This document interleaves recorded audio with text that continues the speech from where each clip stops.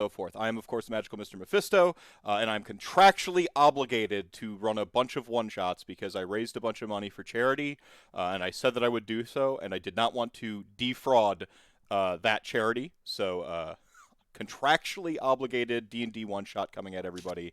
Um, today's adventure is going to be called "The Day the World Went Away."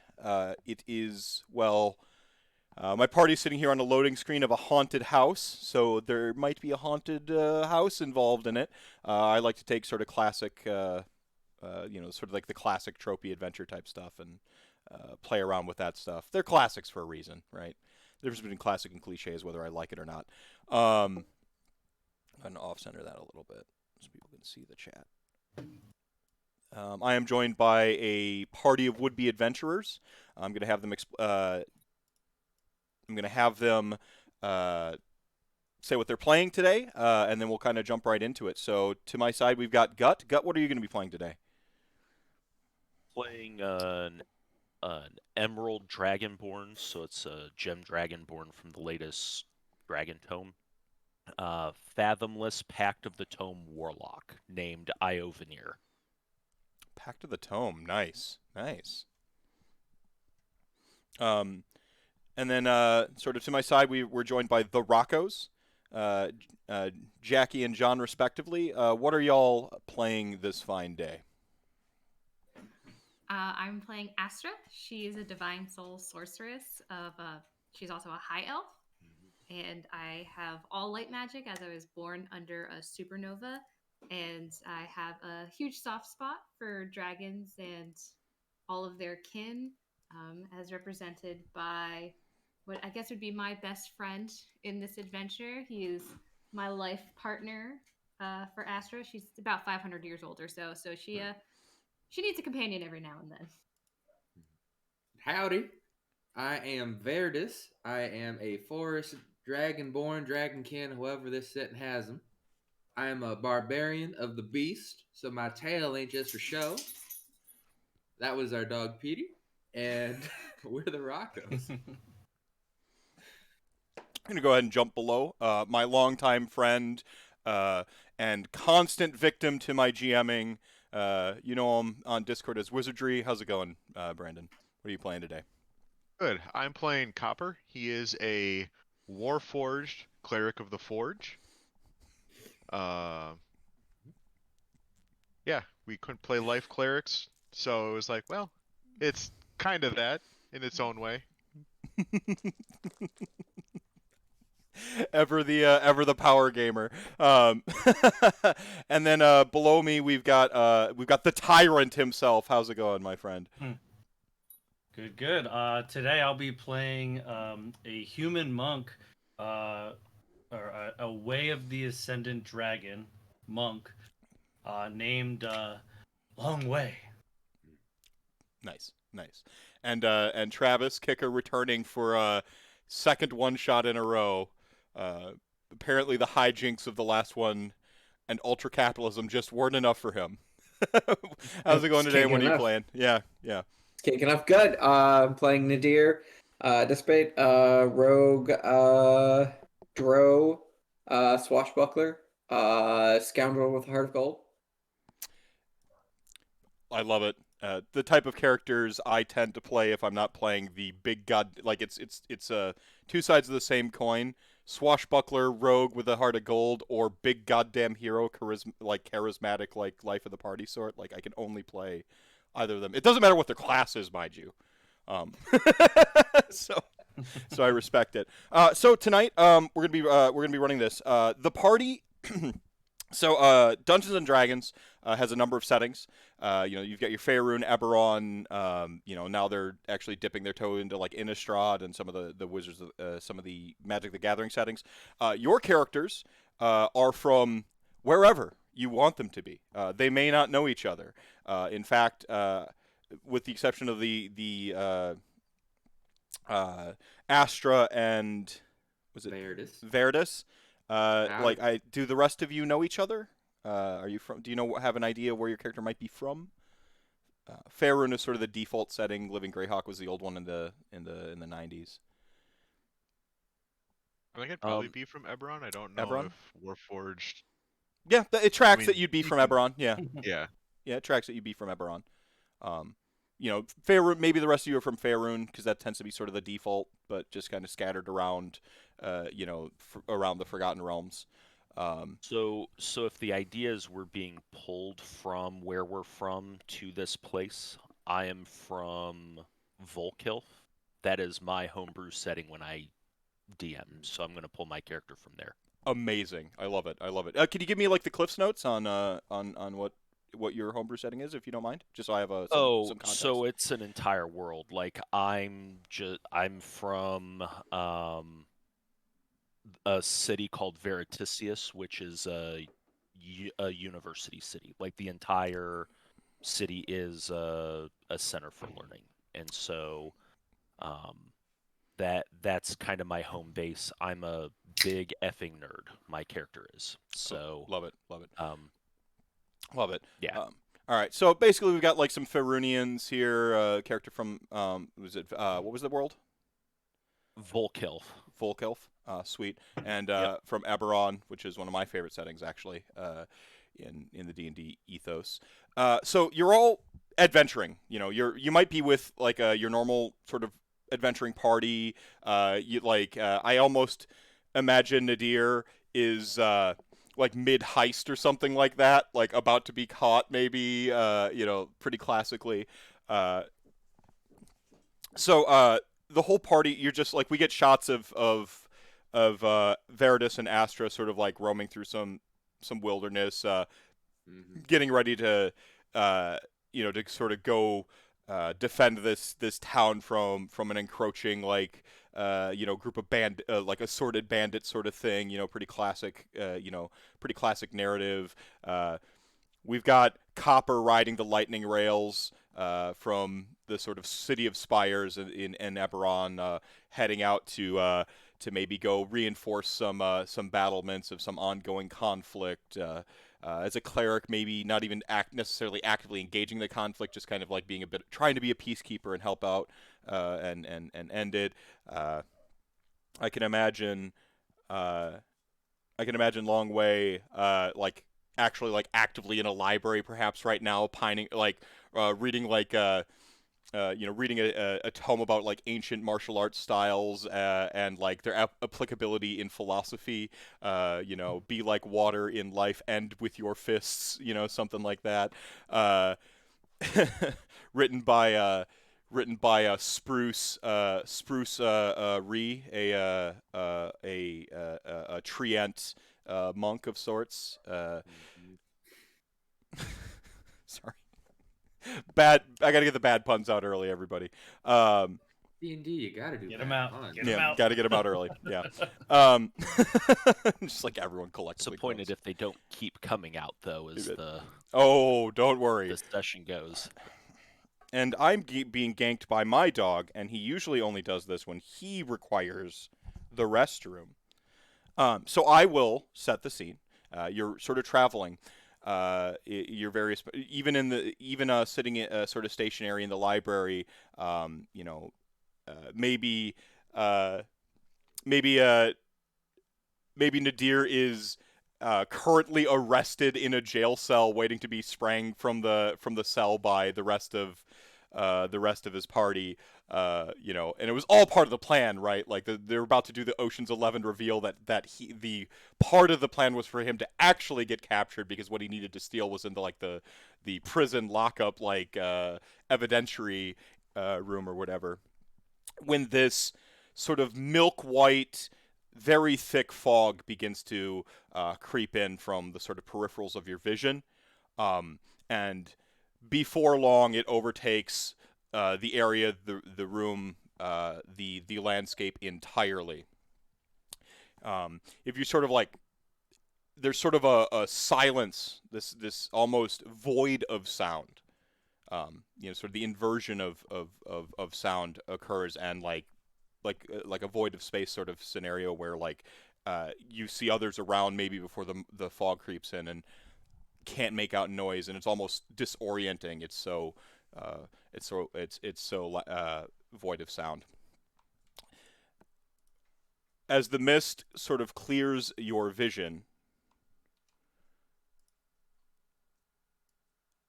you find yourselves, and I'll allow you to go ahead and arrange your icons here. You find yourselves in a sort of ancient courtyard. Toppled statues, even little monuments to whatever ancient family might have once kept these grounds, but have since let them sort of fade to time and decay.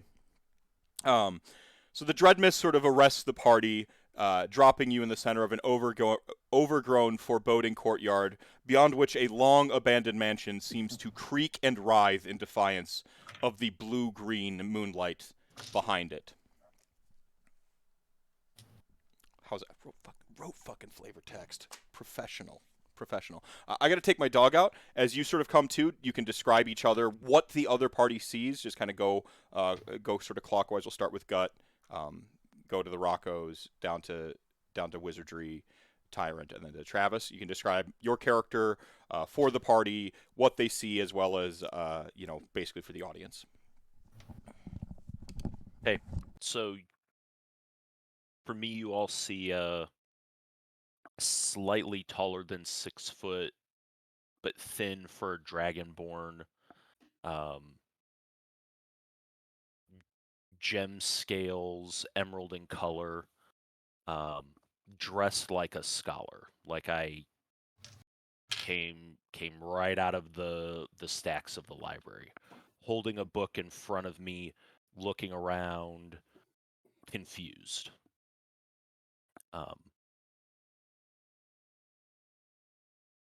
Hello, what just happened?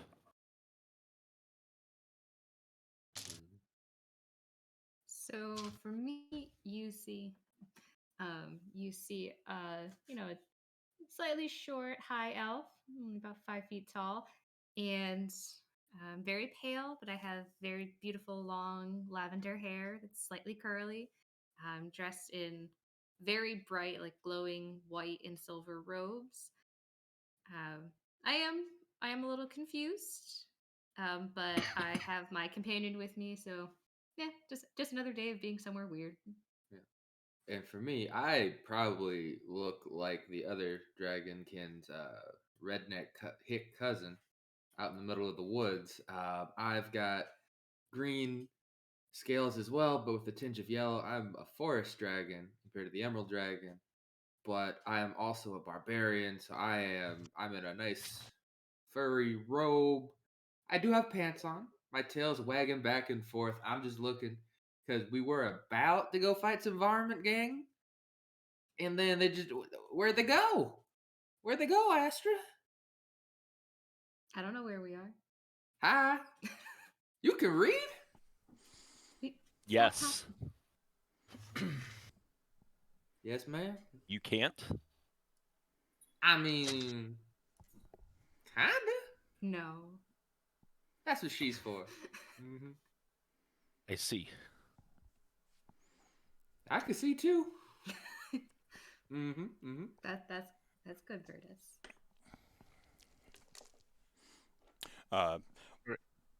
Go ahead. Oh, I didn't want to interrupt him, so wanted to make sure that you're all done.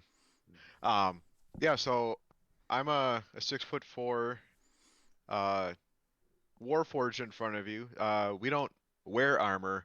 We actually integrate it with our own body, so I am kind of this hulking beast of a dude in this giant set of just walking full plate. Have a shield on, probably the shield on my back because I wasn't in the middle of combat or anything like that. But all over the body is all kinds of like very carefully placed filigree with both gemstones and different metal pieces. The easiest way to describe it would be the robotic version of tattoos. So it's like metal and like little flecks of gemstones all over. On his chest is a giant like Damascus steel patterned anvil that's outlined in silver. and then with the use of like copper, bronze, and some gold wiring, is kind of surrounded with a big flame symbol, with then some flecks of ruby and topaz in there to kind of add some sparks to the flame. And yeah, he just looks very disoriented about where he is now, because he was, yeah, just traveling through town on his way to assist with some repairs, because it's what forge clerics do. We fix shit and we make shit. And I was actually operated as a guild artisan for one of the crafting guilds in the city that I lived in. All right, fantastic. Yeah. Tyrant, what does the party see? Yeah, before you see a human monk. Well, you see a human. He's wearing mostly cloth. He has some of it has seen better days. But it's very like what's the word, ascetic, or like where you're not solely focused on possessions, right? Very very humble clothing. Humble's a good word He for has it. he has a beard. His scruffy beard, an unkept haircut that is held together with what kind of looks like a bandana, but some of his hair's popping through. It's really just not kept. And he's looking around suspiciously, and those who are kind of sharp of hearing would hear him say, Eldrith, where did this book bring us here?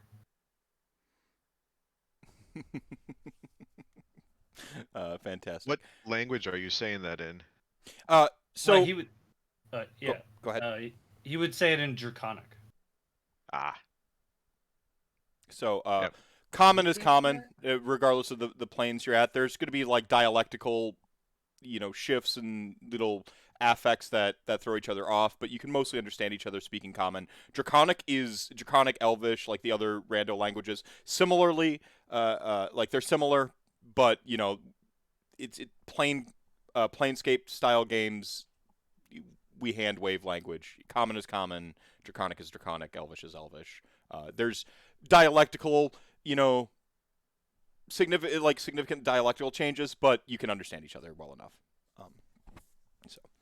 Like speaking to someone from Australia or Britain, how like sometimes they say words that I recognize, but I can't understand what the hell I just heard. It's the same thing when you sort of cross-plane commons. Travis, your character? And I'm going to try my best to refer to people in their character name going forward.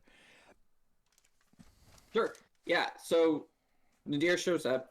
He's still in handcuffs from the prepared prison break that they were getting ready to attempt in order to steal some riches from some bad people.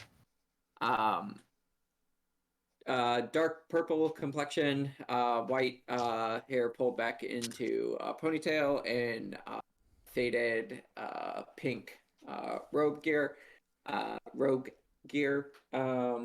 and then quickly gets out of the shackles, and not really sure where, but somehow manages to pull out a rapier, a short bow back over the shoulder, and a dagger of warning that he twinkles around in his hand, and goes, this was not a part of the plan, guys.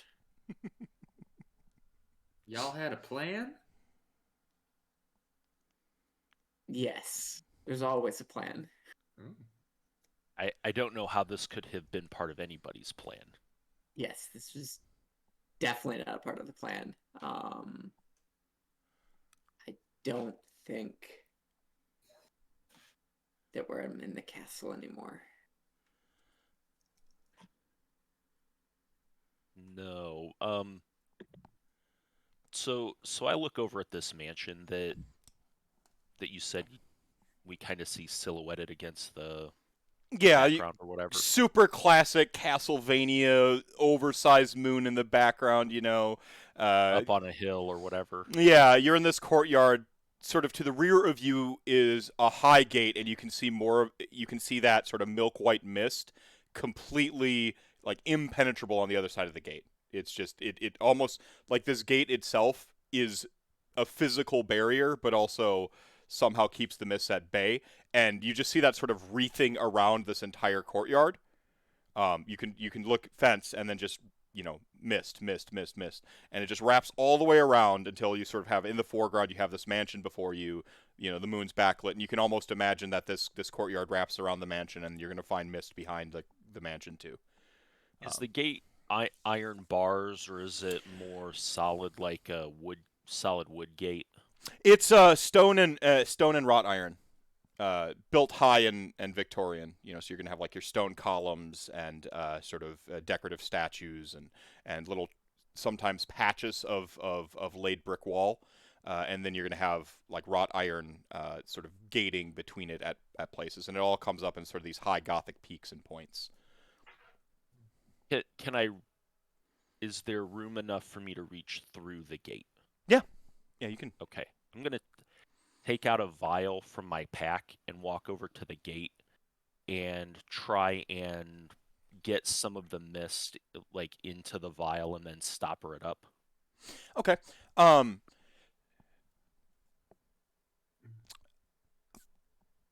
Constitution saving throw. It's not like you don't feel pain per se. The that sort of primal lizard brain. I hope the Dragonborn in the party can pardon my my turn of phrase here.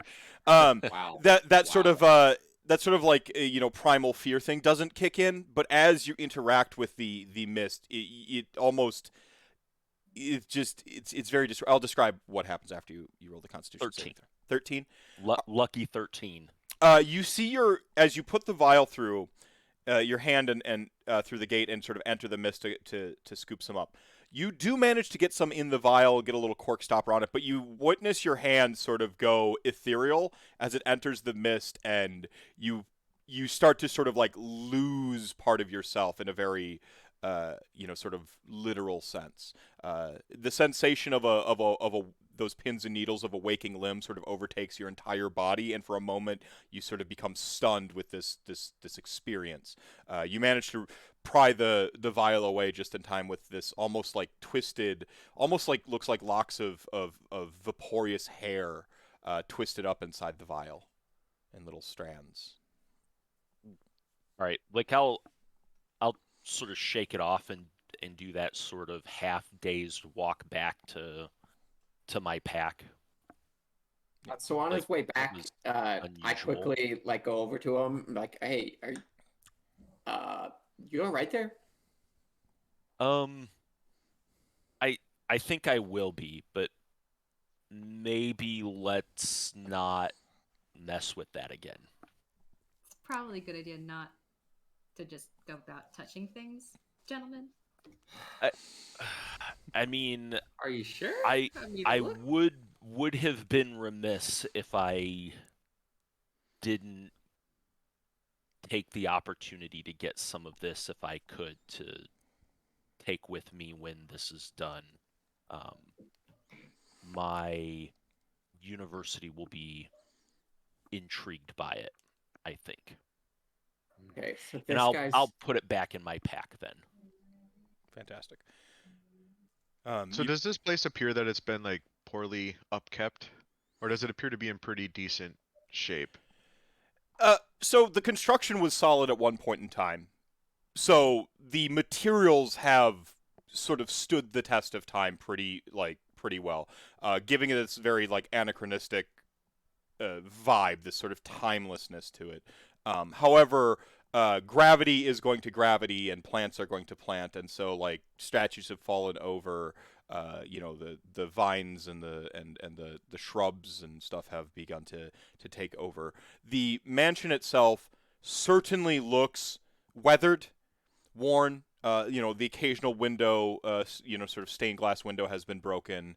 The shutters are in the places where there might be shutters are loose on their hinge. Maybe you hear one rattling and creaking. But the construction was very again, it was very good, and for the time, it must have they just used peak materials, so it's old, it's abandoned, and it's falling to disrepair, but it's not exactly ruinous. Okay. This is one But it fancy is in need of house. work. I think I know why my god has directed me here now. So you have an idea of why we're here, because it doesn't look like we're going anywhere except inside, unless Why we don't- all like to vanish like his hand. Yeah, I don't know where here is, but we're gonna have to keep an eye on Mr. Professor over here before he gets himself into more trouble. And I do like having my hands. It's very handy. It would be. Ayo. Long way. Right. It You was are. it was long way still. Yeah. Yes. Long way. You've sort of been taking in this conversation with the party, but you've sort of, since you've been the one kind of removed from it, you've also been the first to notice the sign. You have this fountain that no longer disperses or dispenses water that you've all sort of gathered around, and you notice a plaque on the front of it. Just a simple, like pressed metal plaque that promises you doom, essentially, to those that do not escape the mansion before the final stroke of midnight. You see that sort of, and then an imprint in Draconic. Can you read Draconic? You spoke Yes. Draconic earlier. Mhm. Yeah, so basically, like, this sort of plaque promising doom for those that don't escape before the final stroke of midnight. And then at the bottom, written in a different tongue, Draconic, it says, "No escape but through."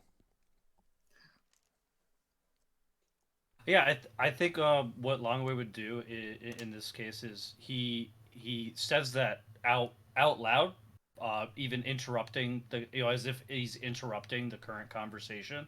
So like wherever we were at, just boom, he just says that out loud very clearly, reads the whole thing, everyone hears it. Yeah. The other thing. Oh, go ahead. No, go ahead. I was just gonna say, are any of the statues in the courtyard, are they necessarily recognizable figures that that Longway would notice or know about? So, let's see, what is it? Knowledge of the planes is gone. It's all been rolled into knowledge religion. So the whole party may make religion checks. All right. So yeah, you find what you're. 6. Yep, D20. Yep. Is that 19? That is a 19 plus stuff. 15. The 22. 22. The 15 and up, to the 20. Yeah, the 15 and up bracket. You recognize a lot of these statues seem to be of, like, they're often of various figures, and almost every one of them tends to have their face shrouded in some sort of cloth, some sort of veil. You'd never see the eyes, and most of the features are often obscured. And from the sort of general, there is a sort of a religious or clergy-like vibe to them, albeit alien. Not like a one-to-one, translation to whatever corporeal religions you're used to, on your native plane. But everyone with the 15 and above, in some point in their studies or in myths from their own religions, have heard of something called the cult of the Gossamer Veil. And these have they have a distinct feel of that. Above the 20, specifically Astra, not only do you sort of recognize the iconography of the cult of the Gossamer Veil, you know that they're a death cult, specifically. They're obsessed with immortality, and immortality, their understanding of immortality involves piercing the veil, which is this sort of the the barrier between the prime materia, our reality, people's consciousness, and the afterlife. They believe that you can become immortal by manipulating the veil. Essentially, always straddle to like 1 foot in the realm of death and 1 foot in reality. And whether they've been successful in any of their ventures, they have basic necromancy stuff going on. They've been known to raise the dead and speak with speak with creatures. They're not evil. They're not like a death cult, apocalypse cult in the sense that you might understand a cult. You've probably, since you got like the 23 or whatever, you've probably actually had an interaction with someone from the Gossamer Vale. They actually perform religious rites of burial and stuff too. They've if the coin is right, they've been known to resurrect an unfortunate adventurer who's caught an arrow, in the artery just above the knee where you die instead of become a bartender. And I rolled a 2, so I just think they're pretty. You don't, yeah. It's the Wow. mid-teens and above understand the Gossamer Vale stuff, or just they've heard of it, and then the specifics, Astra, or those specifics. Man, I really wish you wouldn't have said that last part, Mr. Dragon. Well, do you share this information with the party? Do you sort of like one-to-one relay it? How do you communicate it? Or do you just you don't want to freak them out further because they're in a ghostly courtyard with a pan-dimensional mist that might throw their body into who knows where else? I think I would definitely share with. I was saying I was referring to Longway's last statement about that we have to go through. Right. Yeah. So I would definitely share it with Virtus, potentially, like after he says like his the draconic statement of, and then I'm like, oh shit, this is relatively serious. And then once there's probably a break in the discussion, I would chime in and just let everyone know that threat is probably serious, so we should get it going. I have no idea what time it is, so we should get going. There's probably some ritual we're accidentally involved in. Yeah. And You said the moon is out. Is it possible to determine what time it is, approximately? So, yeah, I mean, you'd have an approximate understanding. Different planes are going to have different interactions with their celestial bodies. I mean, if this is a pocket dimension, the moon might never move, right? It's just always there, so you have no idea. Skybox. Yeah. This plane could actually be flat. That mist could be a barrier, and all that exists in this plane is this thing. You have with an understanding of just having a skill in religion, you have a rough understanding of planes. You don't know the granularity of it, so it's going to be different. But if this place follows rules similar to your realm, you probably have it pinned around 9 or 10 o'clock. Okay. On my head, enough for a short rest, but never a long rest. Dun, dun, dun.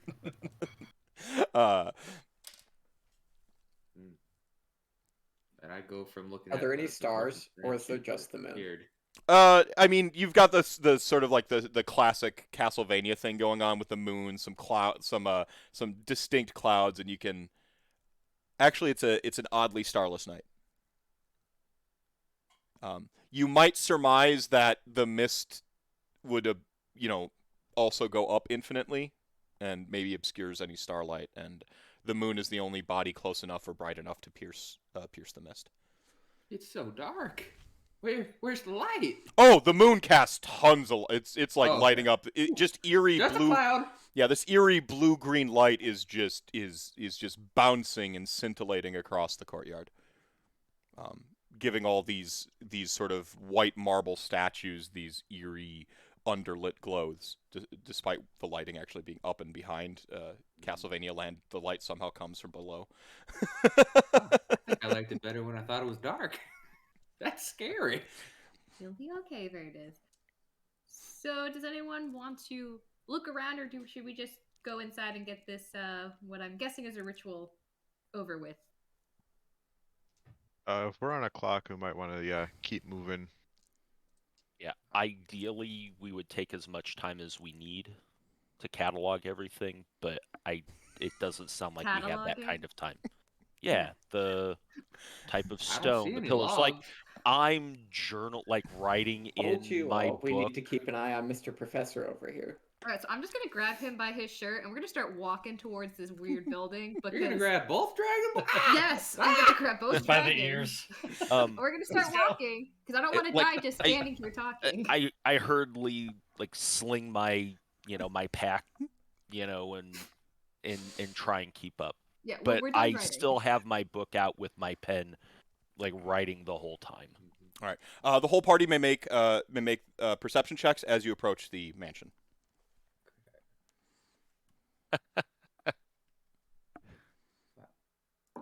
Six. On a D20. I got a 16. Jesus, those I new got dice we a got you are What great. did 14. I add to it? I rolled below my passive perception. Fun.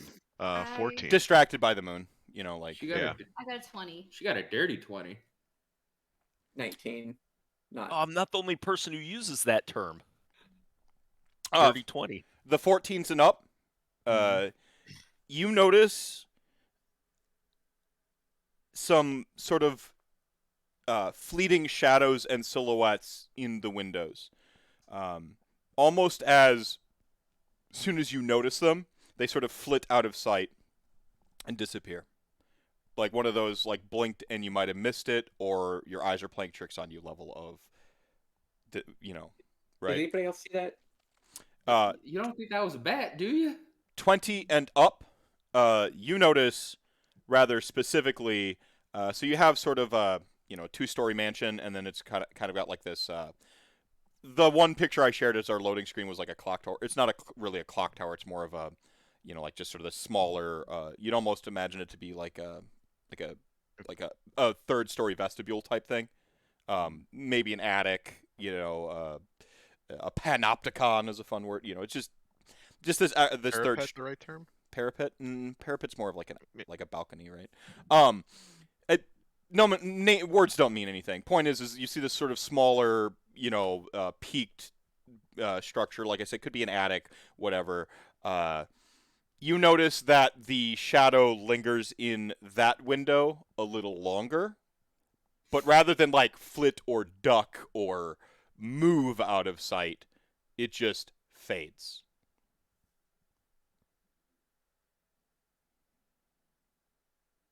And you have at that 20, the distinct feeling something or things are most definitely watching you. What's the who? Nothing to worry about, Virtus. Okay, if you say so, Miss Astra. I'm sorry, did I miss something while I was writing? Oh, we just gotta get going inside the Can house. you describe what it is in as much detail as possible, please, as I get ready to write some more? So It we're gonna place flickered. some things in the house, and All right. just be ready for it. Got and the fangs, higher up we go, Scales. just be more prepared to pay attention and not be writing in your stupid book. Got it? I mean, I I apologize that you're not familiar with my adventuring style, but I'm always writing in my book. I don't think being stuck up to a high elf, you're gonna win that. I've been But I around. appreciate you, I cousin. don't expect to. I've been around a very long time. Okay, you gotta keep your eyes open on this one. I have not. Been around for a long 500 years, 10 of which with my good Oh, friend you're here. old. Yeah. Sorry. I am young for my species. Sorry. I apologize. That just slipped out. I've been around quite a long time, so I understand you're all a little freaked out. It's gonna be fine. Let's just go see what happens. All 500 right. years. That's 100 of me's. Yeah. She I don't am look a 5 day years past old. 300. You're so young. Well, we don't have a childhood. We're just, ta-da, ready to go. Fair enough. And I'm still writing kind of what I see on the way to this house. Right on. So I got a javelin ready because I'm just scared. So I've switched scenes here for y'all. You have a sort of a rough layout. The fog of war is on potentially, but you can sort of make out the rough shape of the mansion as you approach. You can even see inside some of the windows at the sort of forefront of the mansion. You can see like a little sort of kitchenette and dining area and what would be like a sitting room and a study. And then you would have the veranda or the Molly always gets mad at me because I call every entryway a breezeway. She's like, it's not a breezeway. It's a vestibule or whatever the heck of the type. I'm like, it's a breezeway. The wind goes in it when you open the door. Breezeway. So, you'll find the door already, sort of as you approach, just sort of classically. It's actually got the sort of the high double doors with these. Where you would expect the sort of knockers or like the classic lion, brass lions or something. It's all gargoyles and veiled these veiled faces. Again, have almost like an alien quality to them. The features are just a little bit off, not quite human. From the prime materia that a little bit stretched, a little bit longer, maybe a little contorted. Almost like Edvard, more in the vein of like a Edvard Munch sort of the Scream style, right, with these veils on the faces. It looks scarier than me. And upon approaching, the doors classically just creak ever so slightly open, and you can see this sort of blue-green moonlight cut a blade into the breezeway. Does it look pitch black inside? I mean, aside from the place of the moonlight. Yeah, apart from where the moonlight kind of comes in through the windows on the first floor, it's pretty dark inside. All right, I'm gonna pull out my shield and cast light on my shield. Nice. See, I'm so used to everyone in every D&D party since the dawn of time all having dark vision. Yeah, I just have dark vision, so. So you are aware, one of my warlock invocations gives me 120 feet of dark vision through magical and non-magical darkness. That is relevant for later. Okay. Through magical darkness. So remind me of it. Yep. That invocation's called Devil's Sight. If you need to worry about it, yeah. That's awesome. Warlocks are sweet. So you have this entryway. The door creaks ominously open upon approach, almost expectantly at this point. What do y'all do? Nadir is, without trying to draw attention to himself or anything like this, but is keeping an eye on the professor. To make sure that the professor doesn't set off any traps also. Are you stealthing? Yes. I'm taking notes on the door, the knockers, the construction of it, the style. Go ahead and roll a investigation. So a little bit more in depth as you're, this isn't just a cursory glance at type thing. This is like you're actually really taking a moment to look at this stuff. 21. And 21, nice. 1 second. And then Nadir, because it's hilarious, roll yourself, please.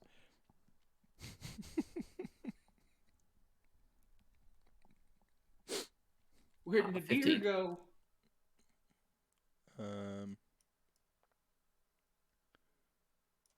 It was supposed to be a 5. There we go. So see, like Nadir sort of classically kind of step and slide to the corner, and you make direct eye contact with him as he does it, and then like you start sort of like looking at all these details here. Again, this sort of Gossamer Veil stuff is pretty consistent. You also notice, sort of scrawled in, again, Draconic, you notice sort of this repeating text, like inlaid within what you at first would think as like, filigree or just decorative. You recognize it to actually be very sort of finite writing. inlaid throughout the little patches where, like, again, where you'd expect like a filigree or a just some like expressive carvings for help with that gothic vibe. One phrase that repeats itself in a couple places, as if sort of referencing it or using it to. Well, you're a wizard. You understand like arcane marks and that like you're gonna have like a name that you're gonna reference for like specific types of magic or incantations. The way this word is or these words are used is sort of like directing the energy to them, and the word is just the Corvelidae mansion or family Corvelidae. So you notice that. You also, as part of your investigation, you have arcane trained, right, or arcana trained, right? Yeah. Yep. So just by virtue of like understanding magic, being a 5th level adventurer, you recognize that some of these inscribed runes would have like necromantic keywords. They'd have some enchantment keywords.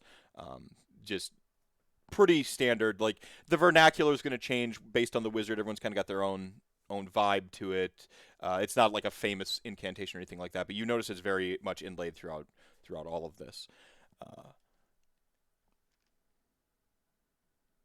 Okay, and then I'll point it out almost unconsciously, right, as I'm speaking out loud while I'm making the notes about One of those like what I'm seeing. Like classically talking under your breath as you're taking the notes too. Yeah. And then one final thing, you also notice that some of the architecture is from 2 different time periods. Okay. I don't know how your character's probably not super versed on specifics of planar architecture, but you get the distinct vibe that some of the stuff is from 2 different periods. Like there's a little bit of a culture clash. Yep.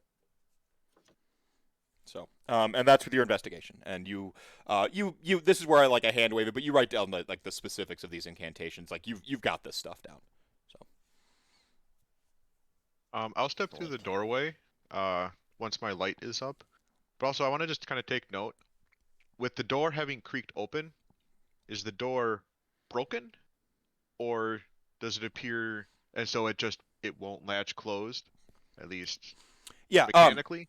Yeah, so it's actually like the mechanics of its latching are shoddy, and they just seem like non-functional, like stuck. Maybe the wind blew it open as you approached, or it was always just going to kind of be on this sort of lilting hinge. Okay.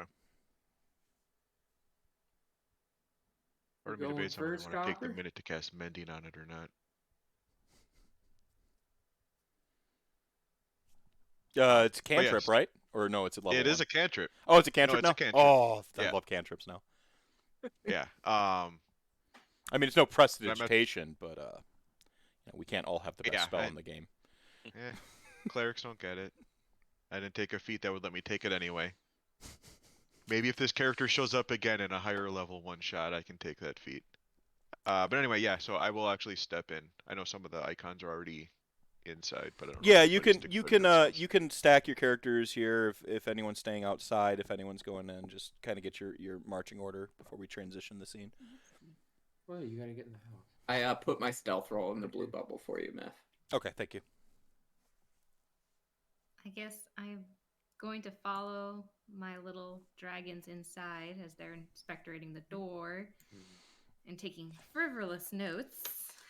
And did you want to cast dancing lights too? Well, I mean, I want to try to light up the whole floor if I can. I have 120 feet for dancing light, so it should light up most of for at least me. I can't see in the dark. I mean, the aura that I'm throwing off is just the normal light spell. I mean, that's a 20-foot radius. Can the party see your aura? Because sometimes they can't with the Oh, I don't know. I have dancing light cantrip also, so I could. Can everybody see it? I have a giant yellow circle centered on my character. Is that visible in D20, or is that only to me? Only to you. Don't see it. Hang on. Okay. Here, I'll it's because, as I recall, it has to do with the control thing. So if I put control on everybody, I remember this problem from the last time. There, now everyone can see it? Sweet, Yep. yeah. It's there now. Oh yeah. Also, everybody within 30 feet of me can't be surprised Ooh, okay. because of my Nice. dagger. Can I be shocked and mildly Nice. amused? Well, it seems that we have some light covered. I'm not going to waste my effort.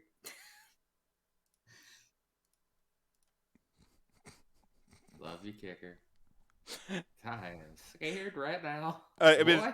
turns out a dagger like that might be pretty handy for roguely swords. I just didn't, as a rogue, didn't want to be able to be stabbed in the back. I want to be doing the stabbing in the back. No, I I'll understand. also add that I have a staff.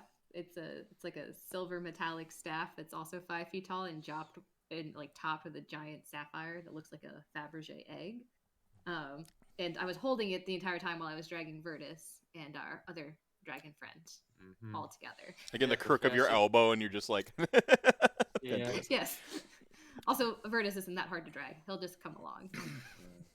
So you all will probably notice at this point that I've never once dipped my pen in ink. Oh, that's cool. Endless squirrel, Nice. baby.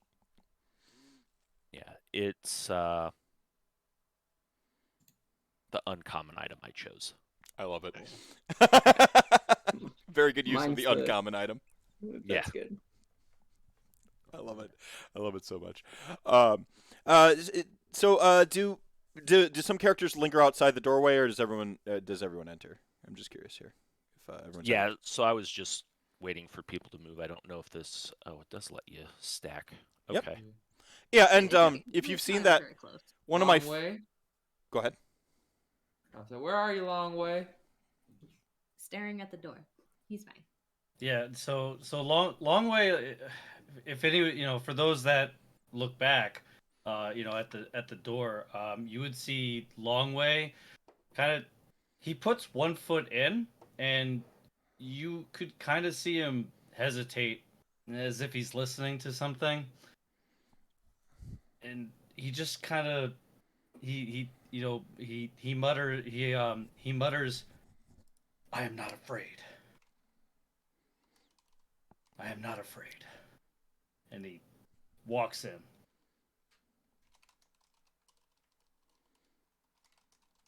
I'm glad someone's not afraid. So once we're inside, I do that thing where somebody closes their pen in their book, and I set my book down on the floor, and then I remove those scholarly robes and start folding them up, and it looks like I'm ready for adventuring under my robes, right? And I look around and, sorry, I don't want to get these dirty, as I very meticulously fold the robes and then put them in my backpack. Yeah, my robes just don't get dirty. Was the "I'm not afraid" loud enough that anybody could hear it, or was it just to yourself? Or Yeah, it was loud enough. Yes. okay, I'm gonna offer you a torch. Do you want a torch? Should I take Like, it? do you not like the dark? I'll take it. Okay. I hand you a torch and I light it for you. What a guy. Long way. I sent you a DM.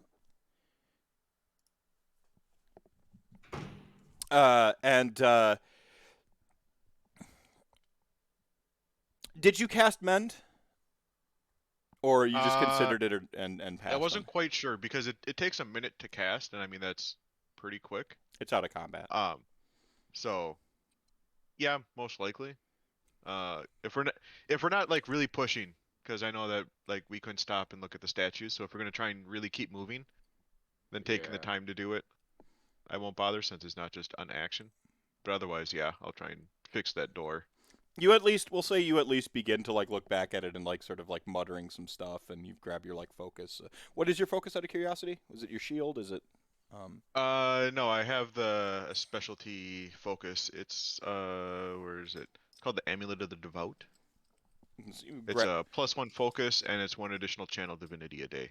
All right, so you like maybe like grip your amulet, or like if Yeah. it's like if it's inlaid in your body armor personhood, you maybe like put a hand to it and a hand on the Yeah. door, and you begin like muttering some stuff.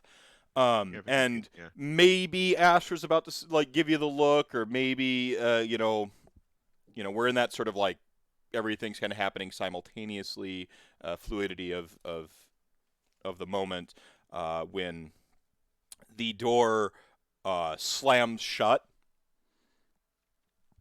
Figures. behind you. I screamed like a 12-year-old girl.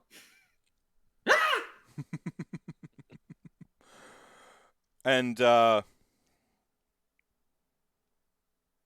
you're immediately sort of trapped inside with this heavy odor. It presses into your skin. You can taste sulfur and decay of rotted wood and other things. And worse, darker things, forbidden black magics and the necessary components. This stench, you're immediately trapped inside with it. And furthermore, you where was it? Here we go. You see that sort of coming out from the floorboards beneath you. Actually, really good tiger wood, by the way, like really good high quality, but since dilapidated. You see this sort of like translucent, highly viscous and noxious fluid with this faint green hue begin to sort of ooze up from the cracks between the floorboard. You can see it sort of start to sizzle and singe what's left of the carpet in here, as it sort of makes its way across the uneven floor and begins to fill up. What to do? Run? There's lava. Yeah, trying to recognize, like, is this just acid or something inanimate that's, like, slowly seeping upward, or is this, like, an ooze, or a slime, or a jelly, or any of those brand of creatures? I'm not certain how you would know. Okay. I mean, would that be, like, I don't know if those guys follow nature, like, a nature check? Nature, yeah. Okay. I'll try and just see if this behavior sounds like one of them. A 4. This dice is going away. I'm just gonna stand on something. There's like a one of those really big really big vase things that's like the size of a person in the corner. Just like climb up Is this onto it. coming up from everywhere or just a certain spot? It's concentrated sort of to the foreground. Get my doodly tool here. It's like concentrated to like here, but it is quickly like permeating out. It is quickly moving around. But it's sort of bubbling up from one place and sort of beginning to unfurl and So the vase that was on top of the stand that now I'm standing on, I'm holding the vase. I'm gonna toss the vase to the floor spot. All right. See what happens. I mean, this is a huge like. Like, what's your strength? 8. You successfully knock the vase over, but it doesn't move very far. Can I pick it up and throw it for him? You're like an 18. I'm an 18. Yeah, you can like, and you just kind of like give it one of the like the old sandbag or like salmon tosses, Little heave-ho. Yeah, and it flings forward, 7 or so feet and shatters, and you see it sort of begin to like bob and float a little bit in this ichor that's coming through the boards before it begins to sink in and start to melt. Damn it. Oh boy. Can we see, like, I know it's black in the screen, but can we see, like, around, like, can we move further into the house, like, around it quickly rather than getting trapped at the door? Or alternatively, are there doorways to the left or the right? Yeah. You're like, where do we have space to move? Well, so you could. literally anywhere else. I'm all for moving to the right. I mean, you pretty much have the door behind and the door in front, and then you're surrounded by walls. Cool, cool. You've got a doorway. It might not be the easiest to make out here, but Yeah, I'm seeing it. this right Yeah. here is the doorway. So it's directly in our path. I'm not sure if it was said before, but how? What's the ceiling height? Like, what's the? I mean, these are like reality of this room? classically high Vaulted Gothic ceilings. vaulted ceilings. Like this Okay. is Like it could have a chandelier from it, even if it doesn't necessarily have a chandelier. the hanging from it. entryway definitely has a chandelier. This I Okay. mean, this is where like the ostentatiousness of this type of mansion would establish their wealth with like a crystal chandelier. Parts of it have like fallen off, and maybe you weren't the first adventurers here, and you can see some of the crystals have been, maybe someone before like tried to loot some of the crystals or something like that, and so you can. But once upon a time, this would have been a gaudy just display of wealth. You would have that immediately in this entryway. Is the door in Does front it- of us open? Huh? Is the door in front of us open or is it closed? It's closed, but you don't know if it's locked or if it's whatever. The oozes. It's not part of my plan. Does the chandelier appear that somebody could swing from it? I want to see you swing from the chandelier. Yeah, you could do that. Yes. Okay. If I can see him lining up for this, I want to like give him a pat on the back and cast guidance on him. Oh, Which definitely, is- definitely. Like we're gonna go for a swing for it, and I have Okay. my Let's go rope with in one you. hand too. Okay. Guidance is an additional D4 to the check. Okay. This would be acrobatics, right? Yeah, you kind of like do a parkour off the wall and like jump to grab the chandelier and start swinging type thing. I mean, if I could even do it as part of the cast, like put my hand out, like the little cradle to like. Yeah, Yeah, you help jump boost him up. so that he can like he gets a little bit higher elevation on the wall so he can kip off of it. Yeah, and then while I'm touching him, cast guidance as part of that. I like it. So what's guidance do? An additional D4 to the check. I did D4. Okay, roll the 17, 2 for the D4, and then plus 10. So 39, 29, 29. 29. You in stark contrast to your display with the vase, you make this look easy. You didn't even need the boost. I mean, you had like you even throw on like a light like sort of extra, quarter turn just for some extra style points as you leap up, grip the chandelier, and begin swinging. As party to that, you may like do you try to vault over it to the door? What do you? Yeah. So I'm trying to slip my rope through part of the chandelier and then continue the vault over so that there will now be a rope hanging from the chandelier and I'll be over on the other side. Okay, you can like loop the rope through the chandelier at disadvantage because you're sort of Okay. in motion. What do I need to roll for the loop? So ropes. I mean, I'll allow it to be an acrobatics roll as Okay. well because like rope works and sort of circus type, more of a circus style type thing than like a sailor knot or whatever. So And disadvantages you roll to take the lowest, right? correct. 18. That's the lowest. That Yeah, was an 8, you it's 10. in one fluid motion, you manage to like sort of wrap this like real death sort of like inverted loop knot around the chandelier with this rope. Drop it down, and you're going to land on the other side of this stuff, kind of up against Yes. the. Yeah, okay. So you can go ahead and position your character. Keep in mind, 5-foot squares are very big. You're not always like standing, like 5 feet apart. But once combat happens, it's assumed that you're kind of moving around in that. So you can be up against the wall without being in the ooze currently. Oops. Perfect.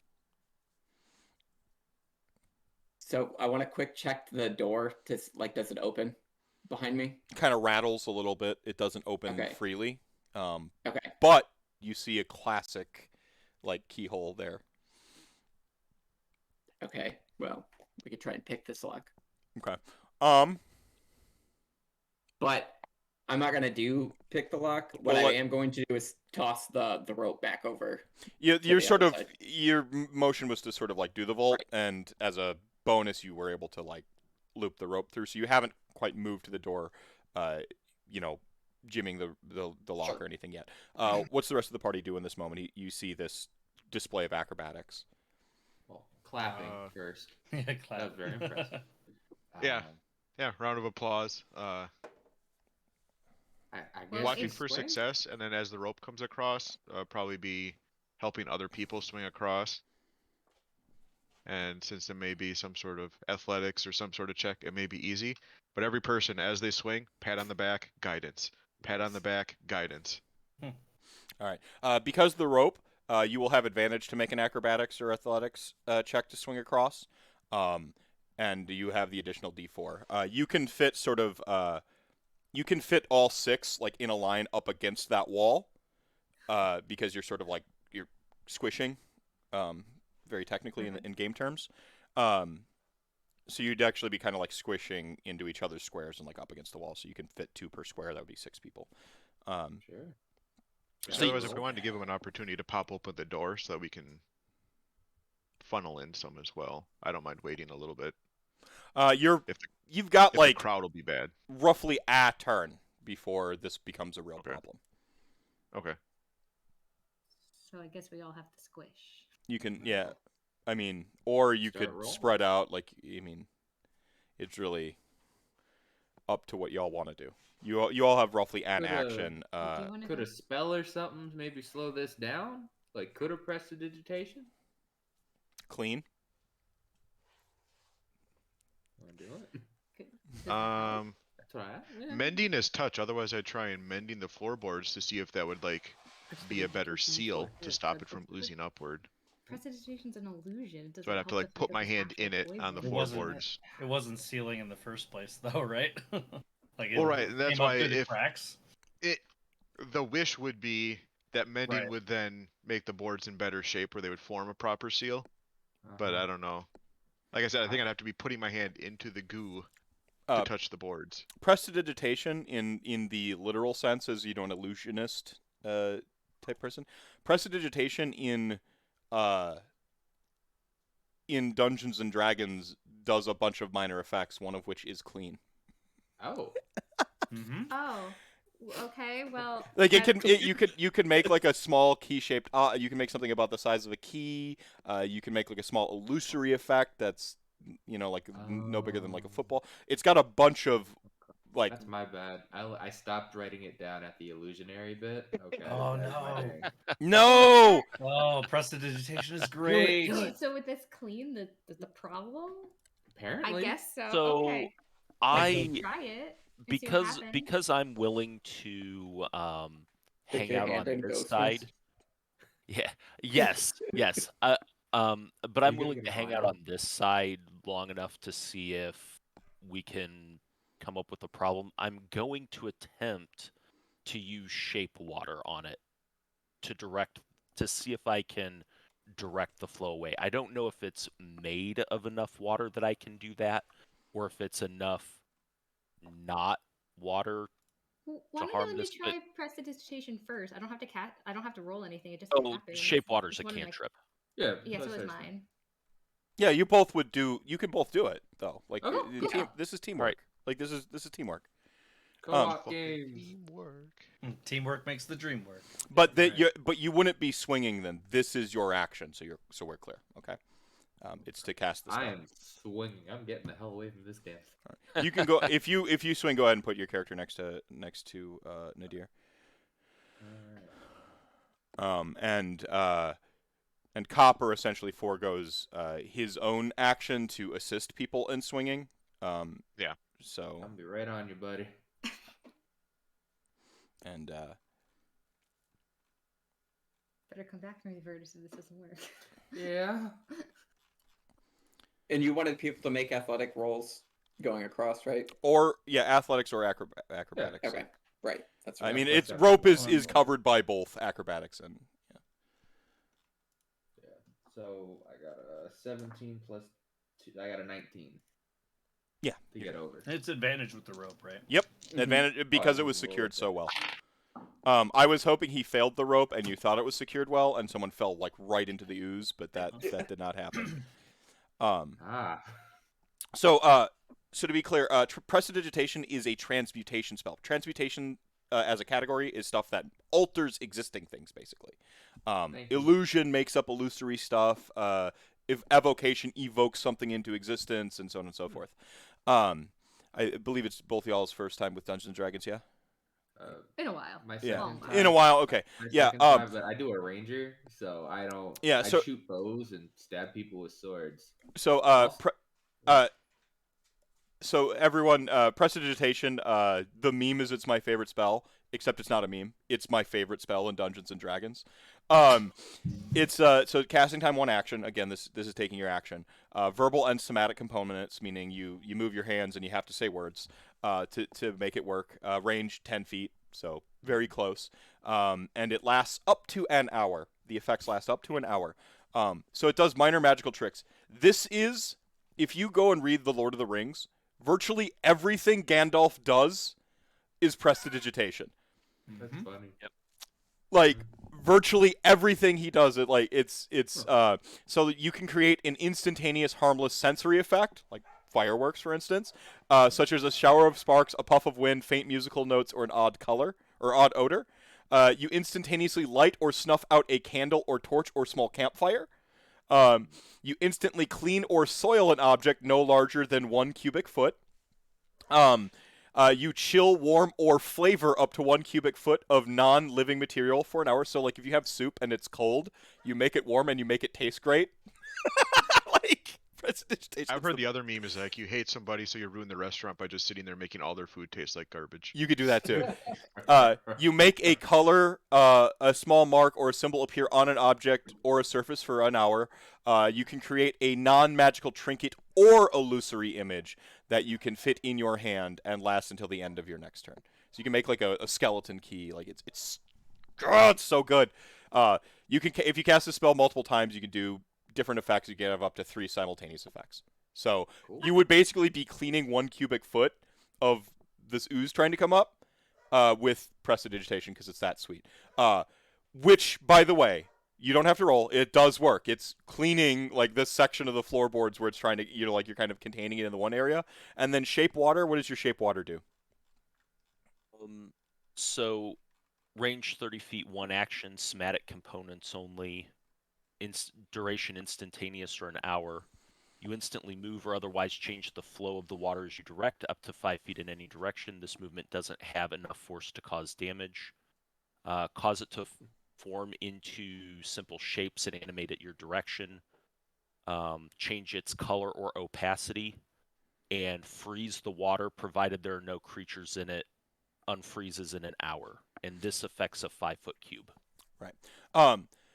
So I like to think that like the prestidigitation is sort of like cleaning the like instead of like a cubic foot or meter or whatever, it's like stretching out that foot around where it's trying to come out and sort of containing it. And your shape water is sort of like suppressing and trying to like push it down. Between the two of you, you're able to virtually stop it from moving. So prestidigitation lasts an hour. Shape water, what's the duration on that one? An hour. Yeah. So you basically like use your magical force and like kind of suppress it in place. Like Nice. prestidigitation would be like in Fantasia where the brooms like clean and then get out of control. That's what the clean is like. It's not necessarily animating brooms, but it would keep cleaning, for that hour or whatever. So Sweet. So I guess we Nice. can just walk around now. yeah. Yeah. Well, now I feel silly having gone on the rope and crashed into our little elf friend here. My way was more fun. Oh, totally, totally. Travis, even with the advantage, I rolled 2 5s. I was like, come on. Plus the D4. Make sure Mochi goes outside, please. No, I was just talking about the D20s. It's just funny. You get the double dice and you roll the same thing, and they're both kind of low. It's like, oh, come on. Yeah. I guess So I get to walk around the stuffs now. so it's so like it's not enough water for you to completely control it, but you are sort of manipulating enough of it, especially with like the sort of containment, the combination of containment from the prestidigitation plus you've got enough of the liquid in it to sort of stay it. Suppressing the effect. Correct. Awesome. Well, now you can take your time with the door. I mean, let's Wait, not take too long, maybe. So I'm still at the door though, but I just saw that they made that go away. So I'm gonna ask them if anyone has anybody have one of them fancy mage keys? I can make one. Great. But I got a I- crowbar. Oh, It ain't fancy. so do I. Why don't we go with? I'll make a key. With prestidigitation, I will make a key. Yep. Last one action, a skeleton key, just like in. Here you go. I'm gonna give it to the guy standing at the door. I don't want to go through the door first. Go to I'll the let him. deer. I'll let him do it. Oh, I'm not going through the door first. I'm just opening the door. Oh, okay. I don't want to open the door either, but you can have the key, buddy. All right. I can go first if nobody else wants to. I know we kind of elected me as. Well, I am opening the door, but like trying to open it enough slowly to be able to see through the door without like No traps. making noise. Like you know the like crack where you try to like look just through it a little bit. Sure. You're gonna have to re-up your stealth. Okay. By the way, so make a new check. Yeah, I don't do quiet. I mean, I can make rolls, but I don't. You are full plate. Yeah. 23. Where'd the deer go? All right. Little buddy? He's just going through the door. All right. Okay. Scary. So the sort of doorway opens up into this large grand sort of like ballroom or entertaining room. The chandelier in here is yet more ostentatious than the initial one, and missing even more pieces of authentic crystal and gem and precious metals. You also notice sort of littered around the room, sort of like burnt out candles and puddles of wax. You can see where chalk prints have sort of permanently stained into the wood, though faded with time as to not be able to perfectly make out whatever sigils were perhaps drawn in this room at whatever point in time. And you also recognize this room might be if it's not the source of the odor coming in here, it certainly is carrying a good amount of it, and you can see the sort of littered and a litter of poor, unfortunate adventures from a bygone era in varying states of decay, from ancient to recent. In total, about a dozen or so bodies, 2, 3, maybe 4 adventuring parties, depending on who made it out, right? And you can almost, like the party here being a sort of eclectic assembly of folks from various planes of existence, the armor, the affects on the various corpses that are left all span in different time periods and planes, and some of it's like pure alien to you. Like you see armor that appears to be made entirely out of padded cloth and stuff, with an excess of belts, like from Final Fantasy or something. Yeah. Well, Is he the only one that can see, or are we all sort of just peering through? You all see this, as as the rooms, unless somebody on purpose goes ahead by themselves. Like I don't think we're the first ones here. No. Which means they all got stuck in this room because they didn't look for the stairs. stairs? Well, how else do you get Stairs? upstairs to the 3rd floor? Is that where we need to go? Yes. Yes? Yes. Okay. If you want out of this I'm house, convinced. 3rd floor. All right. She's good, dang it. She's good. So we need to find stairs so we don't get trapped in this room. Oh, I think instead of revealed, I She saw the person in the 3rd floor. There it before, is. So you didn't do nothing. Yes, yeah. I'm not telling them that. I'm just telling them we need to get to the 3rd floor. I'm not telling them why. All right. So I revealed a little bit more here. You've got a doorway here. Some of the doors are cracked or in a state of enough decay to where you kind of make out like you're starting to get a general sense of the rooms and the layouts. It's just like when you walk in someone's like front door, even if you can't see the kitchen, you can kind of guesstimate where it is. The same sort of things coming through here. All right. Lead on, Copper. All right. Yeah, I'll make those first steps in. Perception checks as you enter the room. I can't run a classic D&D game without a reimagined gelatinous cube. 16? 22. 14. 21. 5, as I apparently don't notice anything while I'm writing in my book. Mm-hmm. Just like a good book nerd. 17 and above, you're at a category of noticing. 20 and above, you get a surprise action. Like Ooh. So I'm going to describe what happens, and the 20s and aboves are already reacting type thing. Like it's like Spoderman. Like you just, What? and then below, and then that sort of 17 through 19. You notice that some of the sort of like long dried coagulated blood, which has turned like burgundy and black and with time, has begun to vary and ever so slowly begin to sort of like pool and pull like away from the corpses, and sort of like almost like a magnetic pull of some of these corpses into like certain the pooling this sort of pooling like I said, coagulated blood it's beginning to sort of pull, and you can see the corpses sort of like almost like puppets on strings, kind of like ever so slightly begin to pull with them. Does it appear to be coagulating into a particular spot yet?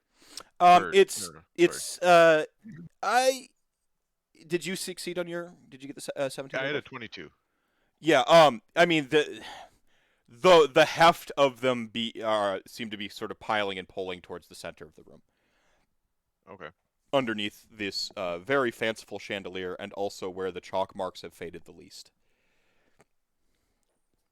A couple of the most decayed bodies that had no blood or bile left in any capacity are not moving. They're there. Can I try and scuff up the chalk marks? That's your surprise action? Well, I'm not really sure what to attack aside from this glob stuff. Yeah. No. Okay. But if there appears to be some chalk marks, because they kind of looked like they were maybe like a ritual-ish of nature. Yeah, I think that's a fair read. I mean, I can at least make the assumption. I may not know what it had been done, or whether it was even a successful or just like edgy high schooler tracing it out in the parking lot type of deal. But Yeah. but Okay. yeah. Other 20s. So we'll kind of like follow through with what happens when you do this in a minute, because you're all in the surprise round. You're just doing the thing. You're sort of reacting, right? I think Long Way had a reaction as well.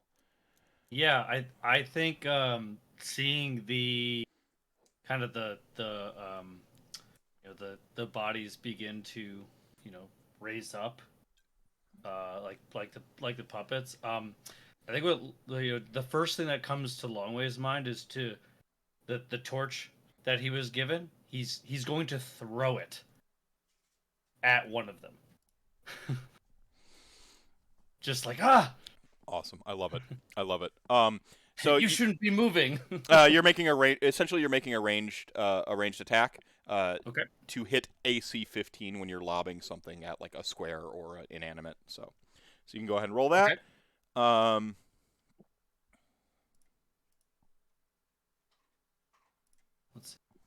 6 plus 8, so 14.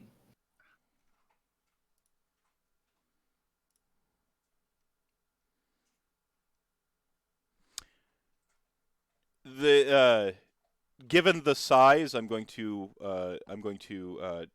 do the sort of like size penalty thing where its AC would be lower, so Oh. you will succeed at hitting. So you're going to initially deal a literal d6 of fire damage to it, sort of preemptively. But given the sort of like time and sort of level of rot,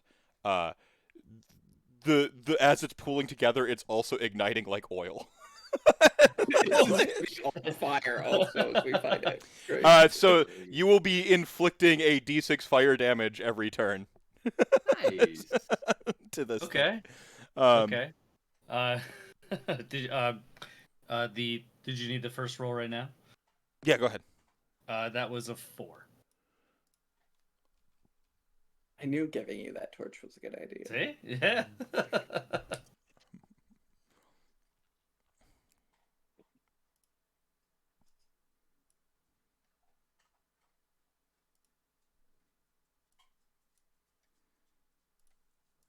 Am I on the GM layer? I am on the GM layer.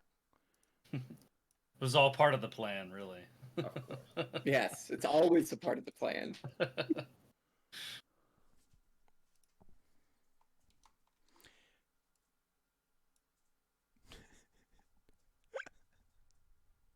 I put one of the skeletons in the the chair. Oh, why am I so amused with myself?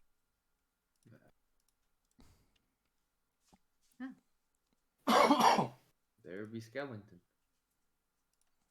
Oh, I am. Whoa. Bad guy. Bad guy. With my 17, I shall unleash another girlish scream as a 12-year-old and freak out and be like, well, at least it wasn't a bat.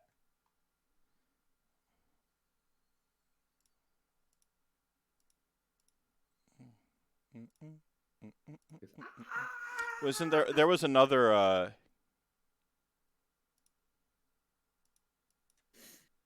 Yeah. There we go. There was a.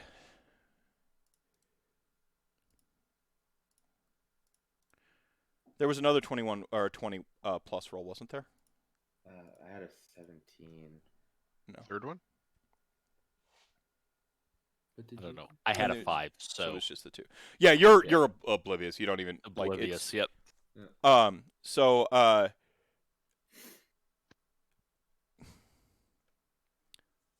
so those of you who are oblivious are going to be rolling for an. You can't be surprised, so you're still going to be rolling for initiative.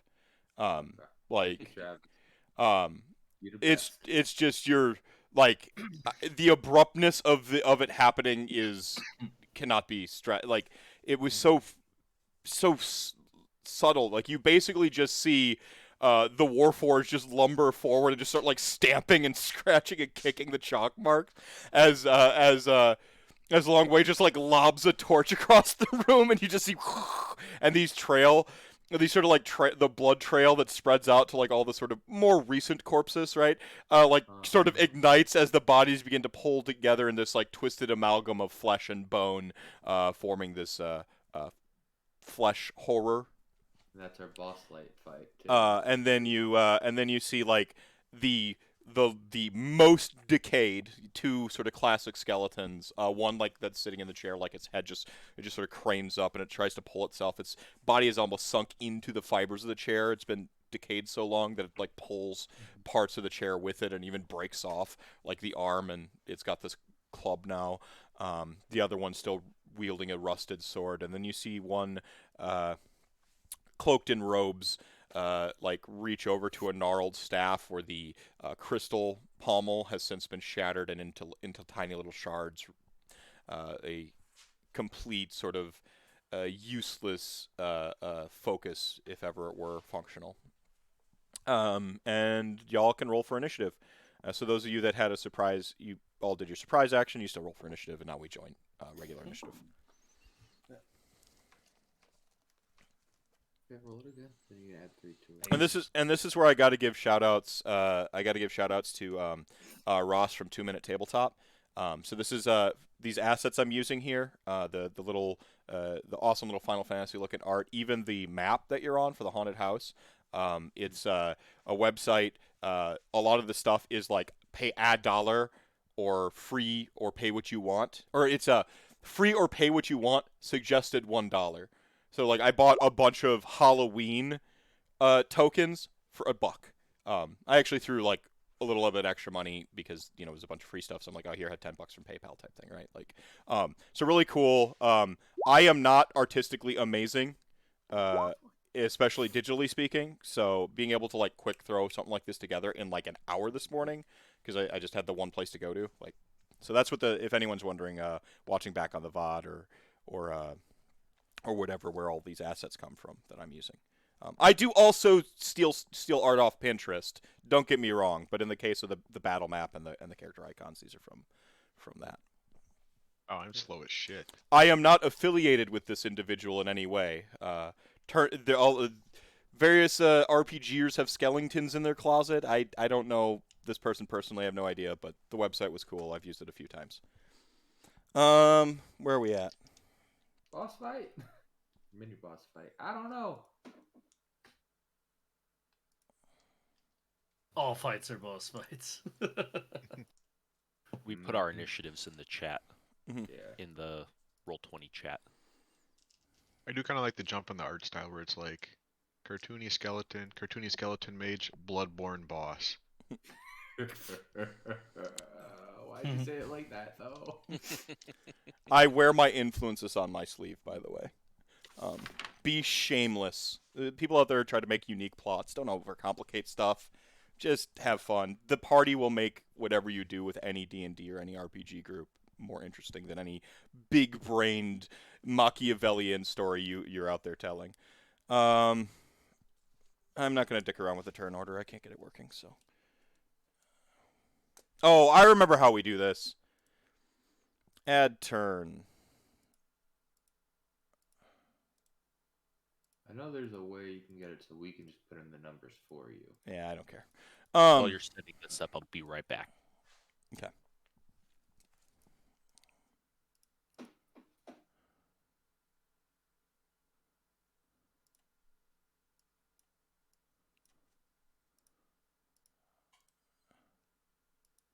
Why isn't it adding the turn?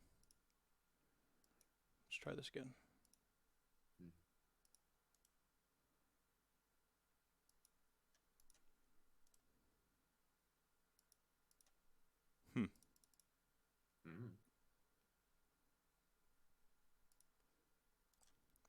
Add turn? Nope. Add turn? Nope. Alright, I can't get it to work. Whatever. Oh, let's do this old school. Hell yeah. Did you select a token first? Yeah, I And did. then- okay. That's the only thing I know is it's tricky with that. Yeah. Am I on the... No, I'm on the right layer and everything. Objects, tokens.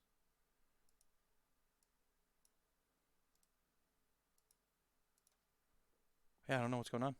Normally, Yeah, I know that's like the one caveat when you have the character sheets in the in Roll20, you have to select your token and then click initiative to get added to the turn order. But we're not doing it that way, so it doesn't matter. Yeah, I don't know. Whatever. So...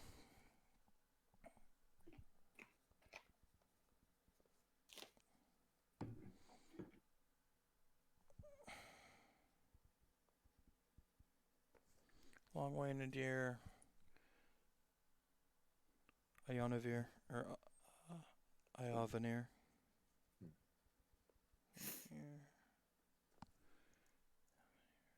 Yeah, the professor's doing good here. Astra. Yeah, the 2 tanks are the last actions. So you'll note how Wizardry wrote his initiative with a decimal point. That is his dexterity bonus. If you write your initiative with your dexterity bonus in the decimal point, I know like any where the tiebreakers go. Gotcha. I'm going to roll for the huge separately, and then the skeletons together. And the wizard formerly known as adventurer there. Ooh.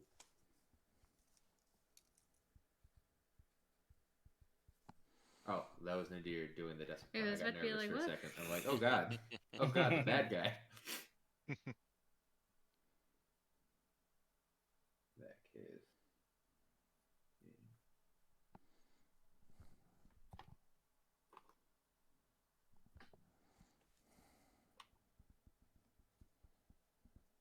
Yeah, it had been very useful in the turn order box because then it would automatically sort things for you. Yep. All right, I'm going to refresh this page, and Longway, you win initiative. Or sorry, Nadir wins initiative. Wait, no. Yeah, Longway does. 24. Sorry. Yeah, I managed to get up to a +5. So the feat I quit allowing in my games because everyone in my party took it. So it was like it's basically a wash. Was improved initiative. I just quit allowing it in my games. Everyone took it. It's not OP, but like if everyone has like a plus, if everyone has the Right. bonus, what's even the point, right? So It's just initiative tax. well, going first in Dungeons and Dragons is basically the most important thing, especially for wizards.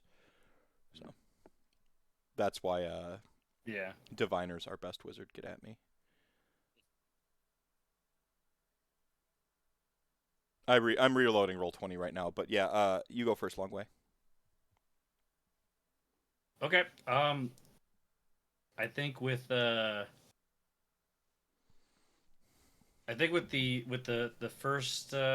first action here, which one is on fire? I guess that's the question. The huge is on fire The big guy? specifically. Yeah, Okay. yeah. So you can go ahead and deal the damage to it. Okay.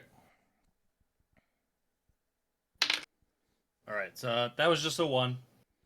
Okay. So it doesn't burn too much this time. For my action here, I think what I'll do is he's gonna kind of slide across the room here. And this skeleton over here, he's gonna take a swing at it with his +1 bow staff. Okay.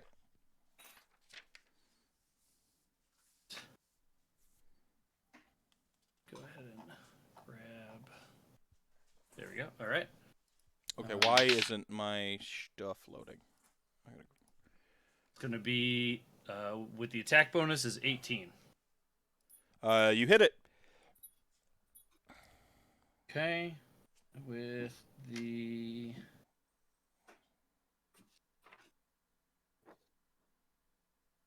all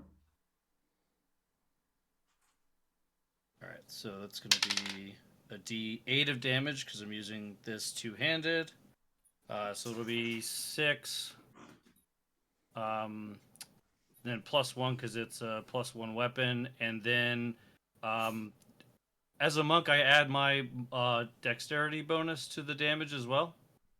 You can, yeah. Okay, so then Well, it's either or now, right? It's not both unless it otherwise states. yeah, Right. okay, Yeah. so that would be plus that then. So 12 damage on that hit. Okay. And this is a magic attack, so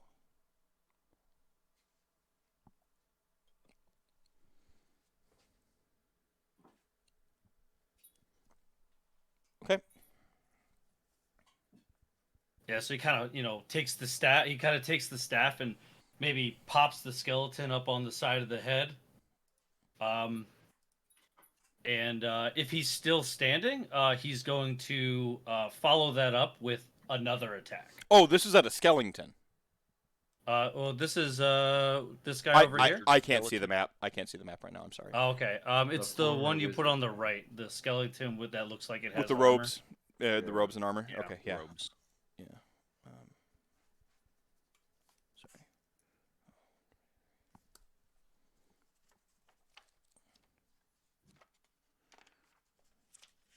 You said 12 damage. I believe it's still standing. One sec. Yeah, it's still standing.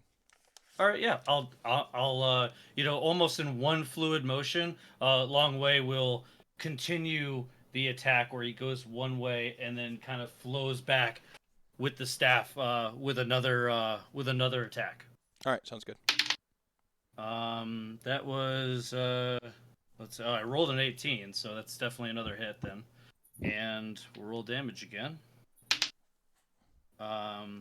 Nice, got 8 on the damage, so that'll be 8 plus 6 is 14, right? Yeah, 14.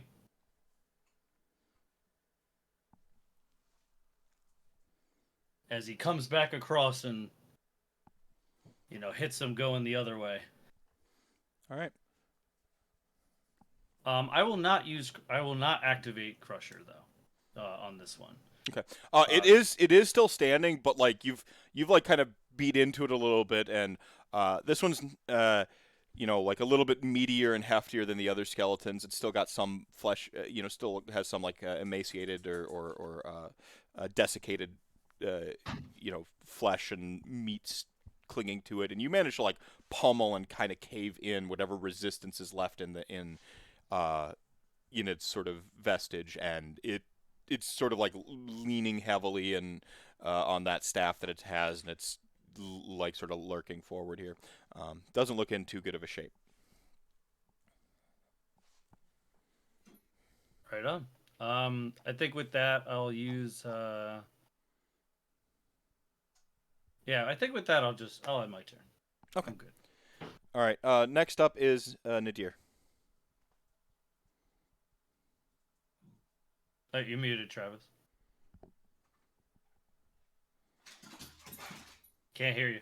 Yeah, you might be muted on your mic too.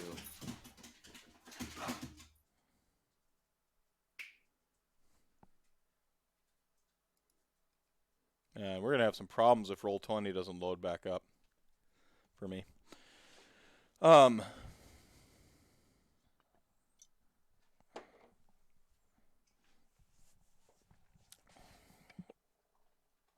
There it goes. There you go. Oh. Yep. Yeah. I'm getting it. Okay, sorry about that. Yeah, so there's another chandelier in this room, so I have to get on it. That's just now the thing that obviously. has to happen. All right. Athletics as part of your move. Mm-hmm. A whole 12. No, sorry. No. You kind of like look for something to spring from, and like you just kind of like do like a wall kick, or maybe even try to leap off the Warforged, and you just don't get enough clearance. Yep.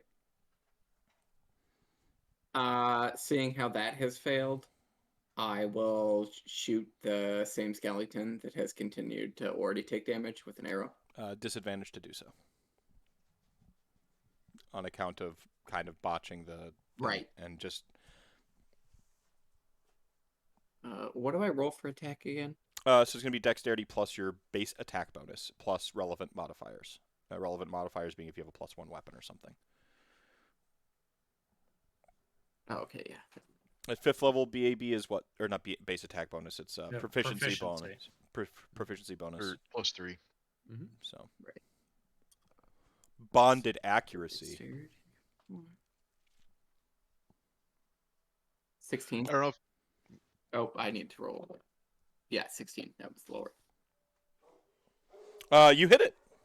Is this a magic weapon? Yes, no? Nope. But it's just a short bow. Okay. Just regular old arrow. Okay.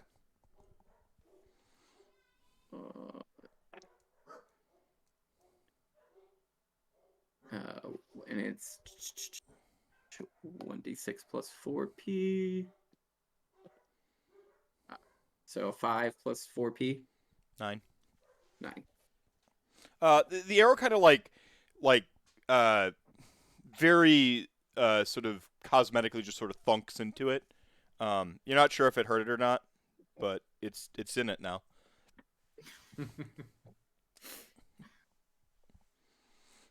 Next up is Iovanir. Iovanir. All right. How do I pronounce that? Aovanir. Iovanir. Yeah. Got it. All right. So almost as if just noticing what's going on, I kind of look up from my book and do that, like, close the pen in the book thing, and kind of looking over to that robed skeleton, since that seems to be what everybody's focusing on. I do that thing where, like, the anime character, like, pushes his glasses up his nose, right? And then I cast... To get the glare across both the Yeah, glasses. to get the too. glare across the lenses. And then I cast Eldridge Blast at The second best that spell in the skeleton. game. Yeah. It's awesome.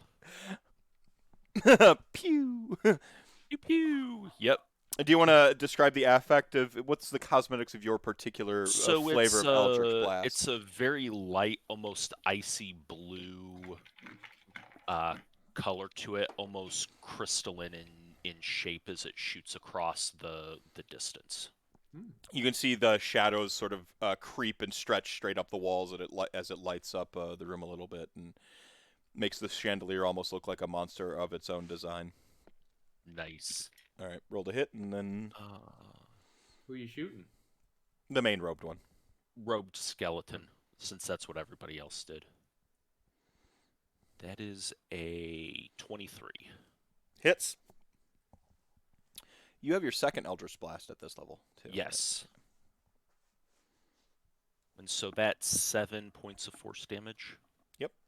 It sort of like blasts some of its robes apart and chunks of its flesh and bone to the side. And then the second shot is 19. No, 19. Also hits. For 9 damage. It goes down. With that sort of second blast, it drops. Sort of a new hole in its torso, and the unlifeless light from its eyes fades. Matt, were you still having issues with D20? Yeah, loading? Roll20 is not loaded up for me. Okay, yeah, because I did a restart because I was trying to help with the initiative thing. I went and loaded into a different game, like Infinite Waltz, Okay. and that loaded really quickly, and then came back here, and then it finally loaded up quickly for me. So I don't know if that'll help you. I'll try it. Okay. And it's saying on my screen at least, Meph, you're actually still in the game. Oh, there you Oh, go. now he just left. Yep, someone else left. Yeah. Bye, kicker. I was also having problems, so I'm trying the same thing. All right, the huge goes now. Oh man, where were we in Infinite Waltz? Some insane like panoptic cave with mushrooms and bugs. All right. I can refresh you if you want. Now's probably not the time, but That's fine. Oh, yep, that did the trick for me. Excellent. Place myself. And hey, we're in it. Nice. Can I do this thing now? Nope. What happened? Oh no! This never happens with actual pen and paper. Here comes my curmudgeon. My D&D is best when it's actually played at a table. Add turn. No. All right. We're just not going to be rocking the That's fine. All right. So next up is the huge. It's going to take a light shimmy forward, like so. And sorry, sorry, Wizad. You did the sweet scintillating blasts. You lit up the room. You dropped the good skeleton, the one that had some actual abilities. So it's just gonna classic WWE. Both of its weird sort of like they're not really hands per se, so much as amalgams of sort of flesh and bone. I'm in trouble. Sort of coalesce Wow. together in a nice club and come come down overhead with a slam. I'll miss you, Professor. What's your AC? Actually, I know I can look at your AC. Look at me. I know it's 15.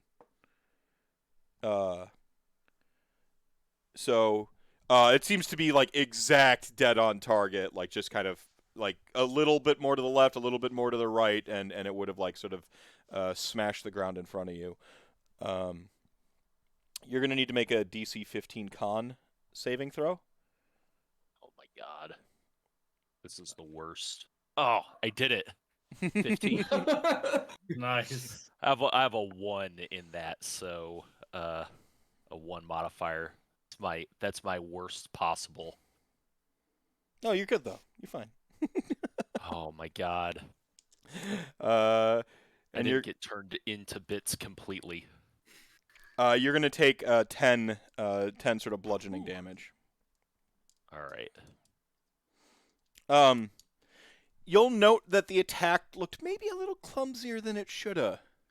And you can see like wherever it's little, it's got like sort of multiple heads and stuff in it. Where like whichever ones actually have the sort of eyes that are still flitting around, they seem to be kind of frantically panicked as it realizes it's literally on fire. That's true. At least I'm it a didn't little off do put by it additional being- fire damage to you because No it's on joke. fire. No, it doesn't. It doesn't do increased fire damage, and no one takes fire damage for hitting it. It's not like a blaze. It's not like a. Yeah. It's not a fucking Deepwater Horizons facility lighting the Gulf of Mexico on fire. It's just got patches of flame, on parts of the more flammable bits of necrotic flesh and stuff. So next up is Astra. Okay. I guess I've only been really peeking through the door this whole time. But I would like to be enough in the doorway or looking through the doorway to cast a spell. To do that. We can do that. Do that. Let's go crazy. I think I'm gonna go with my second level spell, Shatter. I'm hoping it'll just pull the whole thing apart.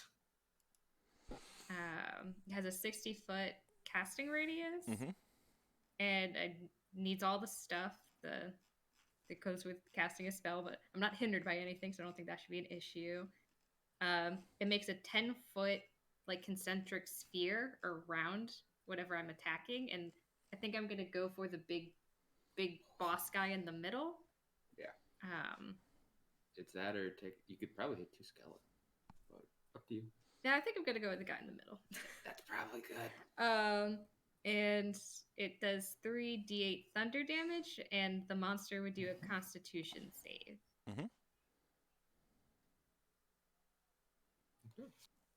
All right, your spell save DC was 15. 15.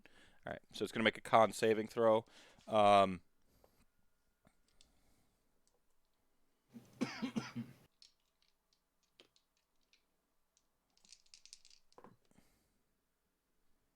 your d8s ready.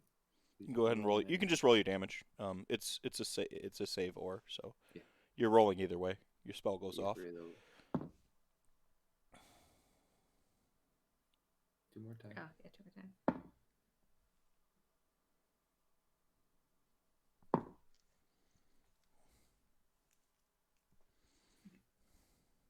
So 11 damage altogether if it went through. Thunder damage. Yeah, the thunder damage. Feel the thunder. How much damage? 11. Okay. Now I have AC/DC stuck in my head. Oh yeah. Oh yeah. He did that on purpose. No. We all did. I don't make music references to anything ever. No. So Yeah, you managed to like blast off some inorganic bits as this sort of like thunderous sort of clap reverberates through the room. Verdus, do you move? You can move or reposition. So I probably didn't do a great job. So in Dungeons and Dragons, you essentially have an action, which can be like attack. It can be like go pull a lever. It can be whatever. And you have your movement. Your movement's going to be about 30 feet, depending on if you get some bonuses or whatever. So you can freely move kind of 30 feet around, and you can act. And you can do them interchangeably. You can move 5 feet, do something, move the rest of your movement. 5th edition really streamlined it. It used to be all or nothing, and it used to be like so they really streamlined it. You still provoke opportunity attacks, though, if you move into a space and then leave it from the enemy, and so on and so forth. So you got to be mindful of like not running around all willy nilly. But did you want to move? I don't terribly want to move like beyond where some of the frontline people are, right in front of the door. You know. I think you're good. You can't in combat. You can't occupy the space of a. You can't freely occupy the space of. Yeah, I'll stand behind them. All right. It's all right. Out of combat, like again, it's a 5-foot square, so like you can be standing right next to somebody. But in combat, you kind of have to have your space. You know, you got weapons and equipment out. You're moving, you're flailing your arms about as you like weave magic through reality.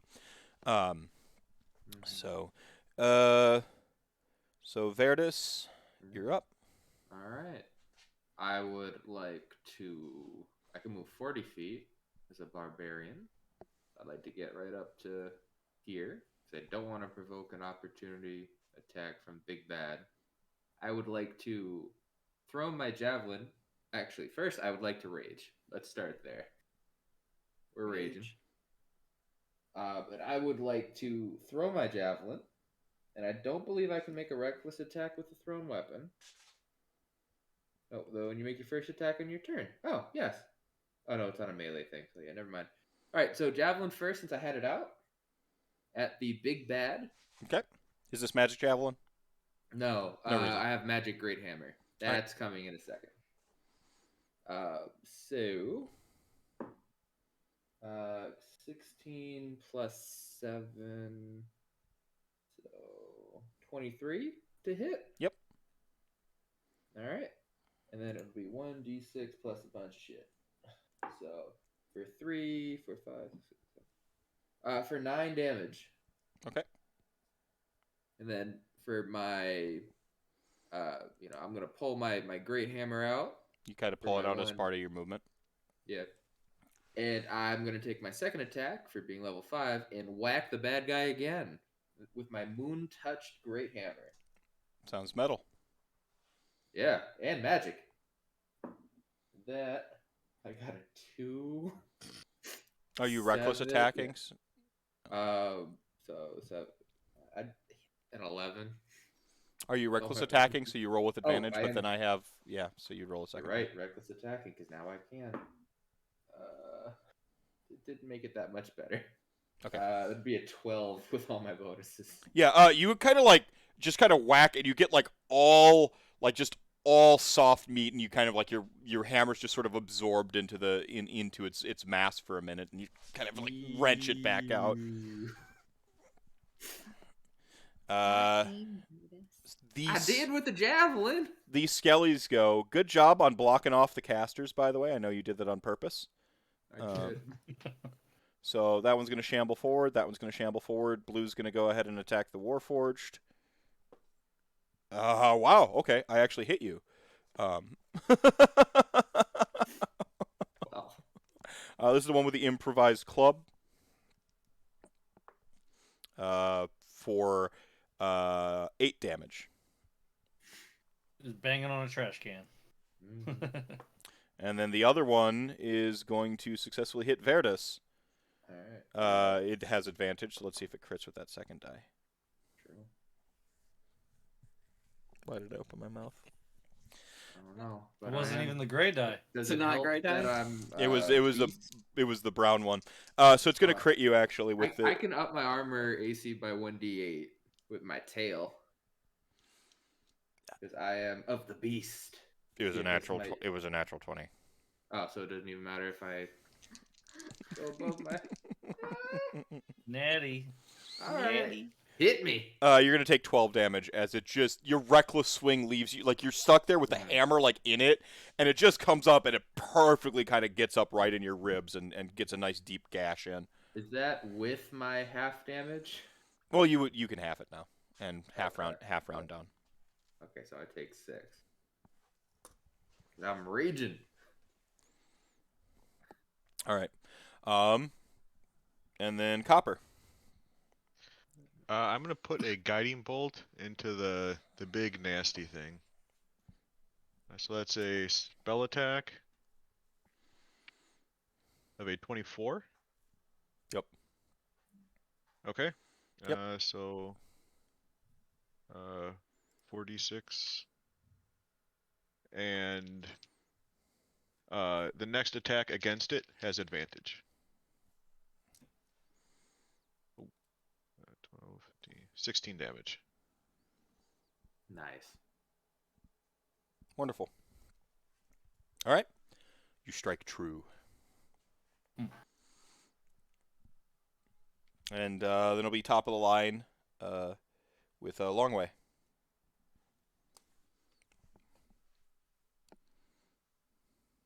Okay. Yeah. So long way. We'll let's see here. Yeah. You know what? We got the big bad here. Let's go with So he will. We're just gonna attack the big guy. I think. Yeah. Okay. We're gonna come down hard with the quarterstaff. Okay. Right. See what Your we get. first attack will have advantage Cool. because of the Okay. guiding bolt.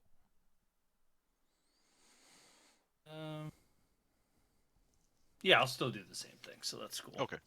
All right, yeah. I got 2 d20s here, so see what we get. We got a 13 and a 10.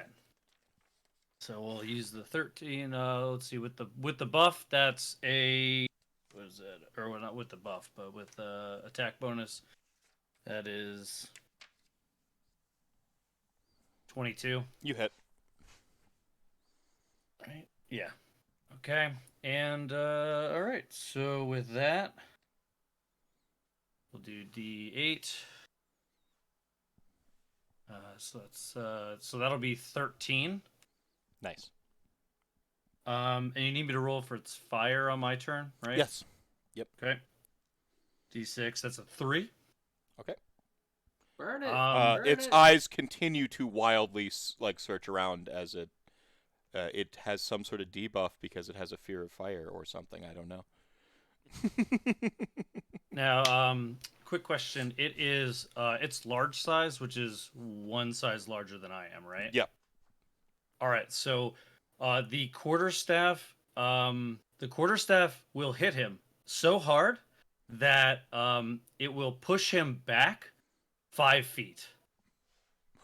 Okay. It's That's part of Crusher. does Crusher have a save associated with it? It does not. I just have to land a bludgeoning hit. Okay. Or I have to deal bludgeoning damage. And it's up to one size category, huge. So you can go Yeah. straight back or you can go diagonal. Like, what do you want? Let's you could just push him 1 north, yeah. Okay, there you go. And then I will move over here Nice. and deal my second attack. Okay.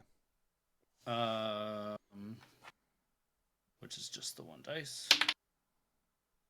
We got a 20. Nice. Nice. Oh man. So double your dice, I'm- your damage dice. Double I don't know how other GMs run it, so we double the dice. That's the Okay. way 5th edition works. I understand. so It's I got- just double dice. I have a hodgepodge of like 3-0 rules still rattling around in my head that Yep. I still use, you know. Mhm. So sometimes I have to clarify when it's, you know, Do I add my bonus twice or just once? just once. Just once. Okay, so we got 6 and 3 is 9 plus 6 is 15. It's not looking too hot after that sort of like round salvo.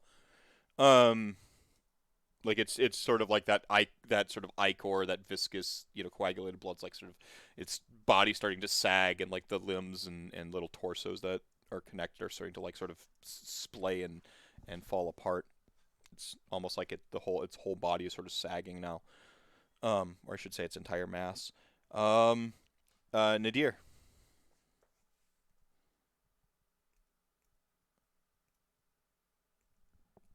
Oh, right, that's me. I had forgotten my name already. One-shot character names, right? Yep. Yep. Yep. That'll do it.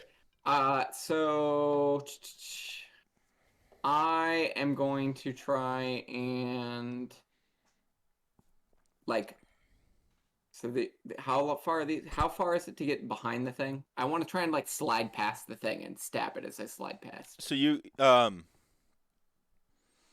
should have swashbuckler, so you can stab it Yeah. so that you don't provoke, and then you can go around it basically. Yep.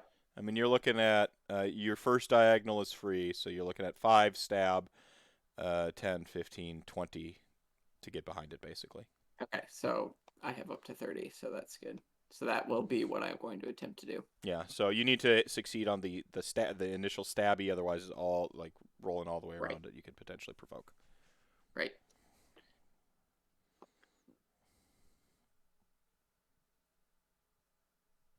At 20. Yes. And you as one of the conditions of sneak attack, your whole party's like, around, you have sneak attack met. So you get double sneak attack dice. Yes. Okay. So all the dice double. Oh, so I get another, so I get 2 instead of just the 1. Yeah, plus your weapon damage, your weapon dice double, and your sneak attack dice double. Oh, okay. Even the dice. Jeez. Okay. We're serious. Now We gotta kill let's- this thing. Murder him, the deer. Is this a magic weapon, by the way? No reason. Yes, this is the magic dagger of warning. The sneak attack. I think this is.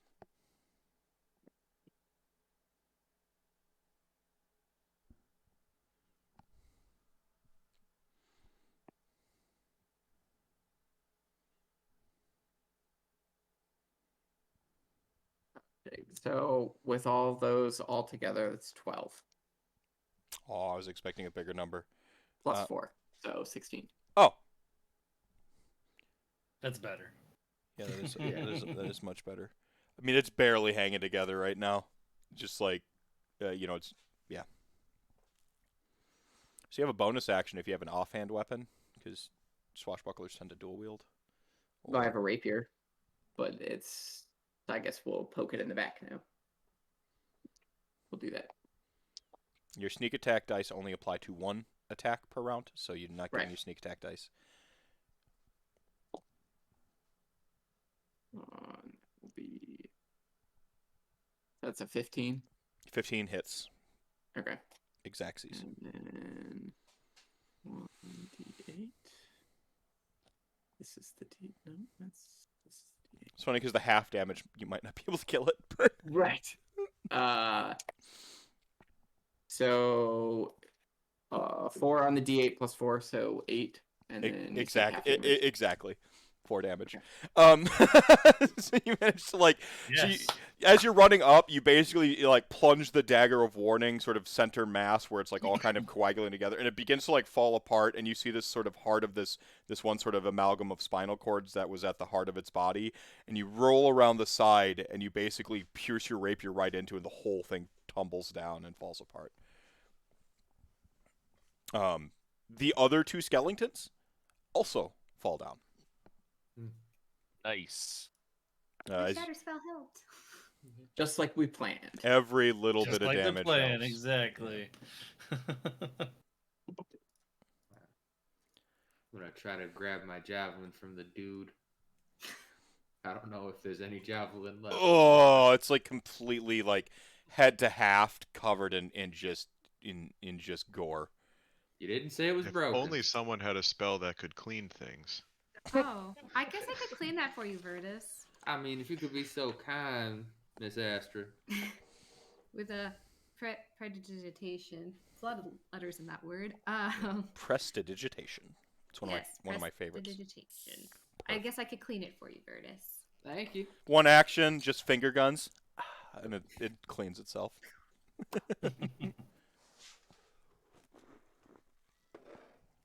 Excuse you, beverage. The hell? How dare you? So it didn't look like it had an impact trying to clean up the chalk markings, at least from preventing this from coagulating. But just in the case for the future, I'd like to kind of like mess up the rest of them in case it was a, well, you already started this, you can't stop it now. But Right. The next group that gets trapped here won't have to fight the thing, maybe. yeah, exactly. Unless this finishes with us burning the house down, you know, this could trap somebody else in the future. Yeah, the house burning down while you're walking away from Phil Collins, in the air tonight. Yeah. Heroes don't watch their explosions. Astra is a bit of a pyromaniac. I do have a slight few fire spells. I could probably set the house on fire on my way out. All right, I just want to do Okay. a real quick check-in. How much time are we good for? I've got basically the equivalent of what would be 2 encounters. I can chop 2 more encounters left. I can chop one of them to condense the time a little bit.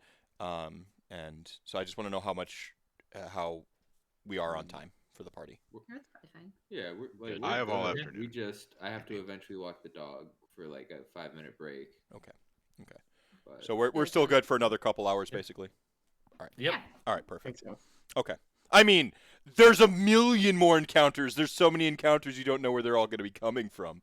I want to tip my hand that I constantly use a 3-act structure in everything all the time. weird. While people are getting cleaned up and retrieving weapons, I'm going to consume a healing potion. Fantastic. All right, and I'm going to go ahead and reveal the rest of the map because you're kind of at the central location of the room. And like I said, when you walk into a house, you can kind of get a feel for the layout even if you can't see the specifics, right? Yeah. Is there anybody that would be in need of healing beyond healing potions? Excuse me. I don't think my 6 damage right now is that bad. Okay. I do have a couple healing potions on me, and Astra's got her bag that has a bajillion potions. Oh, hello, house.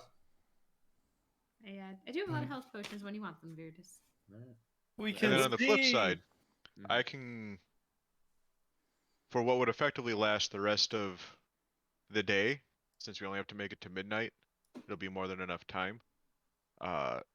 One person could have a magical weapon if they don't already have one. Personally, I don't, but I also have spells I can also use instead. So if there's anybody that would benefit from having a non-magical weapon made magical, otherwise I'll do my own just so that I can spare spell slots. I mean, you saw my go-to attack with the Eldridge Blast, right? So Mhm. I don't need a weapon boosted with the effect. Fair enough. Okay. Eldritch Blast, in case anyone's wondering if it ever gets old, no. No, it doesn't. The other spells in a warlock's repertoire are for when you really need to be spicy a couple times per adventure, but otherwise it really is just like Yep. it's just like a machine gun. You're like Jesse the Body Ventura in The Predator. It never I gets got old. time to bleed. Yeah, exactly.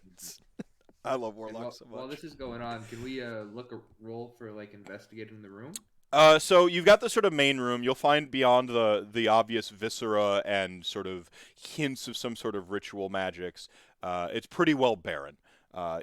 Once upon a time this may have been like an actual ballroom, they might have actually like played music. They might have had like social gatherings in here. It's a wonderful space, but whatever took over this manor, retrofitted this room to become horrible macabre dealings. You have essentially your east wing, which is going to be the sort of like primary, living space, the family room, and off that a little bit of a library, a pretty expansive library. So that's your sort of east wing. To the north, you have one set of stairs going up and down respectively, and then sort of to the north. Y'all probably can't. There's a door there. I suppose you can make out. It seems to be like a a study, an office, where the sort of master of the house might have, made their primary sort of chambers, and then sort of the west wing is predominantly taken up by like kitchen, dining room, the place for eating, right? And then you do have a small washroom and another staircase going up and down respectively. Wow. The staircase to the far west is going to be more your servants style staircase, like it's discreet, it's out of the way, it's smaller, whereas the one to the north is more your grand staircase that like has the decorated banister going up and down and like the great big grand landing and stuff. Well, I mean, with my thief background, I would love to pick through that office. So instead of rolling one die per entire room, we're gonna kind of break it down, Yeah. and you can just, if you want to move into the room, move your icons into the room. We know you're kind of searching around or whatever, just so we know where you're at. This is the library over here, bottom right. Yeah, the bottom right, you should be able to. How do I ping by just clicking and holding? Have fun, Professor. Yeah, so this would be the library. This would be the office. Okay. Aster, would you like to go raid an office with me? So there's I would like to get out of here. So make this quick, guys.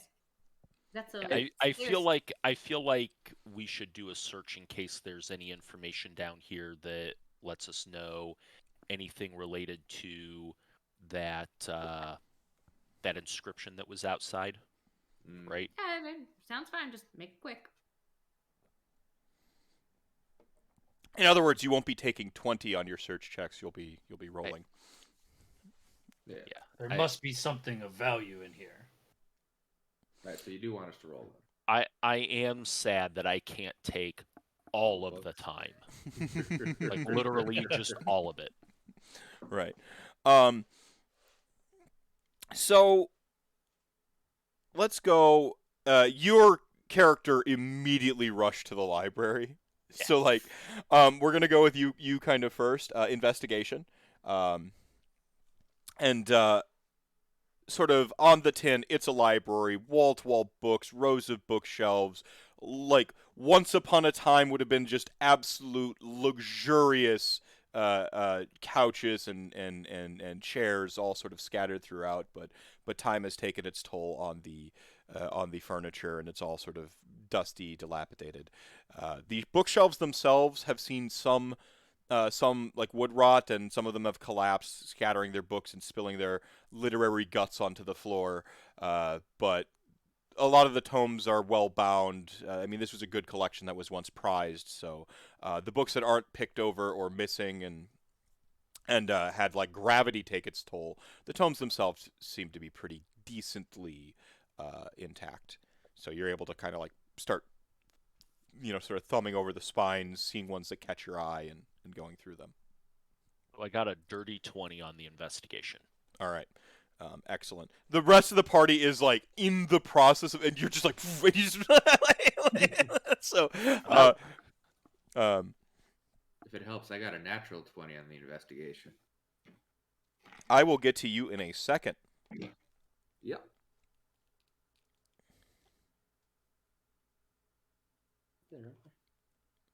Not in the fight when I had my great weapon bonus. No, but so the first thing of note you notice in the library, it's sort of like wedged or tucked between sort of like some cover, the pages of one book, is a crumbling piece of parchment that actually gives off sort of trace magics. Like if you had a detect magic up, or just like a basic arcane roll, Yeah. which is. So I have access to detect magic. So yeah. It gives off trace magics, and in a sort of ancient dialect of common, really, sort of one of those things where you have to kind of double take and actually do a little bit of like cryptography, where you're kind of thinking through like this would this word and stuff, but it's still common. So it's like, again, hearing an Australian say some slang, you're like, it says essentially, to transcend, seek Doomspire.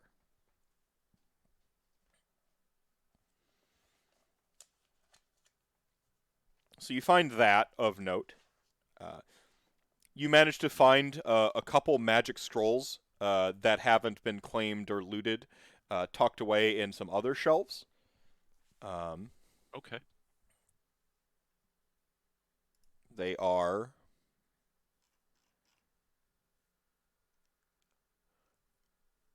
one is a scroll of silence.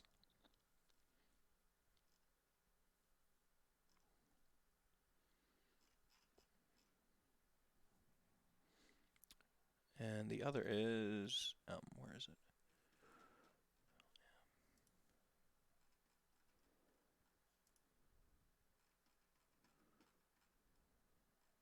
Should be.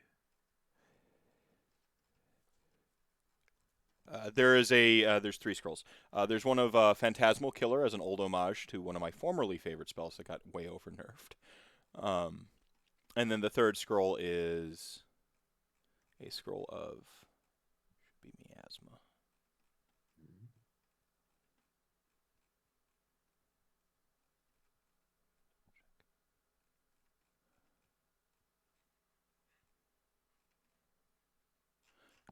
The third one's Moonbeam.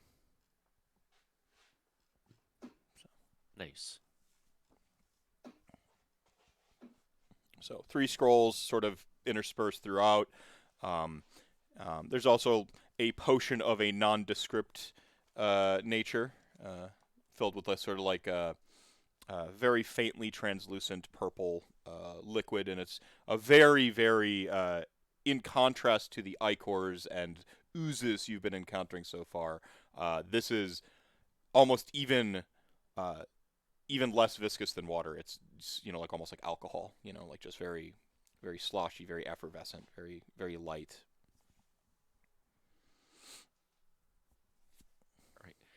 And then beyond the notable items, I will just take a couple random books. Okay. Yeah, so you have 2 random books of a indeterminate nature to be determined at a later one-shot and or in between or during the credit scene. Of questionable possibly prophetic nature. Yeah, heck yeah. Uh, The best and kind of books. absolutely. You also just perusing, find a lot of information on the Gossamer Veil. You see a lot of research into research tomes, investigation on pan-dimensional rifts or pan-dimensional mists. A lot of stuff referencing a place called Ravenloft. And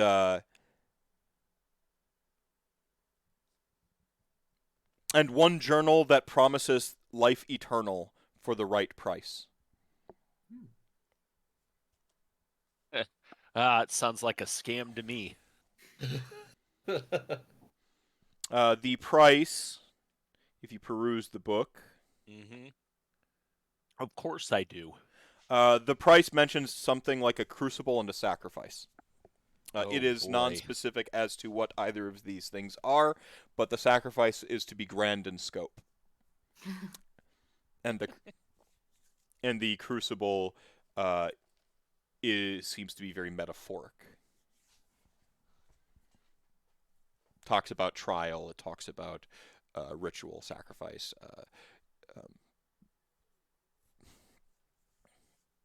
There's also frequent references throughout many of the tomes to masterkin, servant, and heir, and you see them often reference these things throughout this stuff.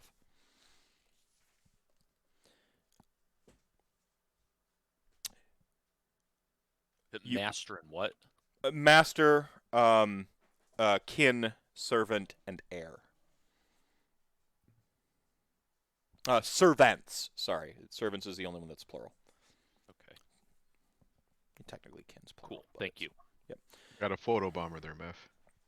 Hello, Lily. Yes, sweet. You're hungry? Okay. Yep. One moment. I will make dinner in a little bit, okay?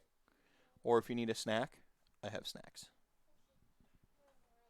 You want a snack? Okay.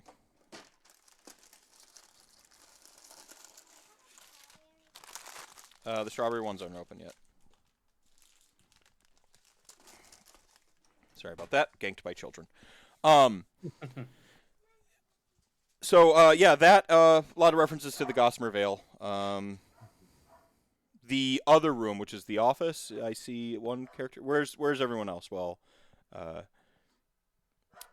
why? I'm searching the, I don't know what you call it, the entertaining room, Yeah, living room. Travis, you might be muted. we'll come back to you. Sure. Am I still muted? Yeah, you good now. No, You're Good good. now. I apparently can't mute myself on Discord without my mic having to be unplugged and plugged back in. Oh, You had mentioned that it looked like pieces of the chandelier had been stolen. Mm-hmm. Yeah, so I'm gonna take one of the pieces of the chandelier and then just keep an eye on the professor. It's So if I like have to like shoot them down or whatever to like get a few pieces, but I definitely want to take a few pieces. yeah. I mean, it is of high quality, as mentioned. Like again, ostentatious, precious gems and metals. Some of them have been looted over time, but not all of them. So you managed to get a good grip of like rhodochrosite crystals, because it's just one of my favorite words. You get some like rhodochrosite crystals, some some garnets and stuff. You get a assortment of gems per the random loot tables. Assortment of gems and stones, and that would be a thing that I would roll at the end of the adventure in a normal adventure. Just standing in the doorway, keeping like one eye on the professor, one eye on the rest of the room where everybody had been Yeah, beforehand. it takes him a minute to get through all the books, and it takes you less than a minute to loot. So you manage to catch back up to him pretty quickly. I know what Wizardry's doing. What are Verdus and Astra doing, and what is Longway doing? We are pillaging that office, and I had rolled a 20. Okay, Yeah, and well, natural. Versus pillaging. Wait, Yeah, and I'm pillaging. She's watching, so I don't get lost like the professor getting lost in the book. I'm timing him. He has Yeah. so much time in my brain before I'm moving on. All right, I am not above stealing shit. Longway. Longway is looking into the southwest room. Okay. Just kind of to see if he can see in there anything of value that comes up to him. All right. So, at the table is a rather gruesome scene of bodies of previous adventurers, sort of displayed as if eating a twisted and horrific meal, like sort of set out. But the silverware, the china, all very high end. Again, once more, you see melted candle wax of like sort of old old candles that would be, and you're beginning to sort of imagine what type of wax or fats these candles might have been made with. Like sort of like burnt out and into puddled, and like little bits of the ashen wicks maybe still sticking around. It's a pretty gnarly scene. Of all the scenes so far, of all the things, this is the most grotesque. Do you like continue to? Do you want to roll an investigation then beyond the sort of cursory look? I think like you pointed out you've kind of pointed out that the silverware is that the cutlery is valuable. I think what Longway would do, seeing the grotesque display on the table, he's going to spend as little time as possible in that room. So I don't think he's not going to investigate further. Okay, so you He's kind of just going to kind of swipe the silverware around the table and then kind of head back into that room we were in. yeah. Okay. So you're kind of in the process of doing that, and then we'll get to that natural 20 to search. So flipping through the office, you also see sort of the more personal notes, less collegiate level, less texts and tomes, a lot more like journals and personal effects, with like the sort of choicest or most recent selection of tomes on the Gossamer Vale and things of that nature. But you get the personal notes. it talks about Crucible. It's got like it mentioned like in the journal. It talks about the Crucible, and you see like in earlier notes like what is the Crucible, what is the Crucible, and you're kind of like flipping through. The Crucible is a place. The Crucible, oh, it's a place. It must be. I'm convinced of it.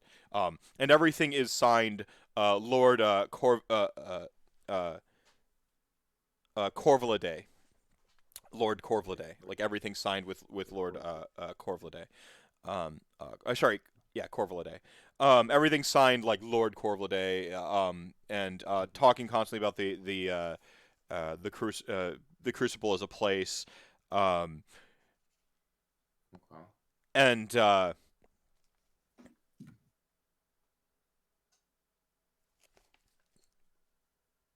yeah. So you get that's like number one. Eternal life for the right price. There's also a series of artifacts in a like sort of rare and alien nature scattered throughout, like of indistinct origins. There's like, uh, you know, a couple, glass orbs with little trinketry inside of it. Just utterly alien to you. You're not certain what's inside of it. There's little like metal, like perfectly sort of like oblong metal spheres with like just the faintest of grooves for gripping, or perhaps like maybe it's meant to like go or twist inside something. So very like really weird sort of trinketry all about. You have your classic moment where you find a false shelf in there, and you open it up to a book of rituals, like the hardcore sort of like tomed in flesh and inked in blood, like the old school grimoire, right? And Ash and Evil Dead. yeah, Mhm. and you see a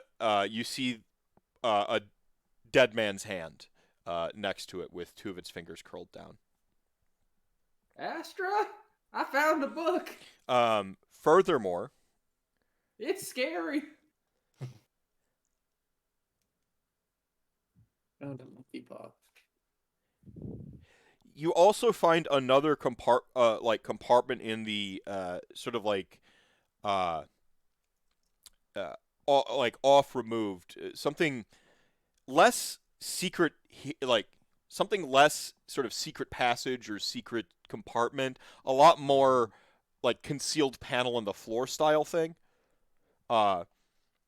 where you open it up and there's these weird sort of tins and vials of various like ichors and liquids and pigments and stuff.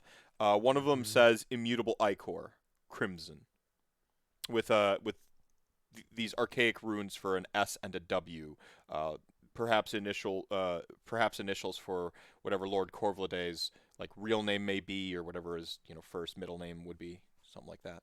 Sure. How much room you got in that bag of holding? I found a lot of stuff. Oh, wow. We should talk about which stuff we should take. Well, these here seem to be potions. Just a little bubbly, but nothing too crazy, I don't think. All right, well, what about this book that you found? I kind of want to burn it. Not gonna lie, it's got a hand on it. You don't burn the book. Well, I mean, normally I am pro literature, but I don't think it got no pictures in this one. You don't burn it because that.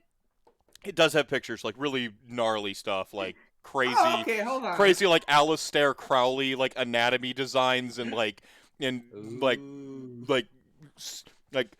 heavy metal album cover, Mm-hmm. turbo demons and just Yeah. just gnarly as all hell. I mean, these look like they'd be fun to fight, but I know it'd be like, have you already touched the book? Because there's the weird hand next to it. Oh, that you I told me have about. not touched the book. The book kind of I'd say, yeah, it's like it fell out and like unfurled, and Yeah. Can you check to see if it seems safe to touch it? Like this type of book is not. You don't do it lightly. Could you? You have an arcana way better than mine. Okay, you want me to try to see if it's okay to touch it? The party can hear them like kind of squabbling, maybe indistinctly, but you can hear them from like your various posts and stuff. The only one who can't hear is Iovanir, who's like just so entrenched in like reading that.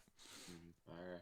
Yeah, I mean, if I need to, if I've like Please. make a check to make sure that it's all safe to touch, then I'm okay with that. So you can roll an Arcana, which is going to be like your like intelligence plus your skill roll to like have an understanding of this stuff. You're 500 years old. You've been around a little bit, and you know a grimoire when you see a grimoire. I got 20, a dirty 20. Wait, no, 21. Yeah, 20. 21. Sorry, I was looking at the wrong number. So books of this nature sometimes are like can certainly carry curses.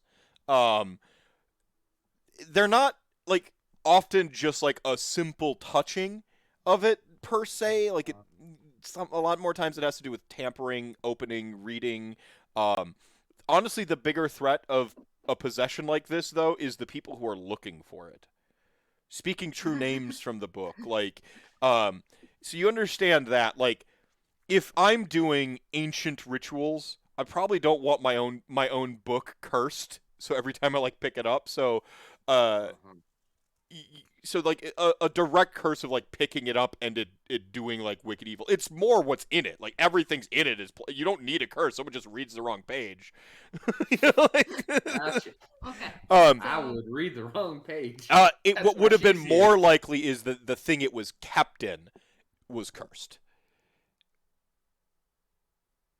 Well, we'll find out later. It's out now.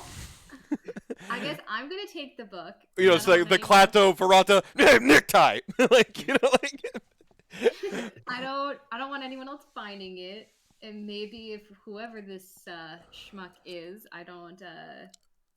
he won't have his book to do this again. So I'm just gonna take it, put it in my bag of everything that's teeny tiny, and can I actually have one of those extra health potions in there? Because this is just creeping me out. I think I need to be at max health. Here you go. Thank you. Right. So I kind of cut away from what Copper was doing, and we got sort of like the like gnarly scenes, and we get this break to a rather serene and decent sitting room. It's got like a grand piano. I mean, it's all dilapidated and stuff, but this room is relatively free from the grim dealings of the mansion. It's oddly cozy. A weird sort of like serenity is here. Like there's almost like an imperceptible, like you sometimes you think you hear music, like a very sort of serene and peaceful sort of music. You check the piano, like no, it wasn't a piano music. Like was that a cello or a violin? Like stringed instruments and flutes and stuff. And then anytime you find yourself thinking about it, you don't hear or notice anything. But when you sort of absentmindedly are, sort of like, rifling through things, maybe you're like you see a chessboard in the corner and you notice like a king is tipped over and you maybe set it back. You're a mechanic, you're a fixer, so you're like, oh, you better set that piece back up. And anytime you find yourself absentmindedly in here, this calm serenity kind of washes over you. Interesting. Okay. I only got a 6 for my investigation check, so I think that's about all I found in here. Yeah, I mean, you almost have a feeling like you're going a little bit crazy though, because like it shouldn't feel calm, right? And every time you start to think about it, you notice it, and then you're like, wait a second. But when you're not, you feel kind of at ease. And it's about this time the continuity sort of all catches up to each other. You've been sort of doing this, and Astra has sort of like fine, I'll take it type thing with the tome, and has picked it up. Papers begin rattling and launching off the bookshelves in their various rooms. The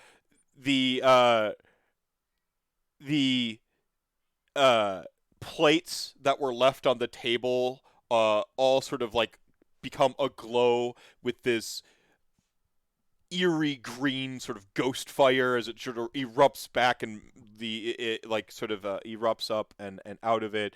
The floorboards begin to creak and rattle about everywhere. And then we cut to like Copper just sort of like picked up a book in the room where everything is fine.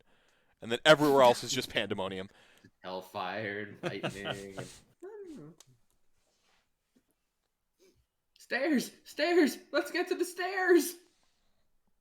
Huh? Like you see and hear, like you have that moment where like your room is fine and you see and hear and like you watch like Veritas come running around the office and like Okay. Dude, big stairs or little stairs? Yeah, like I think we should get out of here. I like the Like servants' running, stairs. to go Running out of that library. So Alrighty. we want to take the little stairs? The servant Long stairs? way sprinting back into the room. You don't want to see what was in there. I'm cool with either set of stairs. Yeah, whichever one. all right, heading to the little stairs. All right, now up or down? Up. Up. Why would we go down? All right. Down is acid, right? Yeah. I mean, as far as we know, that's where it came from, right? Could have been a trap, that was under the floorboards and sprang up. I still have the distinct feeling we need to go up, not down. I think I got everyone copy pasted here. I'll go ahead and move. I'll you. follow the feeling. I mean, I assume you know a little more. You're more observant than I've been, so All right, y'all can arrange yourself in I this little trust you on this one. little corridor here. I don't necessarily have your pecking order correct, but you can. But, Do you need a new stealth roll? Yes.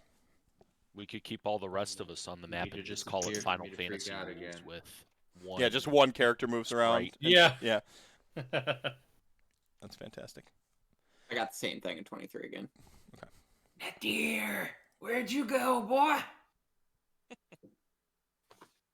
I will tell the party that the reason why I keep, indicating for us to go up is that when we first came to this mansion, I saw or sensed that the person that brought us here is at the top floor, and that the only way to leave is to have a discussion or fight with him or her. I don't know yet. Seems reasonable. Evidence that we should go upstairs is more evidence than we have for any other place in here. Yeah, works for me. All right, Copper. You're our light. Lead on. All right. I'll at least come around this corner. I don't know if all these doors currently in the hallway are closed, or if we just can't see into them yet. Yeah, I'm just kind of like establishing where the doorways are. Yeah, no problem. Because this map's a little wonk. Yeah, I could see that you were kind of adjusting stuff, so that's why I wasn't sure whether you were waiting. I believe there's a little. Yeah, you can see into this sort of chamber right here. And I suppose the bottom of the map is still what would have been the side of the house facing us when we Correct. showed up. Correct. Yeah, you can even see like the reveal of the balcony here that you saw from the ground level. They've got these like little two balconies. You would have seen these from the ground level. Sure. Okay. What's the first door we come across looking like? So these two here. Stairs. There. Okay. I think you got Nothing there. to lock. There we go. Mm. So I think that should be about good. Do we just want to work this counterclockwise? Just go into the Yes, room to the sir. left. Looks like there's a door there to the south. Alright. Just systematically move through this. What did I the like- stairwell end here, or could we not continue going up to the Oh, third that's a good floor? question. There's no. It ends. It doesn't go. It lands here. It doesn't keep going Okay. up. Okay. So it looks like we'll have to go to the northern stairs. You what said would have been the you grand said my staircase. favorite word, systematic. Oh no. So, Professor. did I reveal the other staircase? Yeah. Okay. Yeah. All right. Yeah. Cool. The other staircase, by the way. I mean, just you're sort of like we'll say that you've sort of gathered in this sort of main hallway here, and you've sort of meandered back and forth, kind of checking the doors and being like, okay, like you're ambiently discussing, all right, how are we gonna go through this? We've got all these doors here, and you're kind of doing that, and you're like, well, we got to get to the third floor, and you head over there, and you recognize that the grand staircase doesn't go up to the third floor either. That's a problem. Did we go through the floor? Something has to go to the third floor, so I guess we will have to systematically look. Almost by design. All right, where's the next door? I'll try to pry it open. So the chamber to the far north is sort of like one of these sort of primary master chambers, or sort of like second off chambers. Bed is sitting space. Like it's all sort of been overtaken by cobwebs and dust and less gore and grotesque than the downstairs area. The ceilings as tall as they were downstairs, or are they? They're like, still more decently Okay. tall, but they're they're not the grand vaulted ceilings. They're still high. I mean, you're probably still looking at like 12-foot, 15-foot ceilings here. I mean, it would high Gothic. Right. Even like my house is made in like 1905. My second floor ceilings are stupid high, like unnecessarily high. It's just how they built them. So, and this would have been built older and better than my house, also using magic and shit. So, the ceilings are high. So yeah, you have this sort of master chambers to the north. To the due west, you have what appears to be more of like a maid or servants chambers. Okay. They would have been close to the kitchen, close to be on hand to like head immediately downstairs through that servant quarter. Okay. And yeah, I mean, it looks like there's a door here to just keep stepping through, unless something happens as soon as I go into this room. Well, I'll go ahead and just reveal this chunk. So you could essentially you want to do the systemic stuff. You can either investigate the north place, you can kind of deal with this like lower, You found a closet. Yeah. Oh. There's a closet. Yeah. So you got okay. Yeah. So servants' chambers, unremarkable. What? You need water? Oh. Yeah. While we're looking, we should probably make sure to look out for what the third floor, based on what we saw on the outside, might be like an attic space. So it might have some sort of like hatch or. Oh, on the ceiling. Sure. Right, like the Oh, stairs good might call. not be as obvious as Right. it was coming to the second floor. Like it Like could be like a weird a dumbwaiter closet or lift, or like one of those little like ceiling like pull stair things. Yeah, because it's not a Yeah. full third floor. From what I saw outside, it was Okay. almost kind of like a fake bell tower looking thing. Mhm. So it's not a full third floor. So we should probably be looking in what's going to be the next two rooms to our right, to the east. That's probably where some sort of hatch or something will be. All right. Sorry, I got distracted. So just kind of dealing with the sort of west third here, you have essentially like a sort of master's quarters to the north. To the west, you have what would have been a servant's quarters, someone to be on hand, pretty quickly. And then you have the trophy room, which I'm going to let your imagination run wild as to what the trophies might be here. That's fair. Okay. They are, I mean, there's like a classic suit of armor, and then the various like heads and taxidermies of horrific nightmare creatures from straight out of Bloodborne. I'm gonna say we've all seen Sin City, right? Yeah. I don't was thinking like that direct with the. Oh. No, like more like Bloodborne all nightmare creatures, Okay. like gnarly alien, like honeycomb-looking beehive heads with like terrible eyes and mandibles, and just all kinds of gnarly looking alien creatures. There's probably a humanoid one in there too, because it's a trophy room, and you're getting the sense that in the trophy room, Did Did anybody find anything that mentioned who lives in this place or lives in this place A lord. Yeah, when you like were searching? there's a Lord Corled.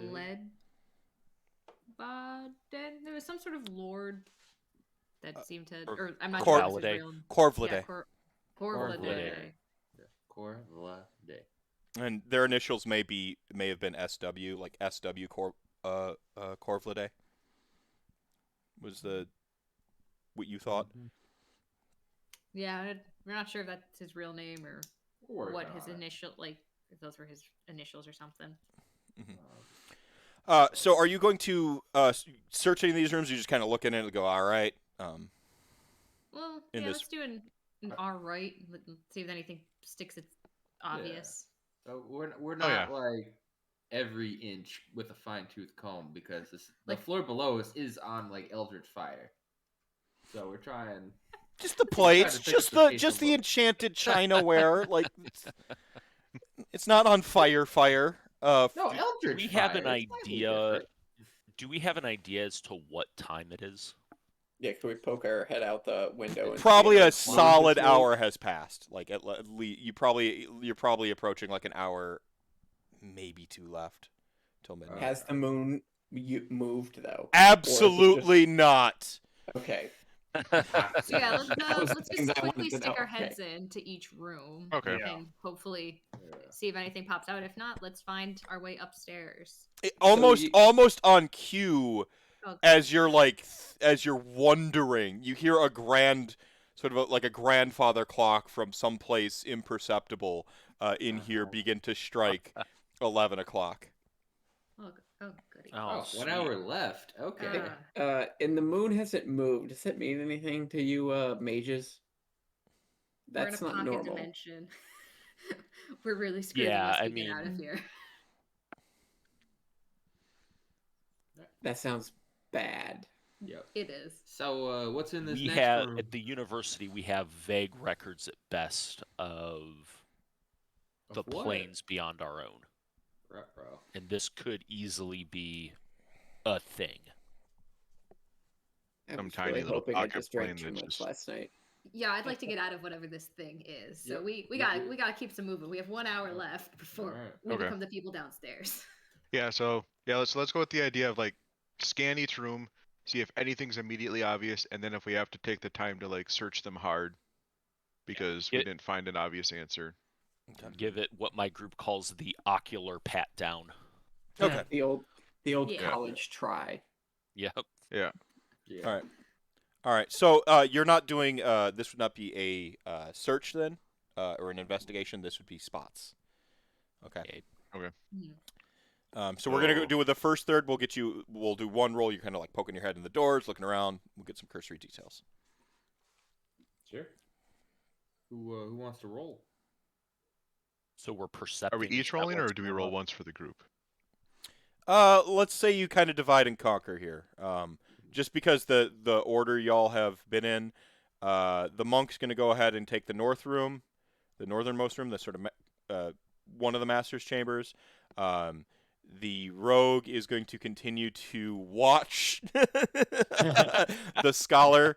The scholar will hit the servants. Yeah, because otherwise I'm actually investigating instead of percepting. Yeah. There you go. So the scholar does Yep. that room. Looks like the Warforged is hitting the trophy room. And then there's sort of a washroom here that both of y'all can each make a perception check on before we move on. All right. So I just kind of broke it down based on where everyone that everyone works. like. All right, perception check, my dear. Sure. I had a 14 on my search Right. check. Search. I got a Wait. 12. Perception. Just perception. Yeah, right? perception. All right, I'm gonna start with. 8. I'm going to start with hold your result for a minute. I'm going to start with Nadir no, sorry, that's not Nadir. That's Long Way. I'm going to start with Long Way. Okay. Got a 14 with after the bonus. 14 after the bonus. Yep. Not my best roll. So, sort of master chambers again, overtaken with cobwebs. There's some nighttime reading on the a nightstand, as it were, or one of the nightstands, as it were. You notice some more of these candles, sort of not burnt out, actually, currently, ready to go. They've been burnt a little bit, but they're not completely burnt out. So you see some more of these, like, weird wax candles. You also notice the sort of, like, affects of that this master had. There were younger kids at one point in time. So maybe you see, like, some child's clothings or, like, children's blankets sort of, like, tucked in the corner or folded up in the closet. You probably go into the room, so I'm going to have you roll a second perception check to see if you notice something in particular. Okay. I rolled the same. 14. Oh, man. Weird that they got all this, like, kid crap in here, though. Wonder what happened to the kid. I hope nothing. Do you have a dog too? Damn kids. Servants' Chambers, what was your roll? I had a 13. Boring. There's not even a single book to read in here. Does Nadir see anything keeping an eye on me? Yeah, you can roll a perception check, Nadir. I am. I'm keeping an eye on you. Roll a perception check.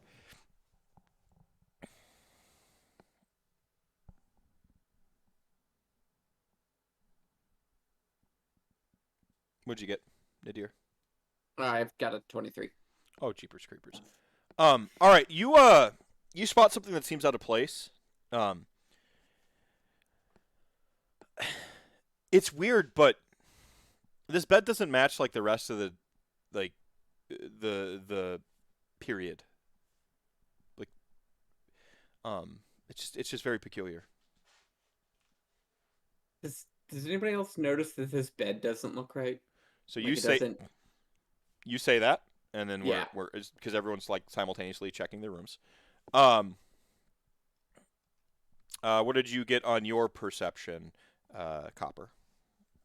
A 14. This place gives you, this place weirds you out. And did that one over there just look at me? Like, it's sort of that sort of vibes going on in here.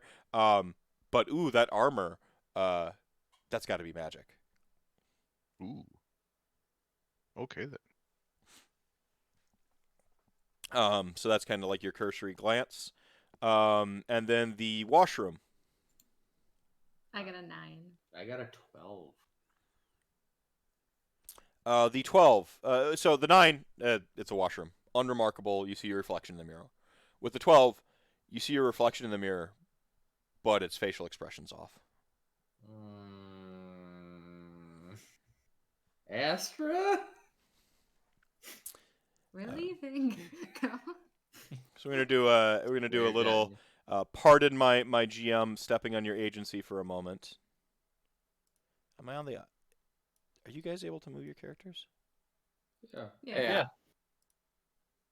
Yes. Interesting. Yeah, we can move. Weird. Do we need to be in the washroom? Yes, please. I was gonna move your characters into the washroom, but Yep. We could be by the door. Yes. There you go. He's right there. 'Cause All right. I'm just staring at this mirror.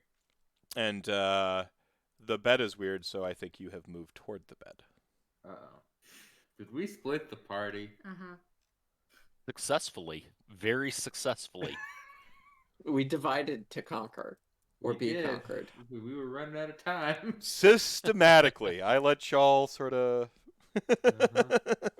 lean into this one. So you hear the "does this bed look weird" thing. Like, everyone hears that right as simultaneously simultaneously Copper's like, "Oh, that armor's totally magic," and he, like, walks over to it. As like, in, like, just one room over, Veritas is like, Astra, and they both sort of, like, they're standing in front of the sort of, like, huge sort of mass, sort of like double vanity with the huge wide, like, wall spread mirror right? With the wash basins up, like on top of it, where you would have like fresh water brought in, and you'd have like a basin for like your discarded water and stuff like that. And as that happens, Longway's like, nothing to see here, and like just kind of begins walking out into the hall. So Longway, you are, yeah, okay, You want me? yep. All the doors slam behind everybody. Of course. Oh, Roll for initiative. Oh, Nadir, I'm so glad that you're keeping an eye on me, buddy. oh boy.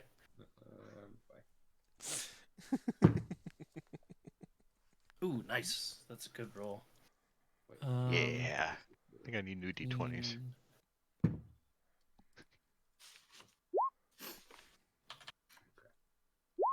Okay. Yeah, I won't. You rated in? I'm just here for the ride. I just rolled bad. You enjoy your 23. No, right. Oh, right, Yeah. right. It's 23, 20 23. Yeah. You got this. What's the- Copper!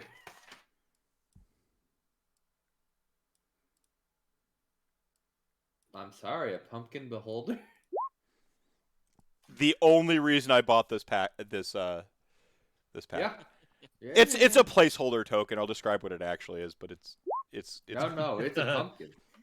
The pumpkin beholder. I love it. I Use thought it you. The Beholdo Lantern? I thought it was pretty sweet. Oh, hell yeah. Hell yeah.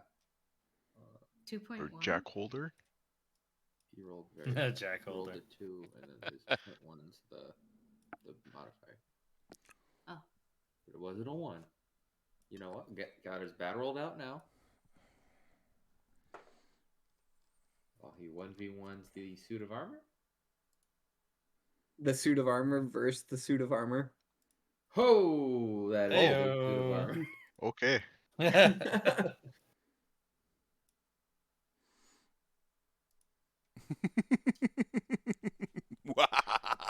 Suit of Not armor 100%, but I think the art might have like been NFT'd, just like, oh, we'll just do this, randomized spot. Okay. Huh. All right. So everyone rolled for initiative. I've got to switch back over to this so I can see everyone's initiative scores. And I'm going to roll for the shades, the armor, and the question mark separately. He'll be fine. Question mark. The shades, the armor. All right, and then we've got Nadir with the 23, Aster with the 23. Who's got the higher dex modifier? Or you're a party, so you can decide who goes first. I have a 3 in dexterity. The deer! Stop You being so automatically go sneaky. before No. him because he had stepped away. Nadir's a 13.4. He's that bottom one. Yeah. I Oh, know that it's must've been from last confusing, time. but Oh, yeah. Okay. It Yeah. starts at copper and goes down. Oh, I see. Yep. I see. So top That of was line, the stealth roll. top of line is Astra. Then it looks like Iovenir.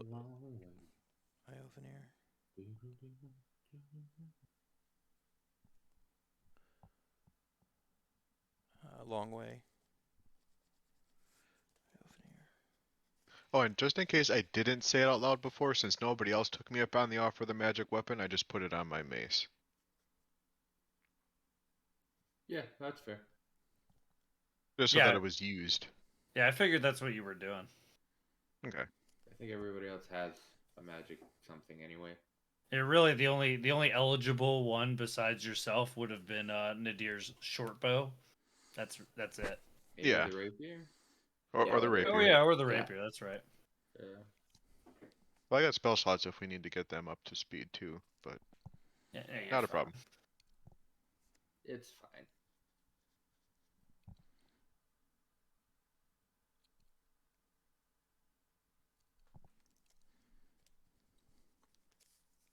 I'm glad I chugged one of the health potions, though, with the top off.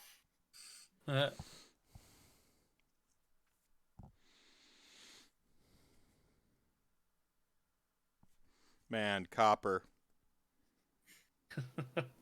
What, that initiative roll? Oh yeah. That has been my historical like just behavior for I don't know how long. All right. I had a barbarian that averaged rolling a 10 for hit points every level, but could never roll above 10 for initiative, like the entire campaign. I remember. This is that Zealot Barbarian. That one was good. Yeah.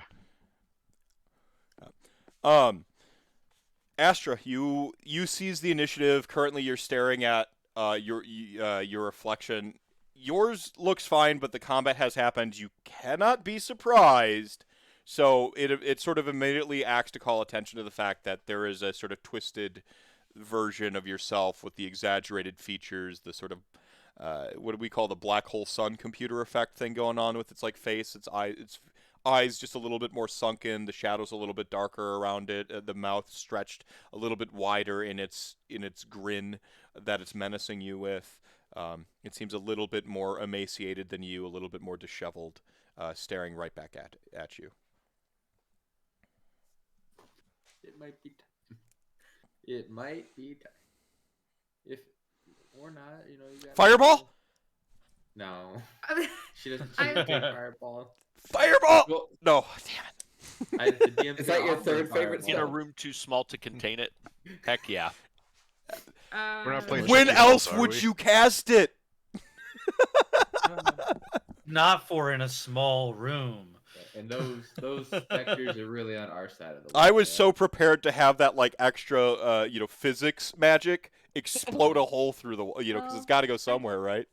I guess I'm gonna try to move in between them, but not hit Yep, you're good. Virtus. Because if I do this, it's a 15-foot cone. Yeah, you'd miss me. No, you're good. Yeah. So I think I'm gonna use one of my spell slot spells from level 1.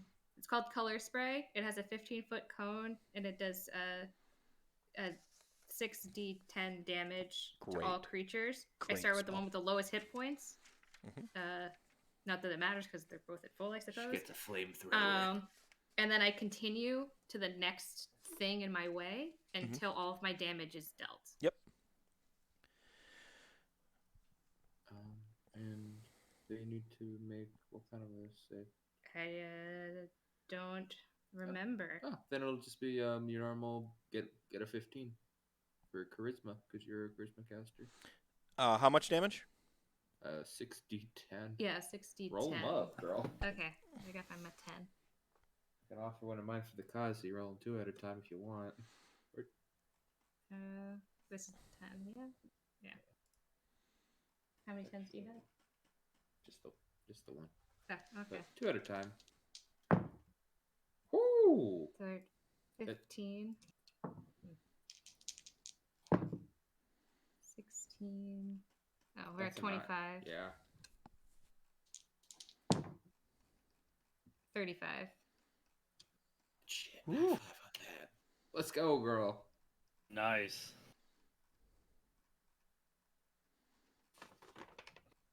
Emergency flamethrower. Oh yeah, it's great. Well, it scared me, so I just needed to.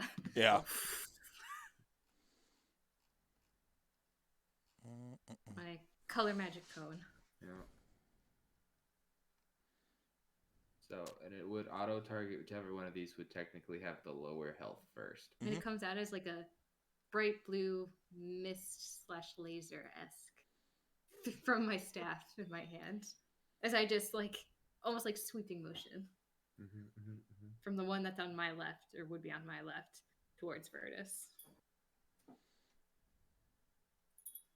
Yeah, and it just follows immediately. My Astra, she just like jumps in and starts spraying shit. So it's not dealing damage; it's for the debuff,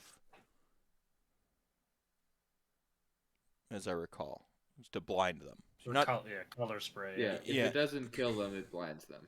Yeah, they're not dead from it. Yep. Yeah. Because it's not.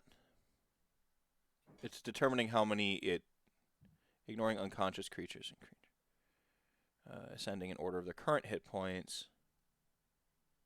Is blinded. Subtract each creature's hit points from the total before moving on to the next. A creature's hit points must be equal or less than. Yeah, that's right. Old color spray was a blinding debuff too. Oh, cool. So I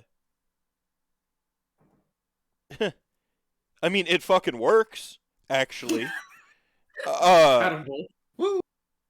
Like, yeah, I mean, it fucking works. Hell yeah. So how I'm going to, basically, I mean, you have a mirror here, so, like, you turn the whole room into, like, a sweet disco ball.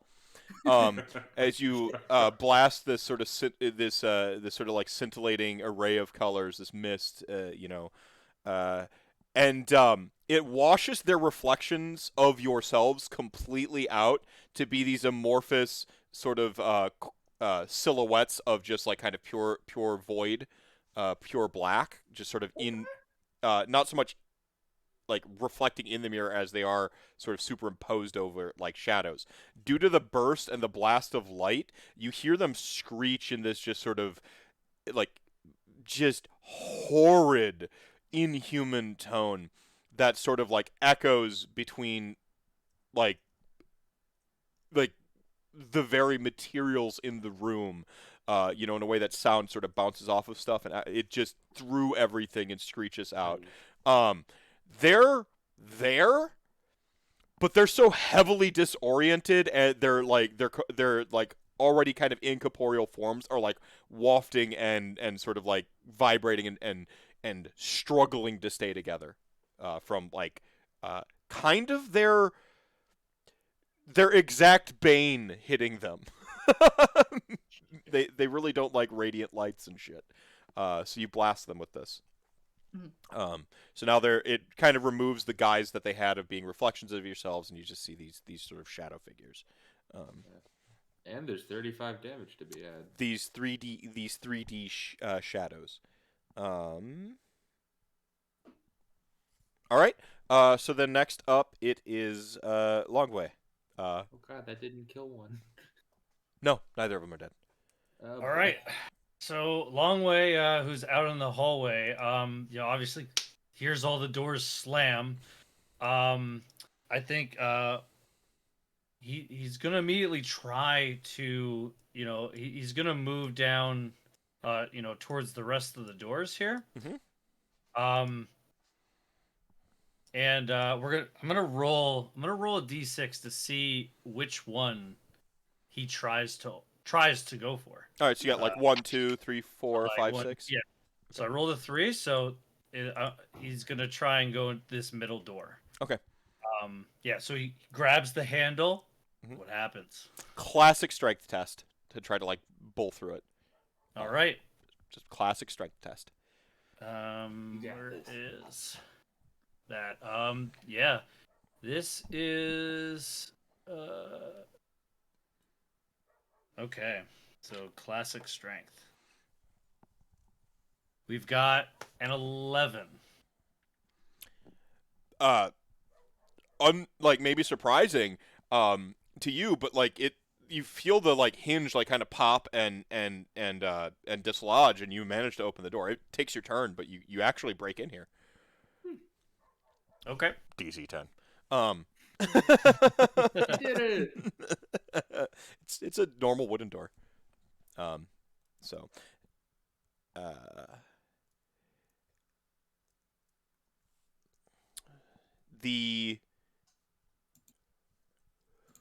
it doesn't escape the notice of the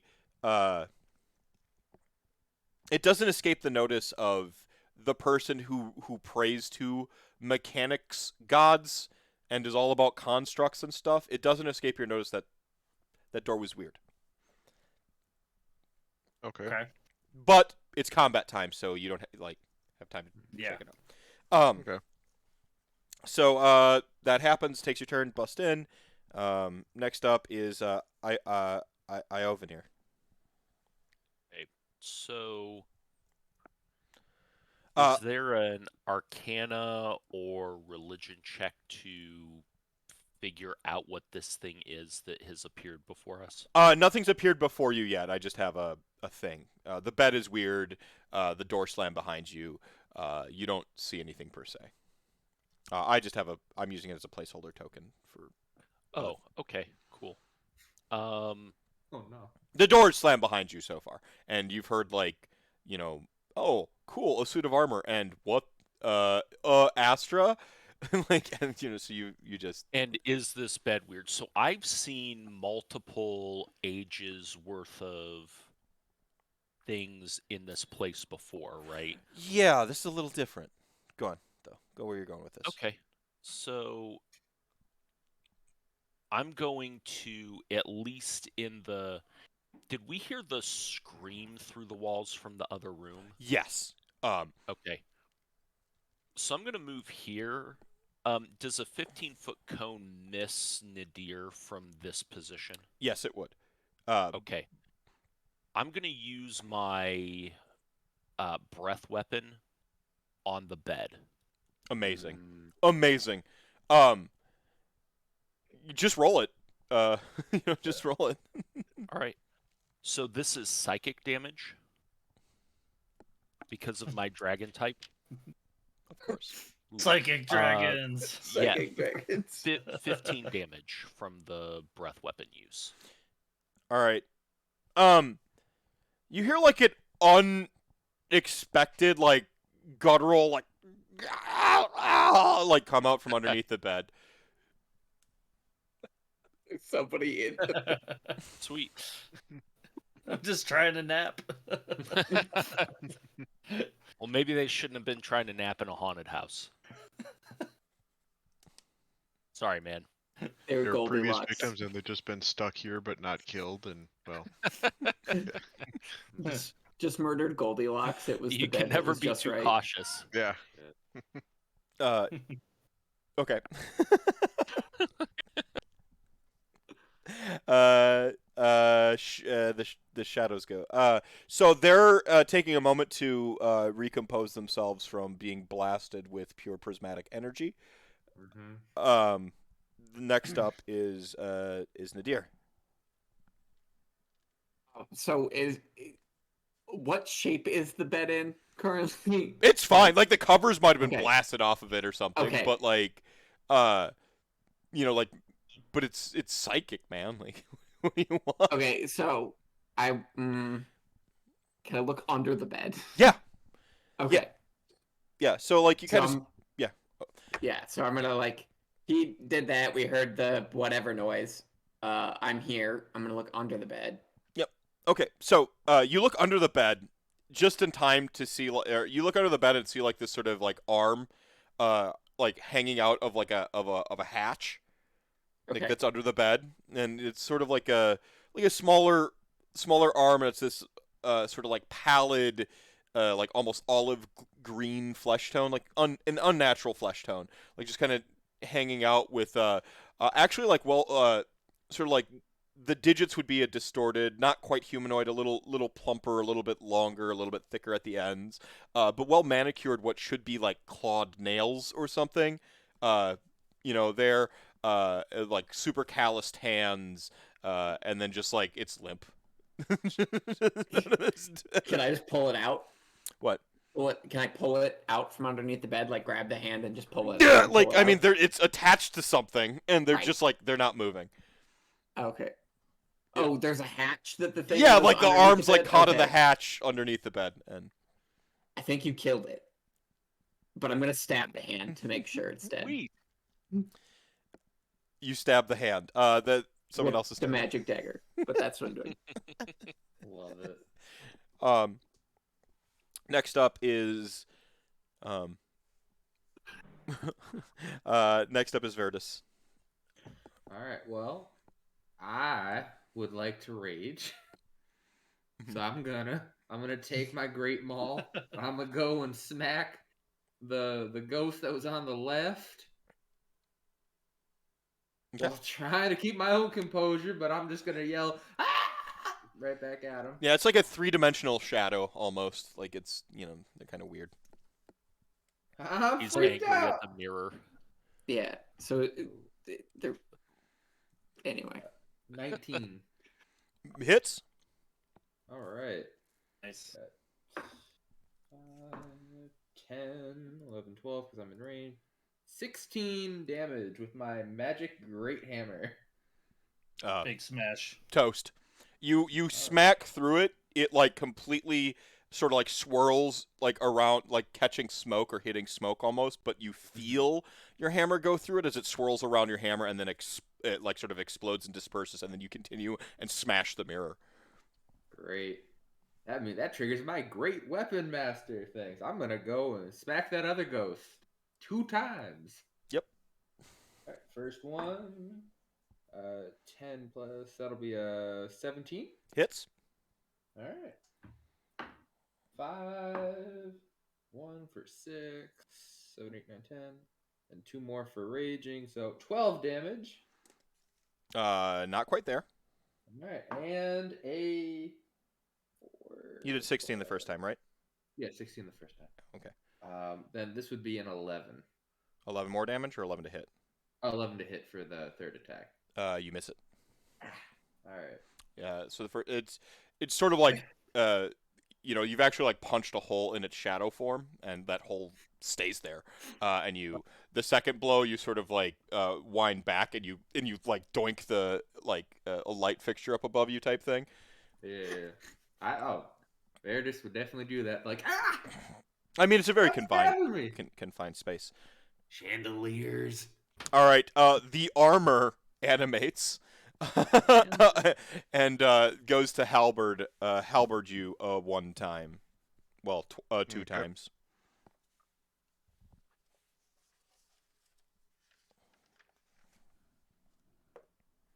You have a 21 or 23 AC. What is it? 21. It misses you either way. Second attack misses as well. We got the better suit of armor. So far, anyway. Copper, you're up. All right.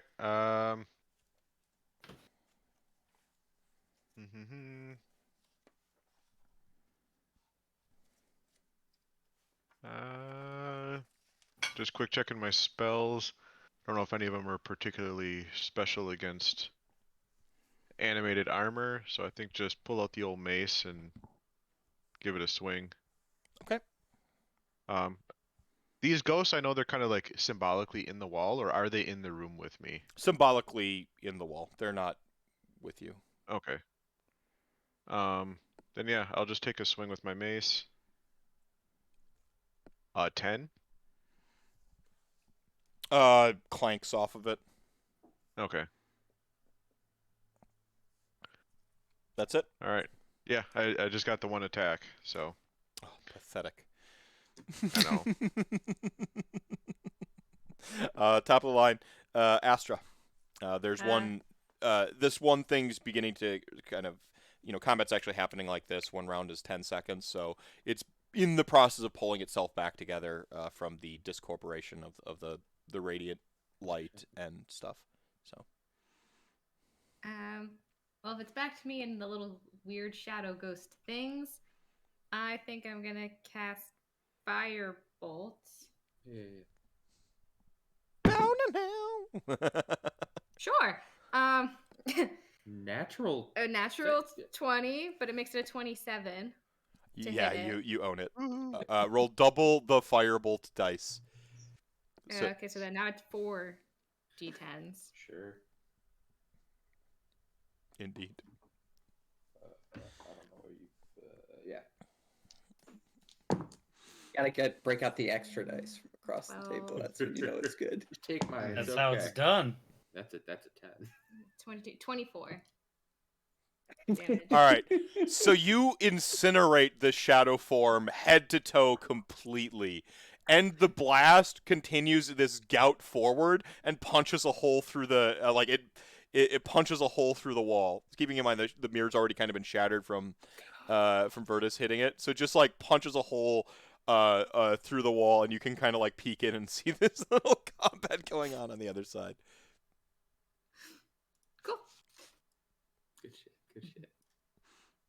It's not like a human shape. It's only like a Yeah. portal. Oh, it's like a And- peephole. Yeah. And Longway, right as before he was about to step through the door, just sees the firebolt Yeah. go straight through. Just Yep. Yep. All right. Long way. You're up. You just in time to see the firebolt streak past, basically. Yeah, so I think I'll run into the room here, and I mean, I see this. I see this. Clearly see this animated construct in front of Copper, right? Yep. Yeah. All right. Cool. Yeah. Yeah. I'm gonna go over. I'm gonna run over there and give it a punch, or well, give it a hit with the staff. Okay. All right. What is that? 12 and 9 is 20, 23. Yeah, 23. 23 hits. Okay.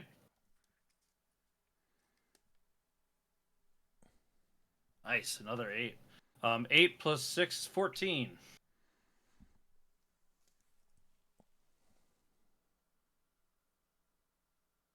Okay. And I will, again, follow it up. I've got extra attack, so I'll go ahead and hit it again. Okay. This one's not as good. Is that a 6 and 9? That's going to be 15. It doesn't hit. It I sort of didn't moves think its so. halberd over and blocks it.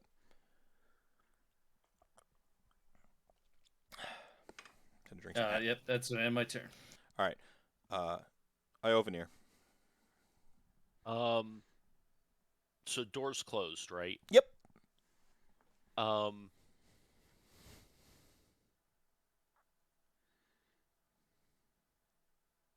How sturdy does the door look? Decently sturdy, but nothing like special or supernatural. I mean, it's of good Okay. construct, decent wood, but on a scale of like 1 to 20, you suspected like around a 10 out of 20 strength. I would actually like to Eldridge Blast shoot the door twice to just blow open a hole big enough for Nadir to get through. All right, awesome. So just honestly, just roll attack rolls. It's an inanimate object. The AC is getting through its sort of natural armor. I'm gonna Sure. streamline it. So 17 and 24. you're cool. Just do full damage to the door. Yeah, you do a classic like 21 double total hand damage. type thing, right? Like just Yep. Whoosh. Yep. So that was 21 total damage. Yeah, you blast a clear hole, like sort of torso size, so he could easily like sort of dive through type thing, or if you spent the time, you could kind of climb out. But we've seen him do acrobatic, nimbly bimbly things. So. Yeah, heck yeah. Elf bullshit, man. Let's go. My favorite thing. All right, and you have got some movement if you need to take a more defensive post or something. Yeah, so I'm Hide in the closet there. Like no, so not hide, but I would like to just ensure nothing else is going on in this room, right? So I'll sort of rear guard in this situation. Got it. All right. Yeah, Nadir, you're up. So I guess I pull my knife out of the hand because the thing's definitely dead. I didn't react to that in any way. Or it was unconscious, but like, like it's in a coma. and now didn't wake up from the stab wound in the hand. So that's fine. That'd be a medical breakthrough for everyone in a coma if you could just stab them in the hands with a medical dagger and they wake up. Yeah, just that's all it takes. Right. So this guy's probably not a problem, at least for the hour that we have left, or we have worse problems. So yeah, I guess quick glance around the room to make sure there's nothing else there, and then Not without move rolling, towards the basically. door. So yeah. So you can dive through the door pretty handily. I'm not even gonna make you roll. It's within your natural ability to just do a classic sort of like hero dive roll, like a basic video game, a roly poly from Elden Ring, basically. You just whoop. just straight through, and then when I get on the other side, I like motion back to Livnir. Mhm. Yeah. Mhm. To come through. I mean, Also giving him a thumbs up for blasting the door and everything. So anyway, he started blasting. Yeah. My could. daughter loves that meme. That's a good one. Yeah, you can't quite make it to the armor unless you double move. Could I shoot? Yeah, you can get into the arrow entryway and shoot your arrow at it. Yeah. If you move into it, yeah, you can shoot an arrow. Yeah, so I'll do that and I'll shoot an arrow. Loose an arrow. So 23. You miraculously hit it with this arrow. Like, this armor is designed to, like, say F you to arrows, and you just blink. Somehow get went through. Yeah. Perfect. And Also a friendly within 5 feet of it. yeah, so I'll get stealth, right? Yep. So that's You're the archer from Helm's Deep right now, dog. Yeah. Well, it's just 8 per damage. With your sneak dice? Yes, unfortunately. Okay. Hey, man, I'm surprised you wounded it. Like, pew! Like, loosen an arrow into combat and against arm. Yeah. Verdus. Alright. So let's look at this map here while she walks away for a second. So there is a big old hole. Portal. It's like a size of a submarine portal, like face size. A little Okay, bigger. so I could huck a javelin through it in theory. Yes, you could. I would give you a -4 penalty, or I would with disadvantage. Sorry, the penalties are gone. You'd be at disadvantage to do so, lobbing a javelin through the hole and into the armor. Okay. Well, if not, what's my 5, 10, 15, 20, 25, 30, 30? Jesus, 40 feet's pretty far. I could actually get to the armor. You got to break through the door first. Oh, shit. Could I break through the wall more? Make it a little more direct? It's an action either way, but yeah. Okay. Higher difficulty to break through the wall than the door. Alright, let's break through the door. I know it's anticlimactic. Strength test. Strength test. Alright. Natural 20. You fail. This door is more than twice as sturdy as the other two. No. In fact, I'm going to say with the natural 20, you break through the door as part of your movement, and you may continue to move and have your action. Thanks. You're a real pal. That was a great time to roll that 22. Now I'm going to roll a 1. So Alright. 5, 10. You used up your 20 for the turn. Alright, let's try it. Hit the wrong suit of armor, you know what I'm saying. Mhm. So 8, that'd be 15 to hit. Doesn't. Parries with its javelin. Alright, well I broke the door. Keep my rage anyway. All right. It's true. You did rage at that door. You really did. You were just so pissed that you missed the ghost before. You took it out on the door. Yeah, just straight out on the door. I should have done it to the wall. That would have been great. Alright. Yeah. You would just Kool-Aid man the wall. And Oh yeah. That's what I did to the door. All right. Okay. Oh, the armor's been locked. I mean, you're all kind of like swatting at gnats at this point. It's basically just going to continue its attack at Copper. So Show us who the real armor is. it's going to attack him twice with the halberd.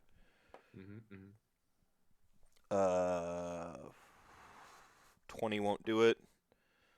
23 might. Yep. Damn. Dealing 9 damage. All right.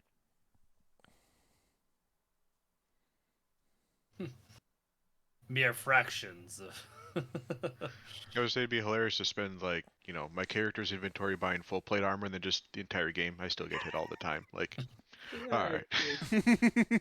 Such is the way. Yeah. Such is the way. Yeah, I roll like only 17s to hit you and roll only like 4s to hit everyone else. That's how it works. Copper. Oh, I got magnetic armor. My bad. It's drawing the weapons at me. Okay. Copper, you're up. I'm actually gonna try and Sacred Flame it. Okay. Because I realize I have a better. Wait, it's a dex save. It's not even a spell attack bonus, so it's a DC 16 dex save. All right, so it's rolling with a penalty. Fails. Okay. 2d8. Radiant damage, if that matters. It does. Or 7. 7 radiant. You sear like some of the armor, like you can see like part of it gets slagged and stuff. Okay. Top of the line, Astra. You've got a night. She thought we had more time and she went to walk the dog. Okay. I'm going to have her kill. Yeah, she can lob a firebolt through that wall or through that hole if she'd like. Yeah, that or we had a shatter that we were talking about because it's an inanimate object, so it would get disadvantage on the save. Doesn't that have a radius though? Yeah, it does. It's got a 10-foot radius. You would hit the entire party. So her best option is to either take some defensive maneuver or to lob a firebolt at disadvantage through the portal at it. Oh, we're firebolting. So in that case, no, we're not. 9. No, it just basically sears more of the wall. She doesn't quite have the trajectory right through it. And then with her movement, I'm gonna move her more into the hallway. Okay. All right. Long way. I'm gonna hide behind our lovely friend there. Yeah, seeing the armor, how Copper just slagged it. I'm gonna try and like aim for the weak point. Not really doing anything mechanically, just attacking the weak point. Good visuals. So we've got a dirty 20. You hit it. Excellent. Nice, another 14 damage. You manage, so you key in on that like sort of slagged point and just tee off and like bam, and you just sort of swat it, and as you sort of crack through its breastplate, the whole thing, just whatever magical energies is holding it together, just dismantle, or whatever poltergeist is inside of it just dissipates, and it all just comes down in a heap, leaving its nice little +1 halberd, pristinely glinting, sort of wobbling a little bit as it falls much slower than the rest of the armor. +1, you say? I mean, just because it's a one-shot, I'm not going to put loot in a dungeon crawl. Come on. What kind of GM would I be? So, as I come out with the construct fallen, right? Kind of come out of that room and assess what's going on. Yeah, so when the construct falls, all the doors, you can hear the mechanisms that locked them. All the doors are... The only door that isn't shattered is the one that you would come out of, technically.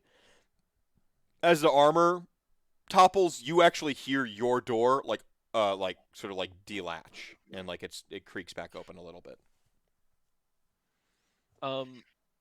Because I don't know that a Warforged is not a construct necessarily in the same way, I'm going to use the mending cantrip on him.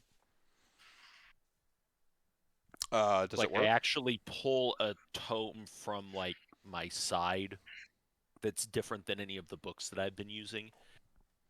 I'm not sure if that would work. If it does, it's gonna be interesting because I also took mending just because I was a crafts person.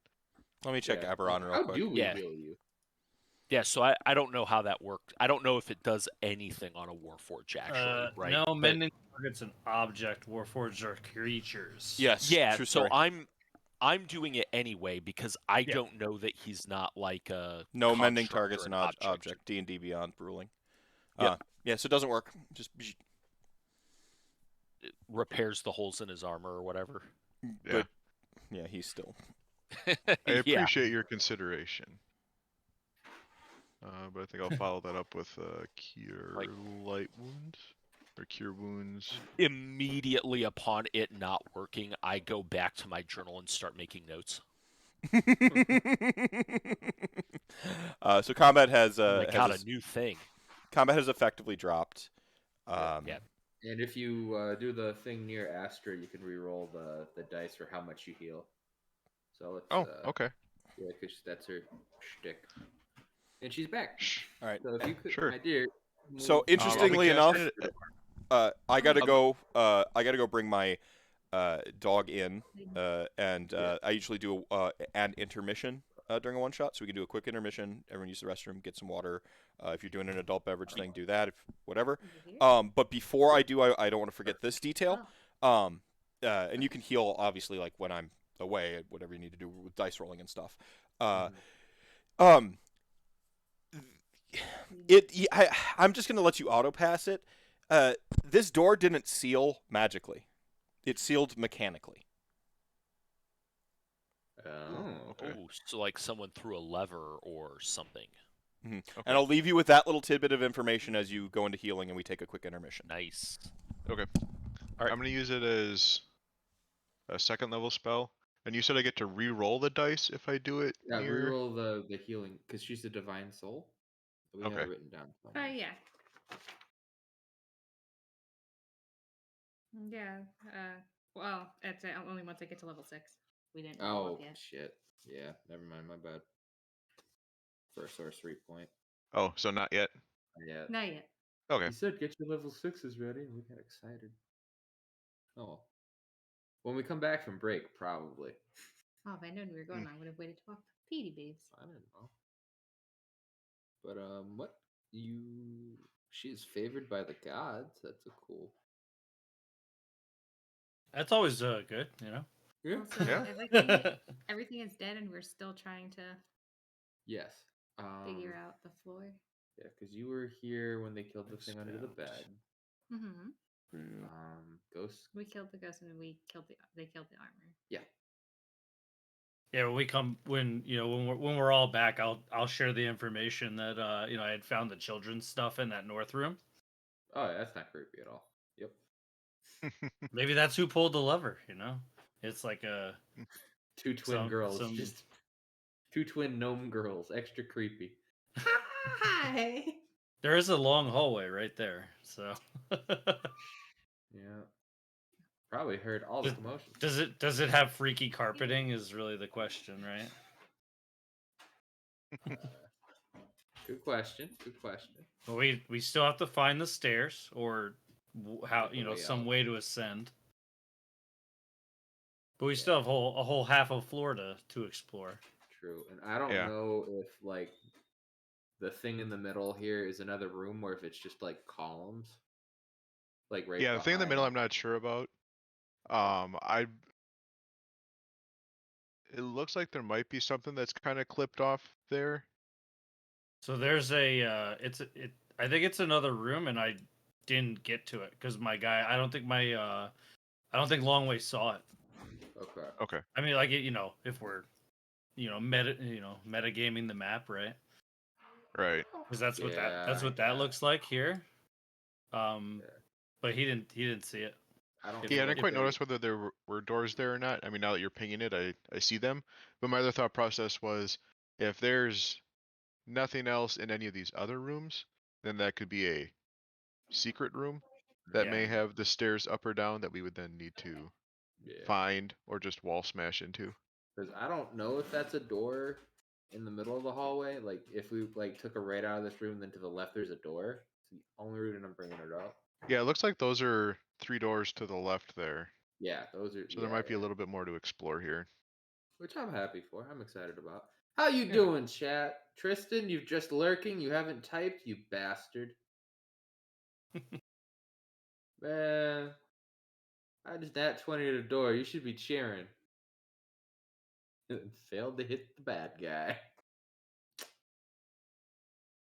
Got you. You did nat 20 that door. So hard. I Kool-Aid man the shit out of it. Ugh. But yeah. That's always my luck with, like, whenever I play the barbarian Yeah. or or if I'm playing the fighter, it's like, yeah, all right, I'm gonna attack. Oh no, I didn't hit. No. I'll tell you though, this damage dice today is MVP. I've rolled like 4 8s today Nice. on a D8. Nice. Yeah, my dice are doing better when my wife's using them to add to her damage. But it's still good. Thankfully, rage gives me a bonus to my shit anyway, which is nice. I have one left. One rage left. Nice. Mm-hmm. If only the GM didn't tell you how many encounters there were in the adventure. I don't know. I feel like I might have played with this guy. It might have been a year or so, but I might have an experience or two with these 3-part encounters. See All what's up. My All right. daughter was very impressed that you timed the intermission to happen between the second and third act. Ooh. Isn't that weird how that works? Yeah, Weird. right?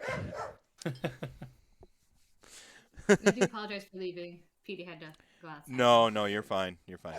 Yeah, All right. Chair closer to the door. Y'all healed up. Did what you needed to do. Yeah. Yeah. Oh, I wasn't hurt while I was going. Yeah. outside. No, Not my at wife told all. us we were the Yeah. bad guys for breaking into these people's house and killing them all. But we Are we were the baddies? pseudo invited. Wait, are we the baddies?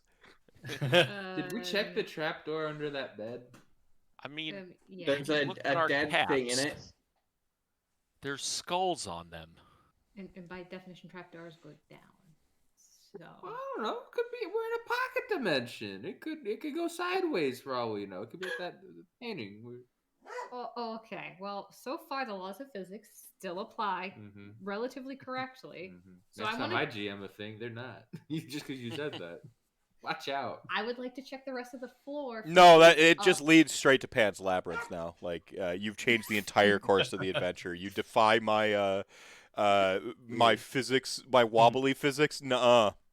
That trapdoor that trapdoor yeah. leads to a year-long campaign. We don't want to go there. I mean, maybe we do.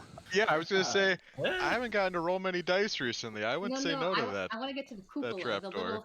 little one single room third floor. I want to get up there. Fine. Be reasonable.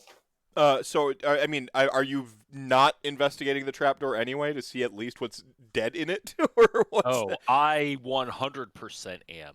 Okay. Okay, guys, What we did have I less than- accidentally / purposefully kill? We have less than an hour though. Remember, Yeah, we've been so- fighting some stuff and some Yeah, time has this- gone by. Alright. We Yeah, should but check that- the Buddy this'll with be- you for This study later. I guess You know what I gotta say is it worked out incredibly successfully so far. We could split the party again and continue exploring multiple rooms. I'm okay with this. All right. So yeah, split the party again. Continues exploring multiple rooms. So I'll just go ahead and reveal the rest of the floor plan. Oh, I did want to share with everybody now that you're back the children's affects and possibly toys that were found in the northern room. Not creepy at all. 100% not creepy. Totally normal. All right. So We'll be in here. Oh, and then coming right behind me. There you go. All right, and we're unmuted. all right. Beautiful. All right. Also, I have light glowing from my hammer, so I don't know how you doing the aura thing, but we got light to see shit. All right. So I'm You actually can going to set start. it in the gear on your character. Oh. So I'm going to go left to, or I'm going to go right to left this time. Where are, let's see, where are Nadir and Long Way going? Or what are they doing? Yep. I don't know why I asked. I'm Probably keeping an eye out. like down into the left one spot, because The door is one square below you. All right, perfection. All right. Longway is going to check the larger room here. Okay.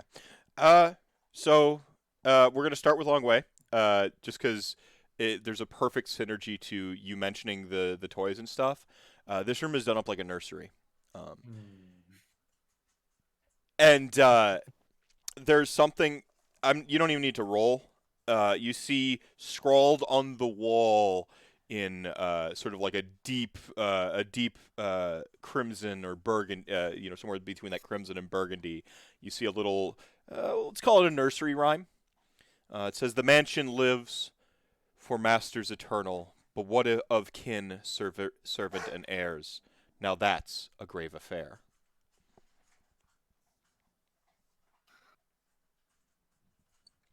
So, the mansion lives for masters eternal, but what of kin, servant, and heirs? Now that's a grave affair.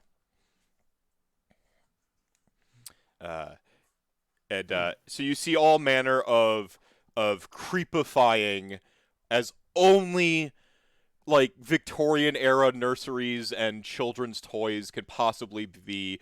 If other rooms were Bloodborne and like various me wearing my influences on my sleeves throughout this whole thing, this is pure Silent Hill. Just like Victorian era Silent Hill nightmare nursery.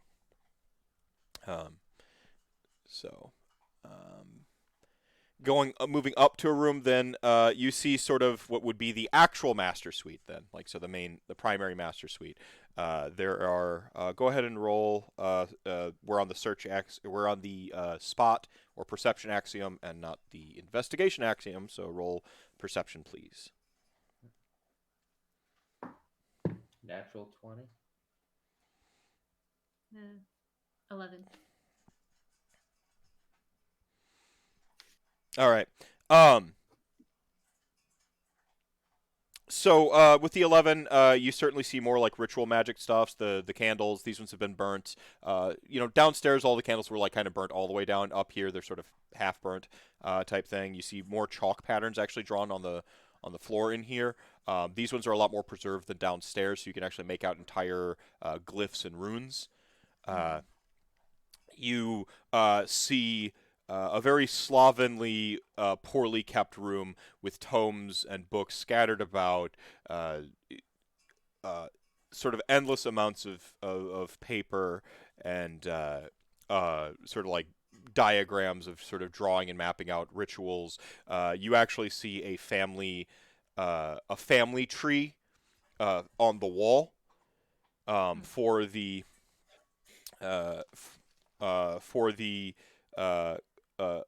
Corvlidae family line on the wall. At the top, you see someone who's just listed as Lord Corvlidae, looking quite like sort of dapper, like has the sort of like angular collar, the sort of like classically like puffed out and decorative, poet's shirt. The hair is sort of slicked back with the exaggerated sideburns, and sort of like dead gaze and all like ink drawn and stuff. So you can't really make up details beyond that. And then you see sort of like like the family tree, and like a lot of people are crossed out, except for the heir to the Corvlidae Manor, which is a question mark on it. And the written in plain text, like in hand, like hand inked, is "and what of the daughter" is written next to it. So that's what the 11 sees, is kind of like the obvious overt stuff. The nat 20, for whatever reason, huh? I was gonna say, what the hell do I see? I mean, that's the sort of cursory stuff without missing the details. That's an 11. See, I tend to roll personally in reality. I tend to roll like 8s, so I wouldn't have even seen the hair, the Gotcha. Writing or whatever. Yeah, I would have just like, oh, it's a post or whatever, and I would have just like completely, like. So It's the whole family tree. bears noting. It's worth remarking on. So more ritual magic stuffs. We got the nursery rhyme, and for whatever reason, you with your natural 20 have the notion that you should move the bed, which is normally more on the investigation side of things than the spot check type stuff. And you kind of like, I don't know, for whatever reason, maybe you trip initially and you kind of shift it and then you see something written and then you Grip like on my tail a little. yeah, or like you're bent over and your tail wing like kind of swings and like whacks it a little or something like that, and you notice some writing. So you have the notion to like push the bed to the side. You see the biggest, most elaborate magical circle so far, and it has a singular word written in Draconic at the center. It's which I read because Drazakiel. And it's like a draconic name, so it's got like a hyphen between like the first and the last syllable, and the hyphen isn't where you think it should be. To me, like it's Draa, and then like the apostrophe Zakiel.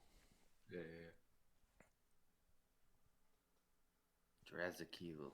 And it's like sort of at the center, seems to be sort of like using this name like a power word or something like that. And the person would have been sleeping in this bed atop the most elaborate seal so far. So that's kind of covers those two rooms, which brings us back to Copper. Copper, roll your perception. 18. Excellent. So with an 18, not only we'll kind of incorporate the recognizing the mechanism on the doors before into that, but also in here, this is sort of like the upstairs study or lounge of sorts. You find a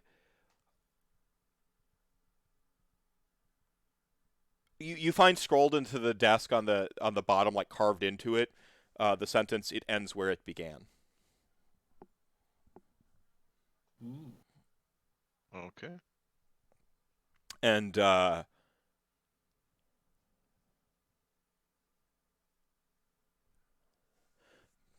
I've got this one other thing.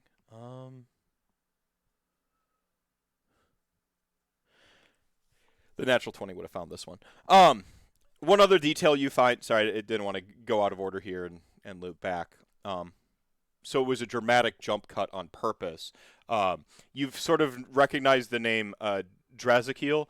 You also find a ragged, crumbling piece of parchment hidden amid all the books throughout here that says, written in it, gives off trace amounts of arcane magics, and you read it and it says, "To transcend, seek Doomspire."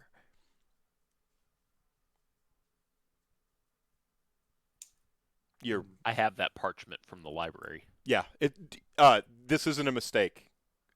Oh, nice. There's two of them.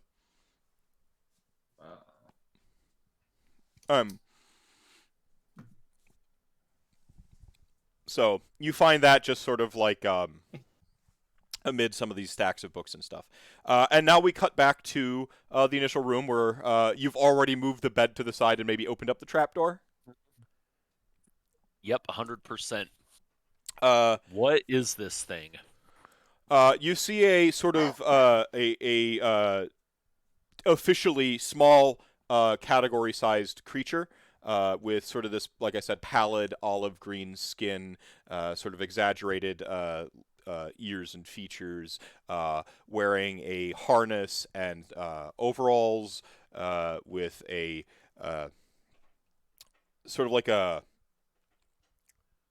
clockwork looking cudgel or something on his belt, and an archaic or arcane sort of a spanner currently in hand, that in like opposite hand, like clutched in its death grip, and it's in this little crawl space that even a small size category creature would have to squeeze to fit through.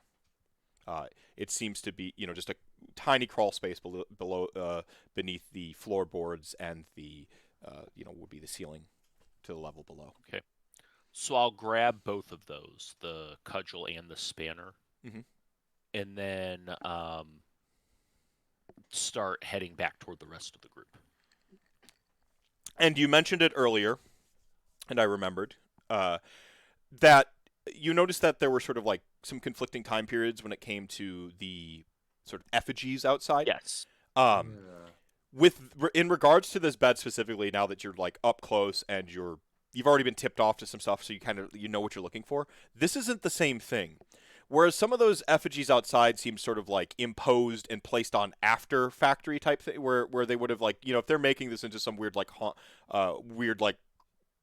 crucible sacrifice house, yeah, they would have added some extra affects to make the magics work, right? Yep. This bed isn't remotely. It's pure function, pure form. Like it is not. It has nothing to do with the sort of decoration of the time period and stuff like that. Okay.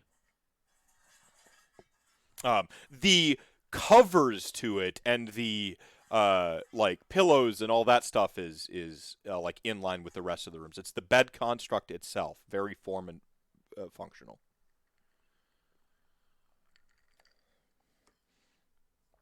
Elsewhere you're going to have like down mattresses and Yep. So Sweet. So yeah. As I'm heading back toward the group,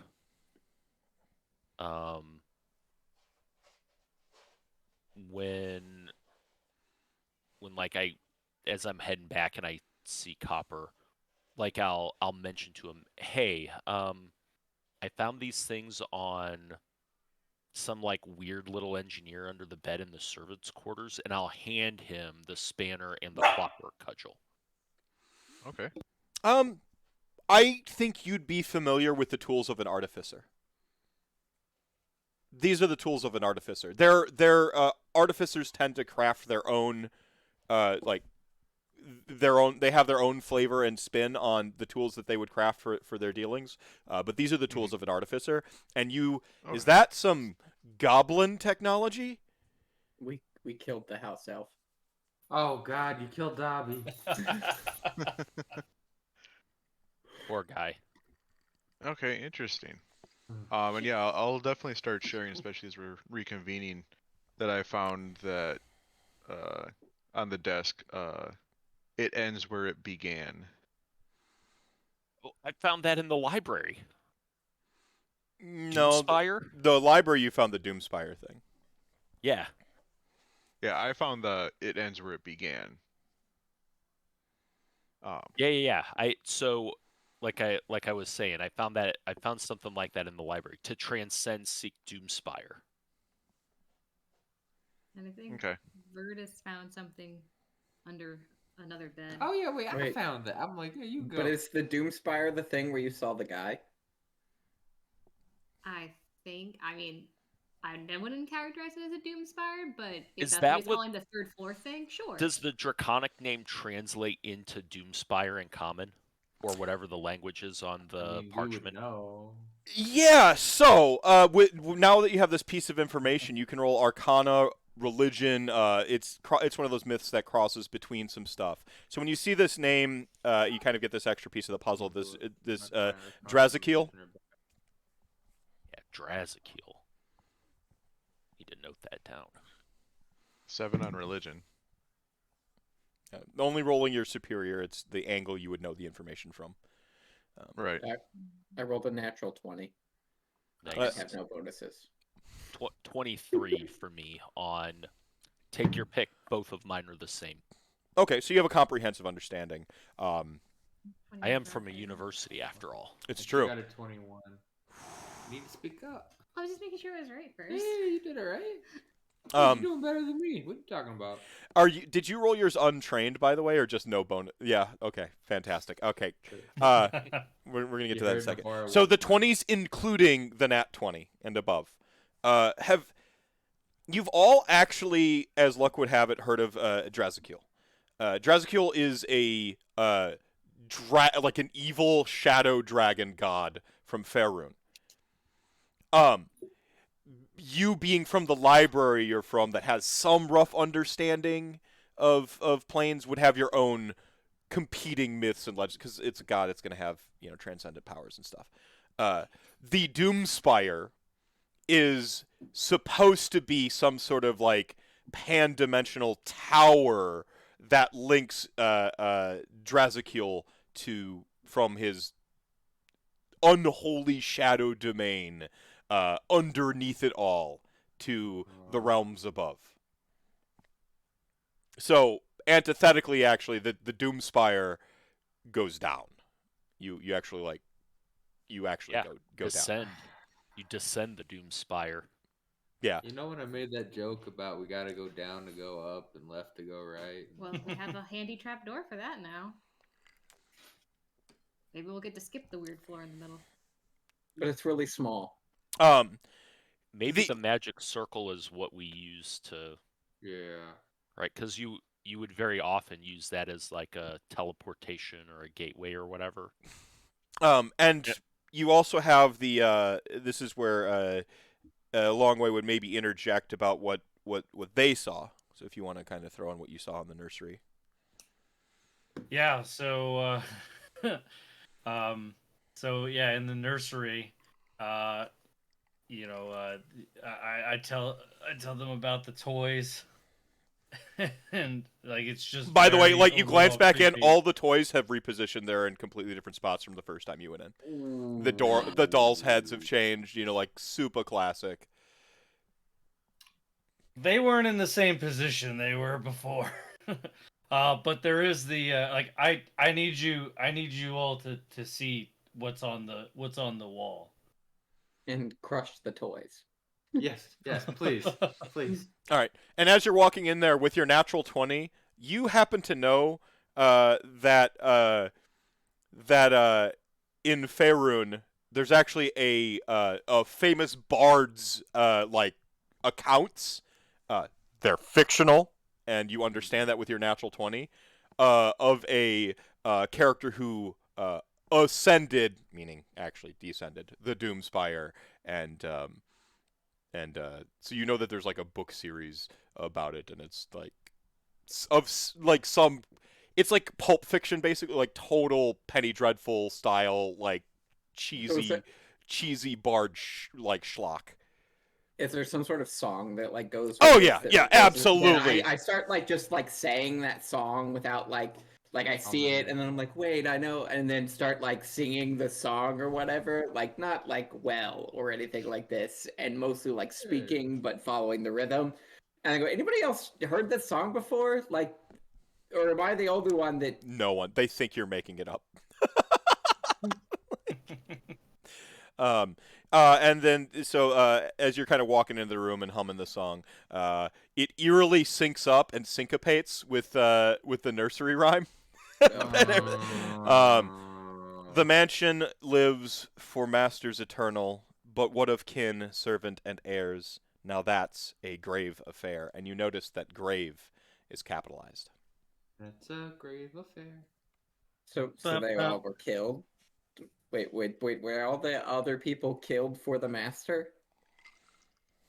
Yeah, so Didn't the Gossamer Veil research that I found also in the library, it actually says immortality at the price of the crucible and the sacrifice, masterkin, servants, and heir. Right? Like it's that same thing.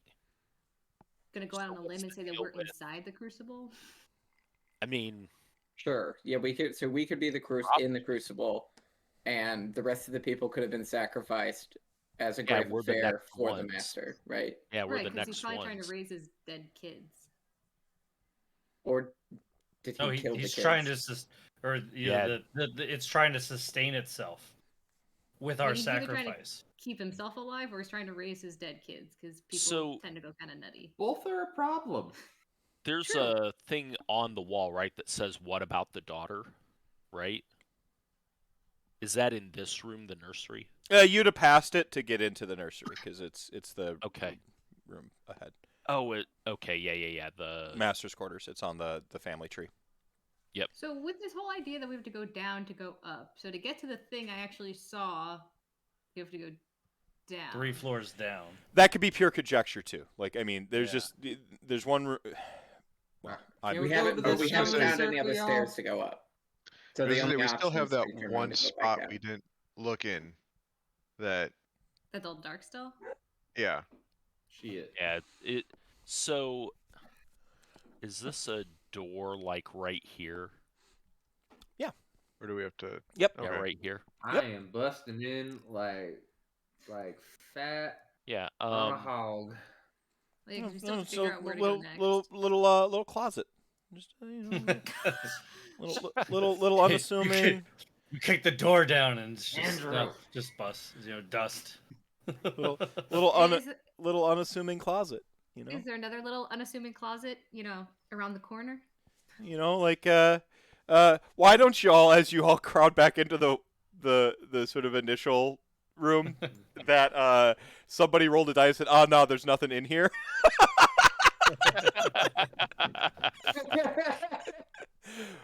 Why don't you guys roll an investigation with advantage?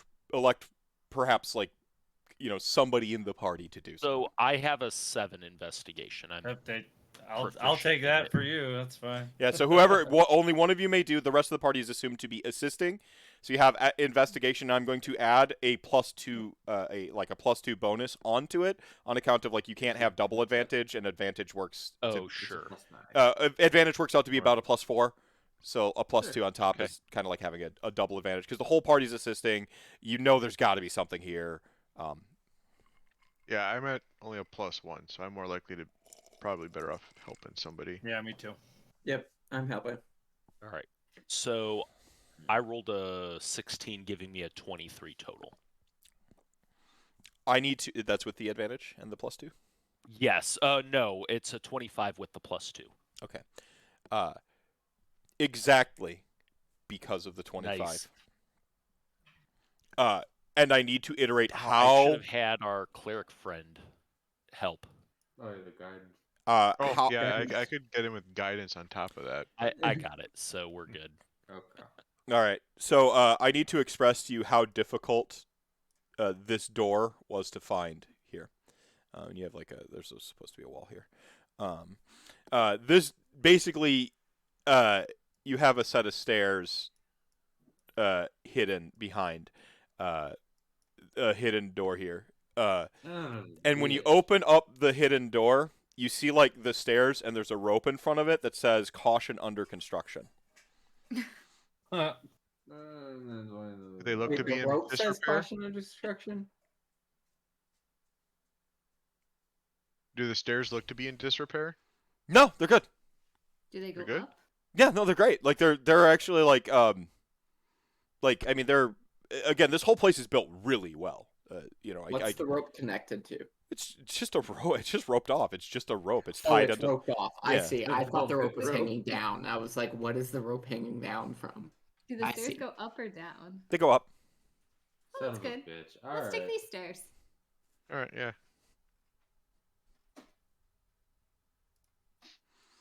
Sure.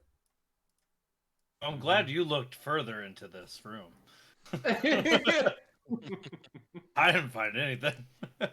Weird. It's almost like the party's not supposed to find it under extreme conditions or accidental luck. This is where the door is, right? We Kind of found where the I'm curtain. standing. Yeah, right? exactly, behind it. exactly. Okay. And there's a wall on the right there, and there's just stairs going up. I've taken some right. liberties with the map, which is why I had to keep it in fog. Yeah, sure. I make sure to give quite enough space for someone else to go explore that stairway. Oh. Do we want our normal? We stack up behind Copper and go in. Well, apparently there's just here or not here. You so. you can ar- you Shit! you can arrange yourselves as you wish. Ooh, shoot. Uh-oh. Astra behind me. I accidentally hit F5. Oh no. Oh no. Okay, I loaded back in. Um, Over here, you get behind me. which side of the room? The You're on the north top side. or the bottom? Yeah. Is this where the stairs come up? Where we're at? It should be the north side is where the stairs come up. Okay. So technically, those stairs are going up, and the rooms technically flip this way. So you're coming up like it has a north-south orientation, but you're actually coming west because it comes Oh, up. okay. But flipping it, because the stuff's all drawn isometric, Yep. it looks fucking weird. Weird. Yep. So,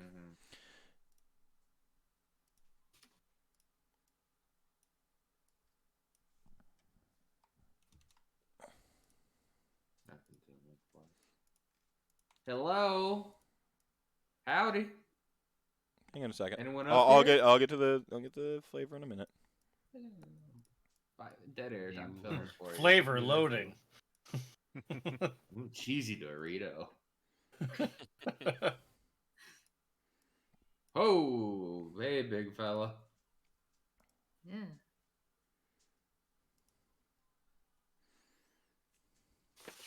A bigger fella. And just- bigger fella. Just for detail. Yeah. Oh, okay.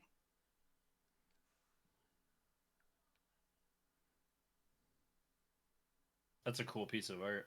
Oh yeah, it's gorgeous. Oh, yeah.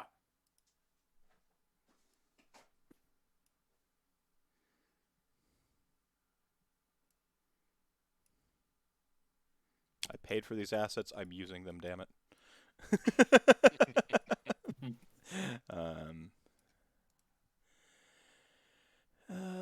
Token layer. Advanced. Token layer. Oh, we're getting the whole family. Oh no. All right. So this image is just for flavor. All right. For Flava Flav.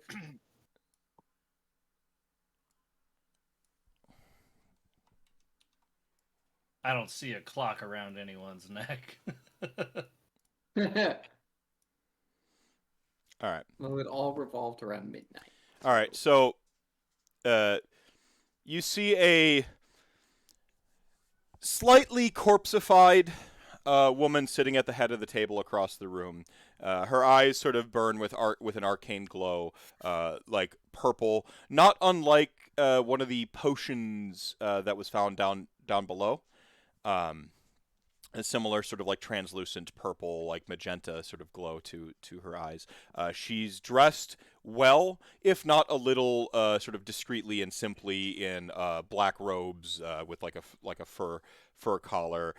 She wears a minimum amount of jewelry, and the only jewelry she wears is for her, magic and effects. So she's like got a bangle inscribed with some runes. She's got like the classic hot topic goth finger armor.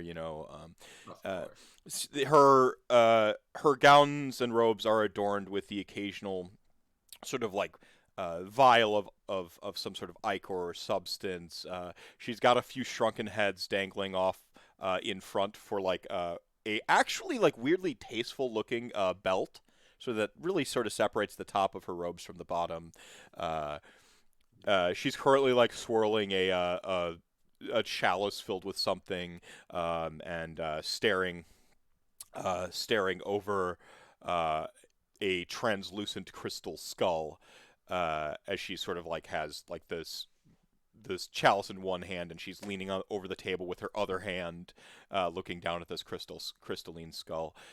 She's got a kriss unceremoniously sort of looped and dangling from a leather cord, hanging at her oddly tasteful shrunken head belt, and you see a swath of skeletal remains and corpses piled up in the corners and behind her to her flanks, and she is directly and specifically flanked by a sort of like hulking, very large, half skeletal, half fur, sort of direwolf thing.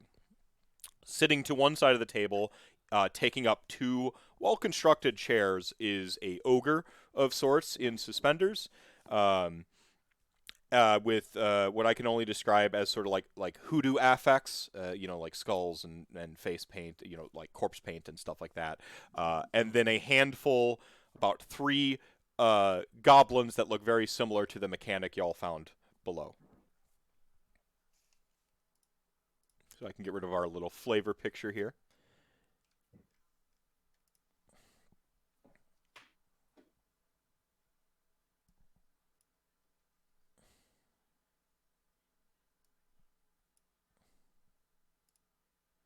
she has a puppy too. Yeah, got a puppy too. There we go. And then pretty much the rest as seen. It is a attic. It is lightly decorated, and you see sort of a clash between areas where really high quality wooden boards that match the tiger wood from the levels below are currently being laid over this sort of like sheen, sort of like archaic metal, with little like inscribed runes. It looks like a sort of a more fanciful like aluminum, basically, just little magical runes, and the boards are half displaced. At the center of the room, you see this sort of swirling vat with magical energies and little shadows that you can occasionally see, and the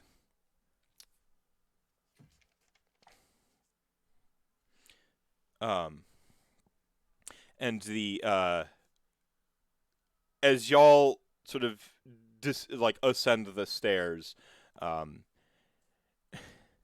it's one of those moments where Nadir goes to sort of like creep into a shadow, and you hear the woman at the head of the table speak up. "Oh, there's no need for that." She's like, "I can see you," and she like with her one hand that's been like on the table, she like sort of like sighs and like takes a drink from the chalice, sets it down, and then like rubs her forehead and temples, and then like gestures at the crystal skull. "You weren't supposed to find this," she says, "I'm afraid. It's not part of the attraction yet."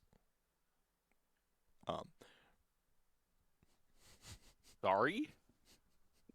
I mean, They wanted us to go down and get lost in their endless nothingness. No, I think you would have find, and she kind of like walks around to the fore of the table. The huge shifts his weight in his chair, though is still sitting, and the doggo like comes and like does one of those like classic like curls around itself and lays. The goblins look absolutely panicked. laughing. She's like, no, I think you would have found it would have been a quite fulfilling climax. I've put a lot of effort into this, you see. My manners. I'm terribly sorry. I am Naya. Hi, Naya. Some call me the Black Queen or the Queen of Necromancy, but honestly, those titles are from a different life. I've gone a different direction now in my latter centuries. I'm in entertainment, or I'm in show business, she says, and she like kind of has like with a flourish. Nah, I think we all just want to go home. Yeah. Not that this wasn't entertaining. I love punching ghosts, but I'm just being polite. No, absolutely. It would have ruined the experiment, or the. If you knew about it, it wouldn't have helped us really stress test it. Well, absolutely, you can go home. Don't worry about that midnight stuff. That's all part of the show, she says. You have plenty of time. But before you go, could I maybe ask you a few questions about your experience? About I could fill out a survey. No. Maybe. No. I mean, I like. the ogre just like, they didn't even fight the dragon. And he just looks disappointed. I'm sorry. It Go on. was somewhat less challenging than I think you hoped for. Yeah, no, I mean, you weren't supposed to find this. This is part of a future attraction. And you see a stack, by the way, of those worn parchments that say to transcend, seek, doomspire. We were building towards something. A place where adventurers could take a load off from the rigors of, fighting real evil and saving the day, to, relax and revel some. Unfortunately, I find that any time you try to make something nice for adventuring sorts, they always find a way to make an adventure of it anyway. So I just figured, why not make the resort the adventure. Wait, so the guy under the bed was just An support employee. Don't worry, he'll be repurposed now that he's become materials or raw materials. Can we go now? An insight into her, how genuine she's actually. Yeah, we need to. Yeah. Yeah. Yeah. Throw a guidance on that bitch too. Because I think she's just stalling us until the clock runs out. Yeah, that's what I'm She's worried about. stalling. Yeah. 16.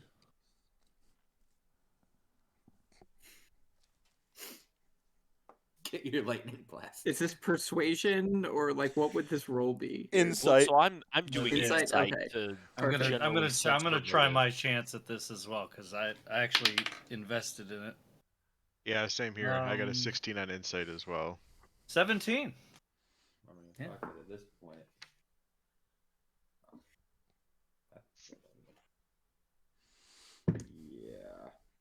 Yeah. Okay.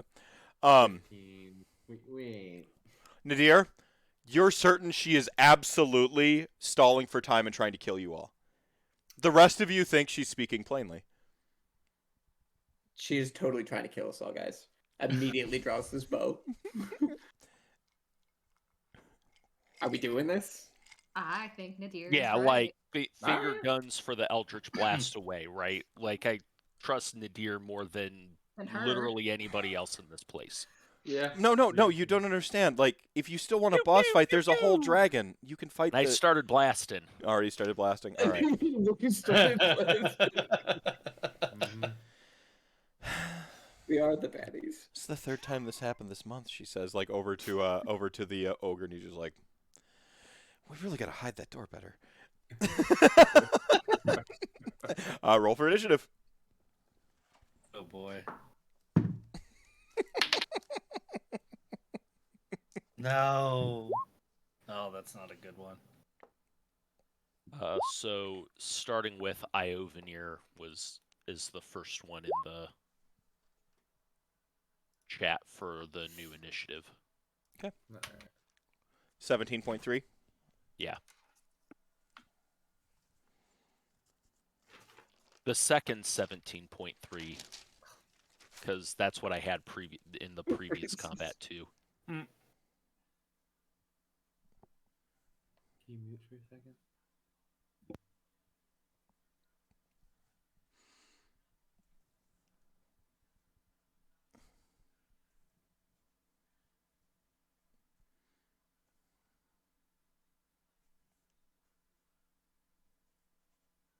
I have a wolf. All right.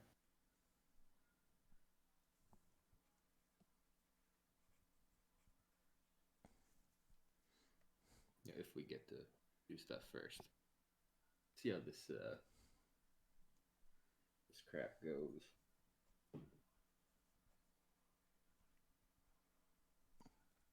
Is the good boy gonna hit us first, or Mr. Handsome over there? What you got? Like how you called him Mr. Handsome. Yeah, That's his new name. Whatever I thought it was before is it'll be wrong. real pretty after I'm done with him.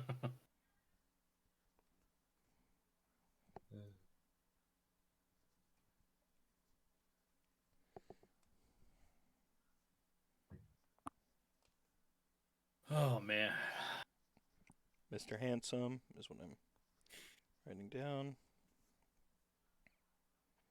And the...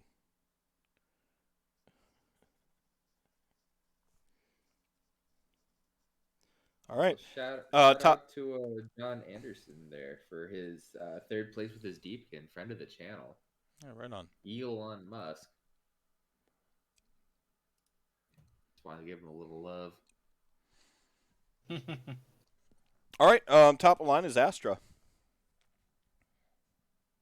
Cool. Astra's gonna move from behind Viridis because she doesn't want to kill him. And I'm gonna use one of my spell casts called Lightning Bolt. Mm-hmm. And it's gonna come directly from my sapphire egg on top of my staff. and I should be in like a direct, like diagonal with them. Yep. So you can For my actually like draw a line like that, like with. So you could hit these two. Yeah, on the top left, it's I think the fourth icon down. Yeah. So I would like to go for the big bad lady. All right, you can hit the big bad lady and the ogre in one bolt, or you can hit all 3 goblins. No, I'm gonna go for her. All right, sounds good. And the guy behind her, but Yeah, mostly her. yeah. So it's a reflex saving throw. Just go ahead and roll damage. Isn't spellcasting great? Isn't it the best? Doesn't it? Isn't it the best thing? To do like 8d6. Well, I don't have no Warhammer. You could probably do some shit with sorcery points too. Well, yeah. Well, we'll see about that. It's nice when you don't have to worry about miscasts. Right? 9.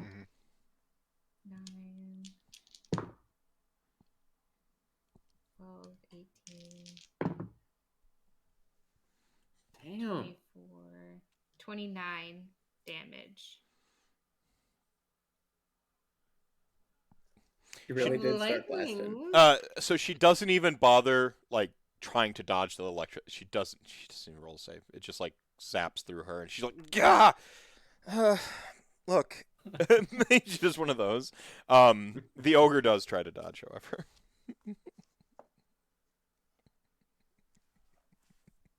The ogre make it? He's gonna take half damage. How much did you say you did? 29. Yeah. Oh. Mr. Handsome. Take some damage. And wait, did she respond like that because it didn't hurt her, or because she has that many hit points? No, she, like, it hurt her. It's just death is trivial to her. Oh, right. And I'm gonna spend 2 sorcery points. I did communicate decently that she's like a lich or a vampire or something, right? Yeah. Okay. Yeah. All right. Okay. My hot topic joke might have thrown off like how she's very seriously some sort of undead. It reinforced the gothic undeadness of her. All right. And cool. I'm gonna spend 2 sorcery points to do a quicken spell, so I can do lightning bolt all over again. Or do I have to do a different spell? A different spell. You'd have to do a cantrip. Because you can't cast a. So you can quicken a firebolt. Yeah. That makes sense. So I'll do firebolt since I want to stay very far away from her. Okay. At who? At the main lady. I don't care about everybody else. And plus 7 to this. Holy shit. So I got it on a 26. Okay. You hit her. I hope I hit her. Yeah, I mean. And that does 2d10 damage. Yeah, roll it. Plus relative ability score. Right? Not by Does it? default. I think. No, not by default. You got to spec into it. It usually says it. Okay. Yeah.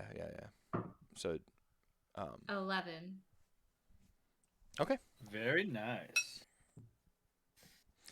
Yeah, just crank 42 damage. You singe her tasteful shrunken head belt, and she seems very cross. It clashed, honey. She is. Favor.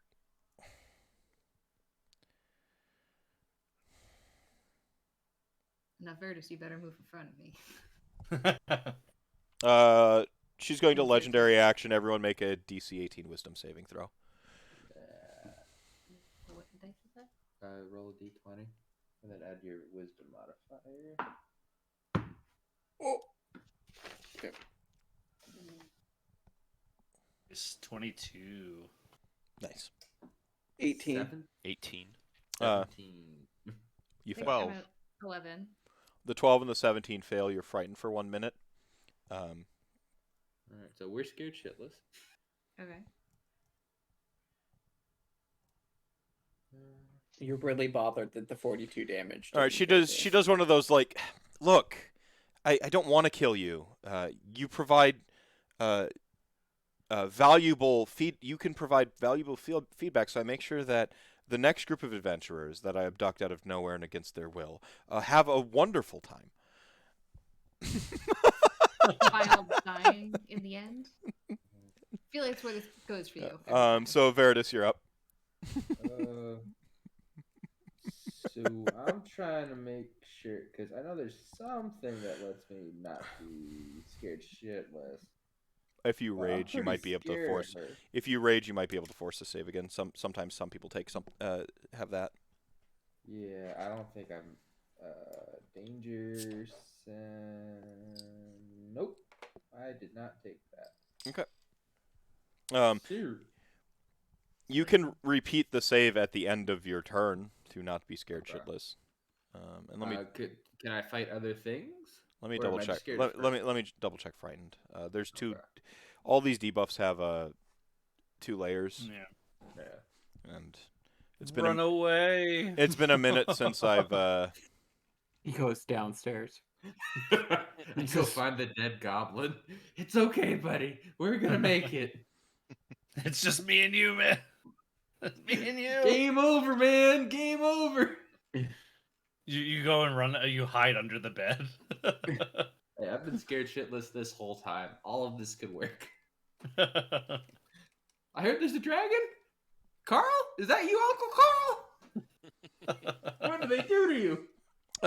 frightened. A frightened creature, in this case being you, has disadvantage on ability checks and attack rolls while the source of its fear is within line of sight. You can't willingly move closer to the source of your fear. Ew. I'm not able to walk in front of you, my dear. So we're gonna huck a javelin and we're gonna start hoping.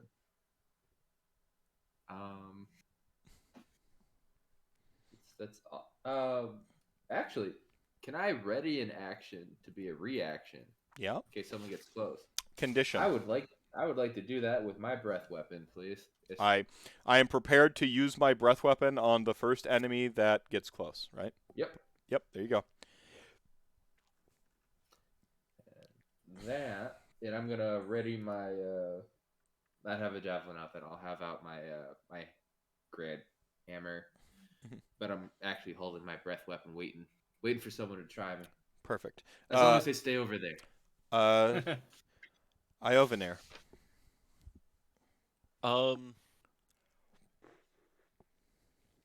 So this thing in the middle here, this whatever. The vat. Blue yeah, the vat. What is that made out of? Oh, it's like a Just glass. glass? And it's, yeah. I shoot that with my Eldridge Blast. Okay.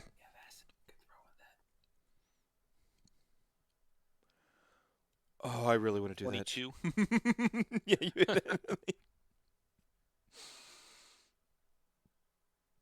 8 damage. Okay. It doesn't like explode or anything, but you see like it starts like a little spider webby crack type thing up the side. Okay, I'll shoot it with my second blast that I get then from the spell. Okay. Roll it a hit. 23. Okay. Roll damage. 10 damage. All right. Yeah, that spider web like kind of has some extra fractures and stretches a little bit, but it's still holding together decently. Any movement if you wish. Otherwise, Nadir. No, I feel like I'm in a really good position actually. Perfection.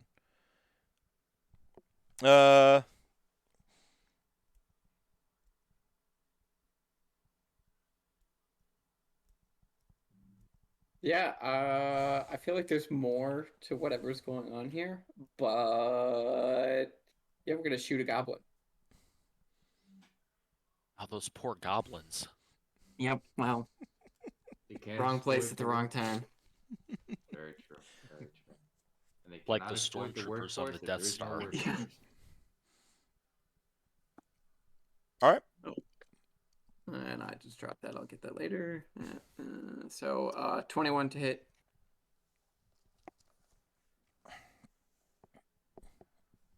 Uh, 21 to hit. Yeah, you hit a goblin. Okay. If you shot from concealment. So I have, as long as I'm not within 5, or nope, somebody else is within 5 feet. This, I don't need advantage. Nope, never mind. I got nothing. Yeah, no, it's just normal damage. Yeah. Oh, and a quick newbie question here. When would we roll those saves to see if we're not frightened anymore? End of your turn, you can repeat it. 7. Okay. And what did I need to beat it? 18, I think. Mhm. The Nope, we're 18 scared made it. shitless. Yeah, 18 was exactsies. You thunk one of the goblins and like, I've been shot! Help! I just work here! Why? Why? And then like the other two goblins like crowd around him like, why are you doing this?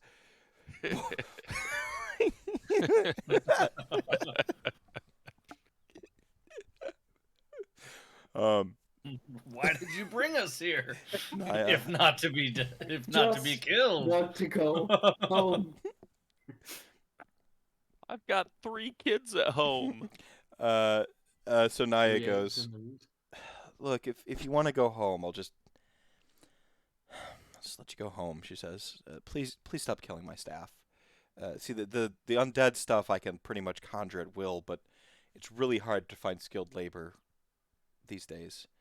If you send me home, you can just mail me a survey afterwards, and I can mail it back to you through whatever portal that you brought me here. Is that what you all want? You just go home? Yes. Yes. Yeah. Fine. You don't want to fight the dragon. Like. No. We have 2 dragons. That's also true. Yeah, we have dragons at home. Yeah. Fine. One of you found the book. Maybe. There's like a whole thing with the book. You took it back to where you started.